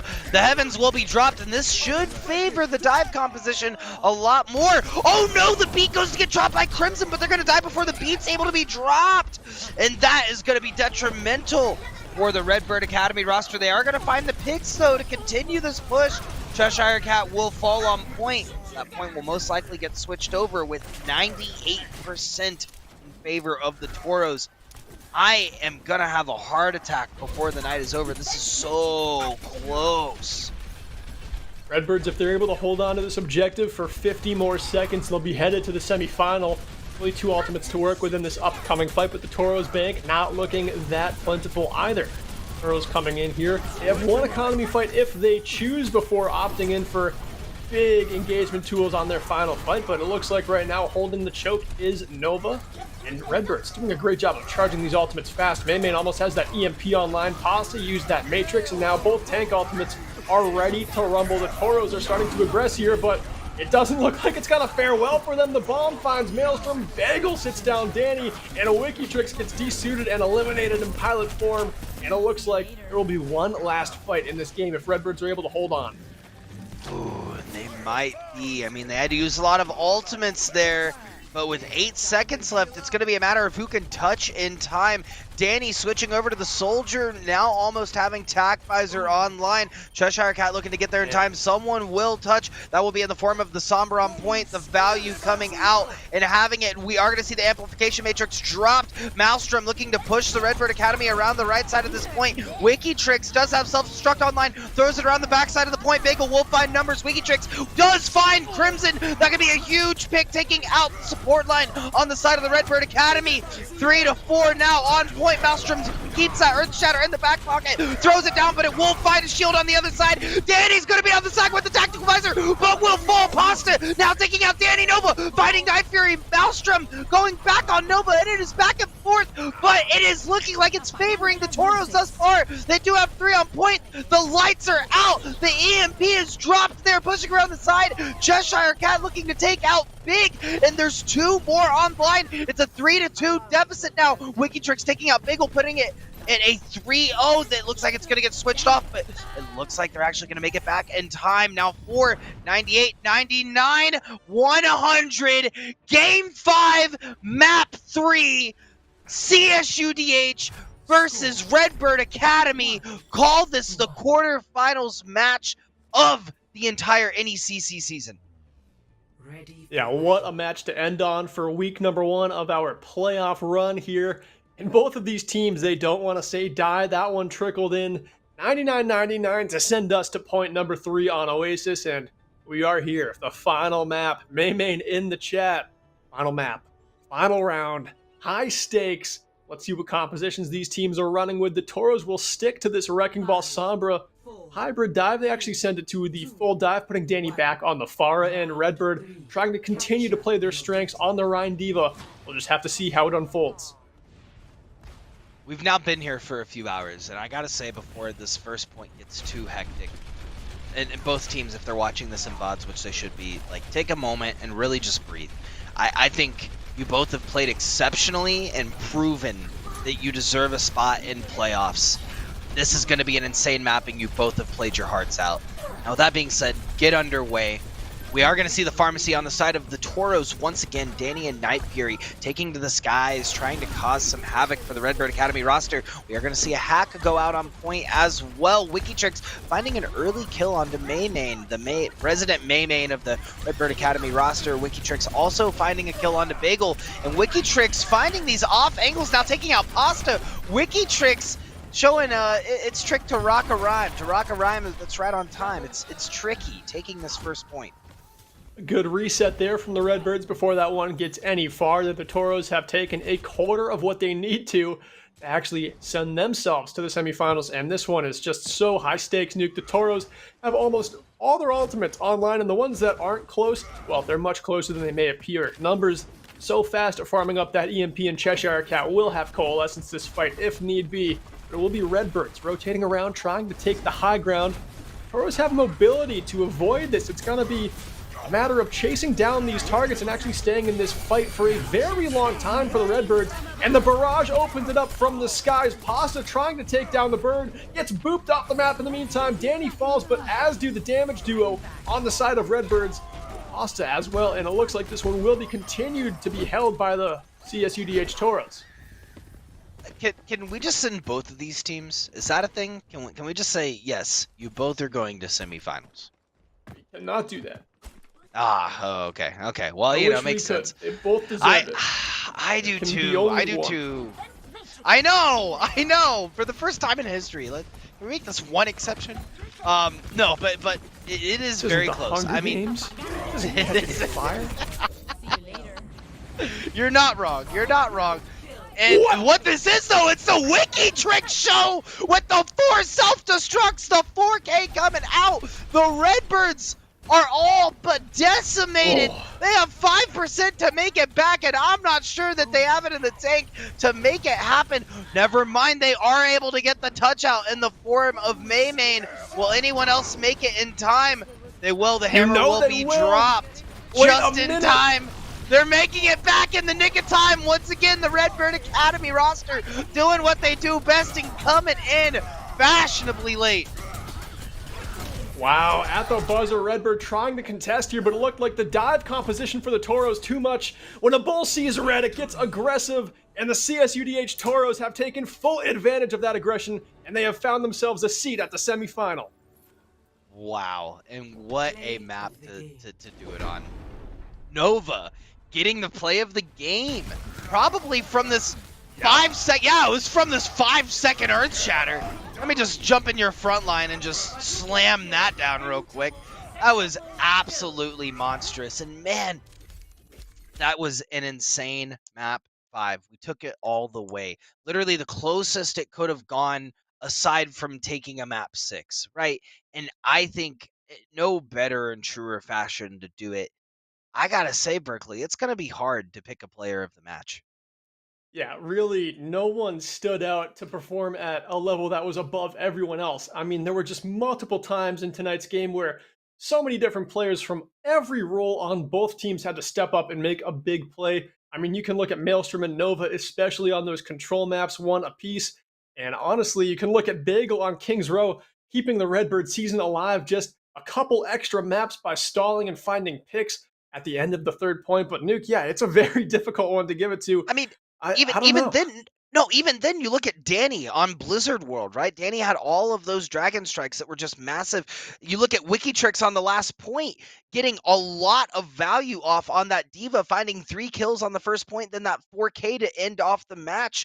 You're looking at Big throughout the set. You're looking at Bagels, High Noons, and Deadeyes throughout the set. Like, it was just action-packed Overwatch. This very truly could have been the finals in a lot of ways.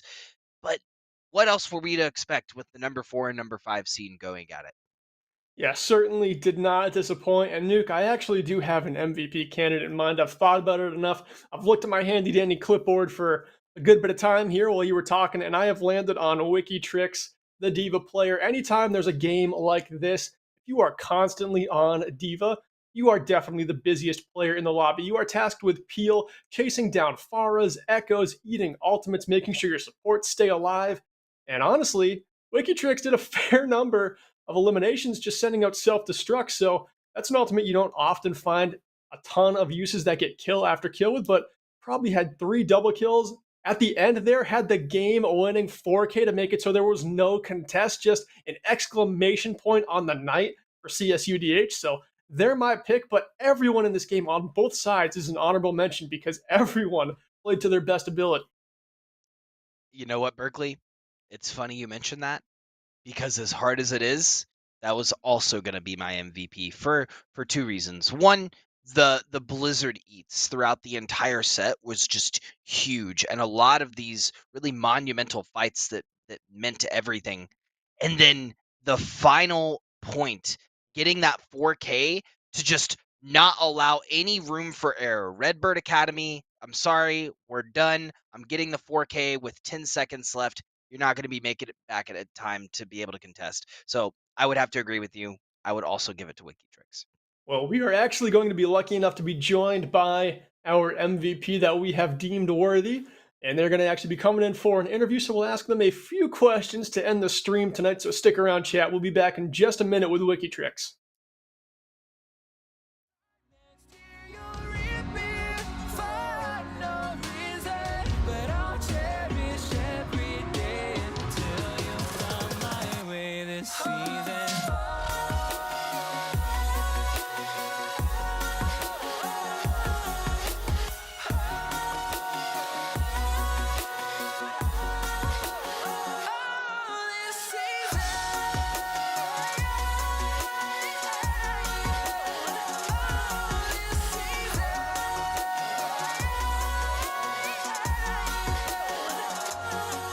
Each time of year carries memories,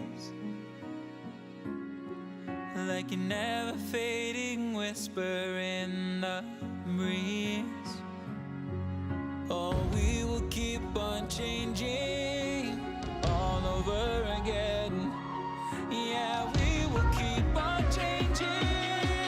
Just like another season, don't want another day without you by my side. Oh, this season.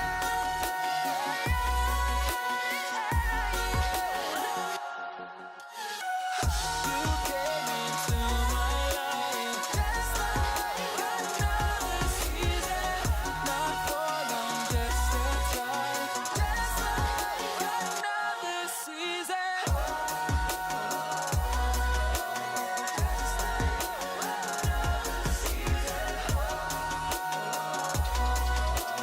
Just like another season.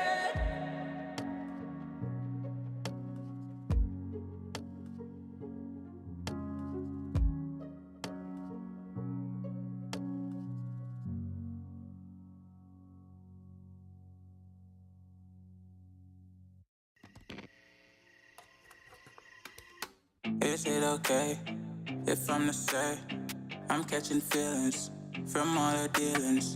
Am I astray? What do you say? How are you feeling? Is it the same? I hope you're not planning to waste my time. To my surprise, that was her reply. Now we vibe. It's been a while and such a ride, the stars align. I love the fact I didn't let her go. She loves the fact that I just let her know. Now we're together, it's a different mode. We getting crazy in a different role. I love the fact I didn't let her go. She loves the fact that I just let her know. Now we're together, it's a different mode. We getting crazy in a different role. We getting crazy in a different role. All right, welcome back. Joined by WikiTricks. What's going on, my man? Still riding that high? Hell yeah, dude. It's crazy. Hands are tingling and everything.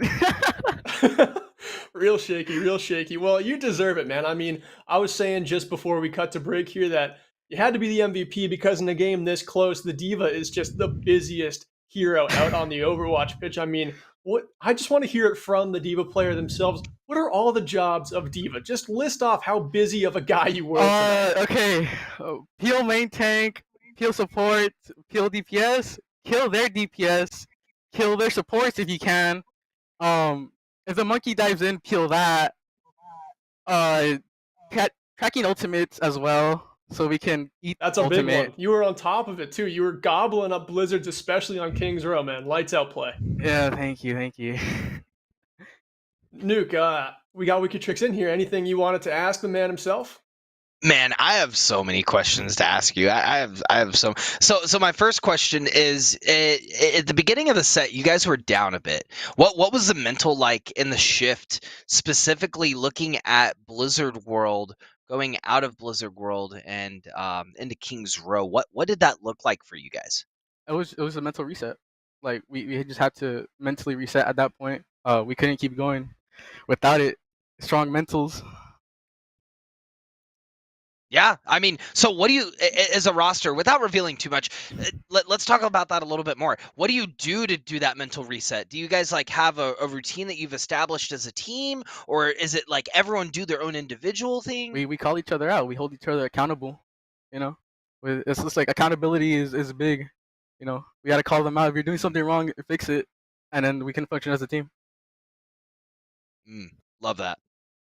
Yeah, I like that. Extreme ownership. That's what makes you better. Don't try to pass the buck. Just take responsibility and fix it the next time around. That's what you got to do, especially going into your next match, which we were just talking about, how you're going to be playing the Ottawa Braves in the semifinal. You're one of the only teams that took a map off of them in the regular season. You also had a draw against them. So even though it reads as a 3-1 scoreline, it was a sliver away from being a 3-2.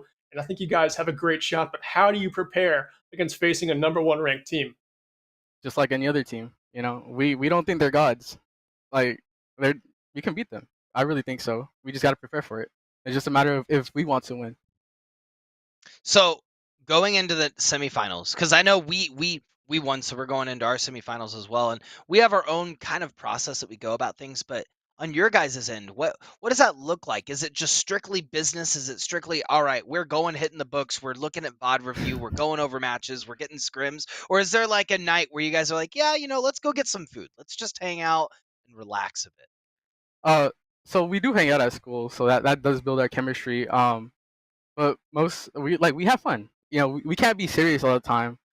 I think the best teams are ones that get along rather than it just be all business all the time. I couldn't agree more with you. I Yeah. think that when you have that level of, we do a thing called it's called workouts, but it's not really a workout. We go to our gym for about an hour and a half, and we do something fun with our whole program, not just our Overwatch team. We play kickball. I think today, because we do it every Thursday, so today we did spike ball. It's always something fun, just to get everyone out and moving, having a good time. So I'm glad to hear that you guys are doing the same, because it really does help with the mental. You see people as people rather than their position. Yeah, exactly. Like being able to see their face and stuff. It's just more respect among peers. Because like we know that they actually exist and they're not like a robot somewhere. Yeah.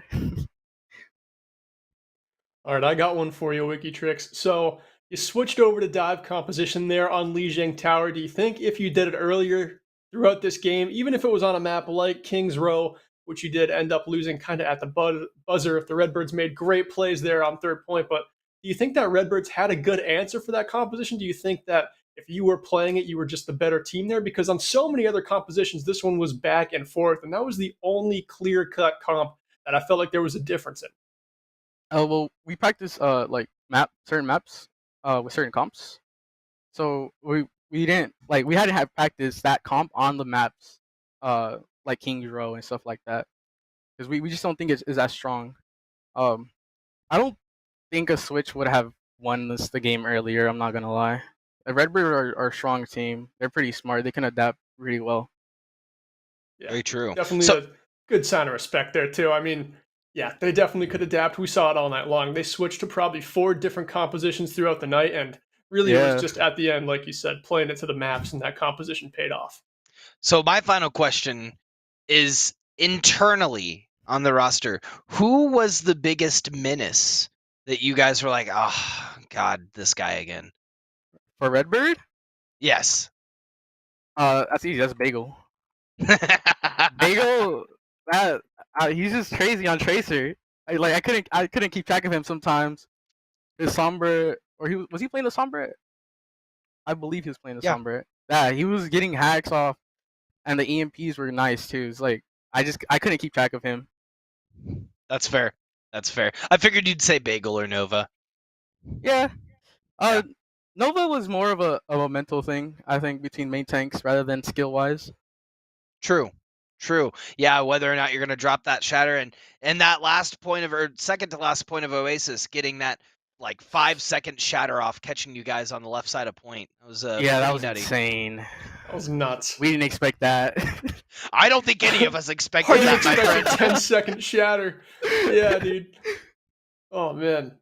But I Luke, think do that you that's have all that. anything? No, I think that that's all that I have, man. Wikitrix, you played out of your mind tonight, and I want you to keep that energy going into semifinals. You guys are playing peak Overwatch, and it was just an exciting, exhilarating set to cast.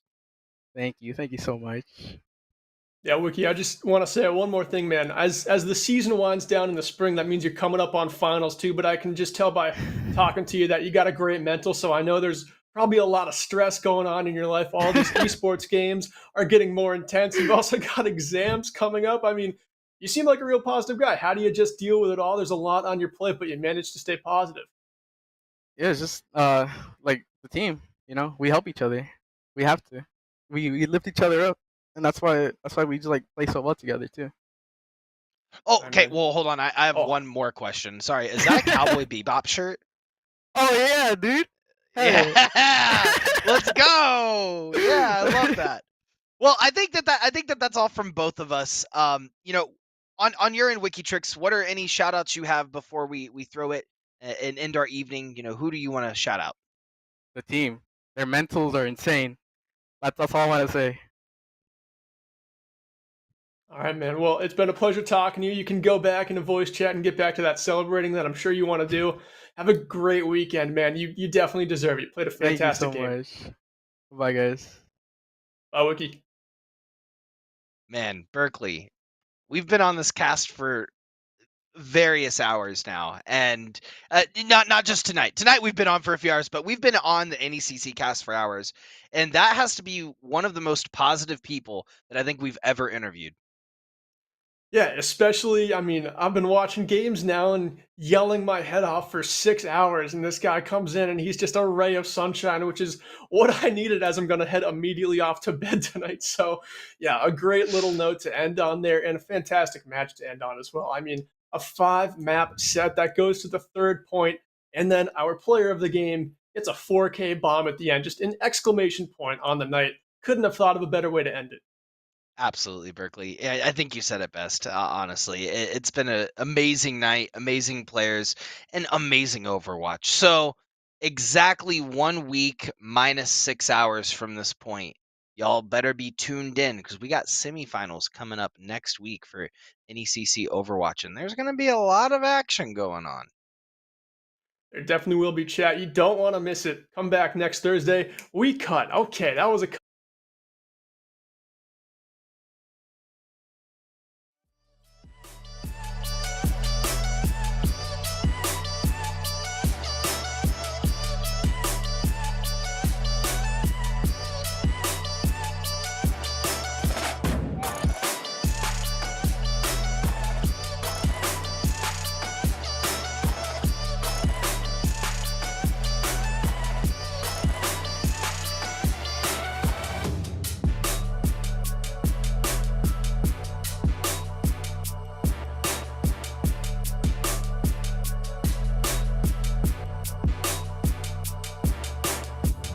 So complicated, don't mess it up. Feeling frustrated, it ain't enough to fix a love.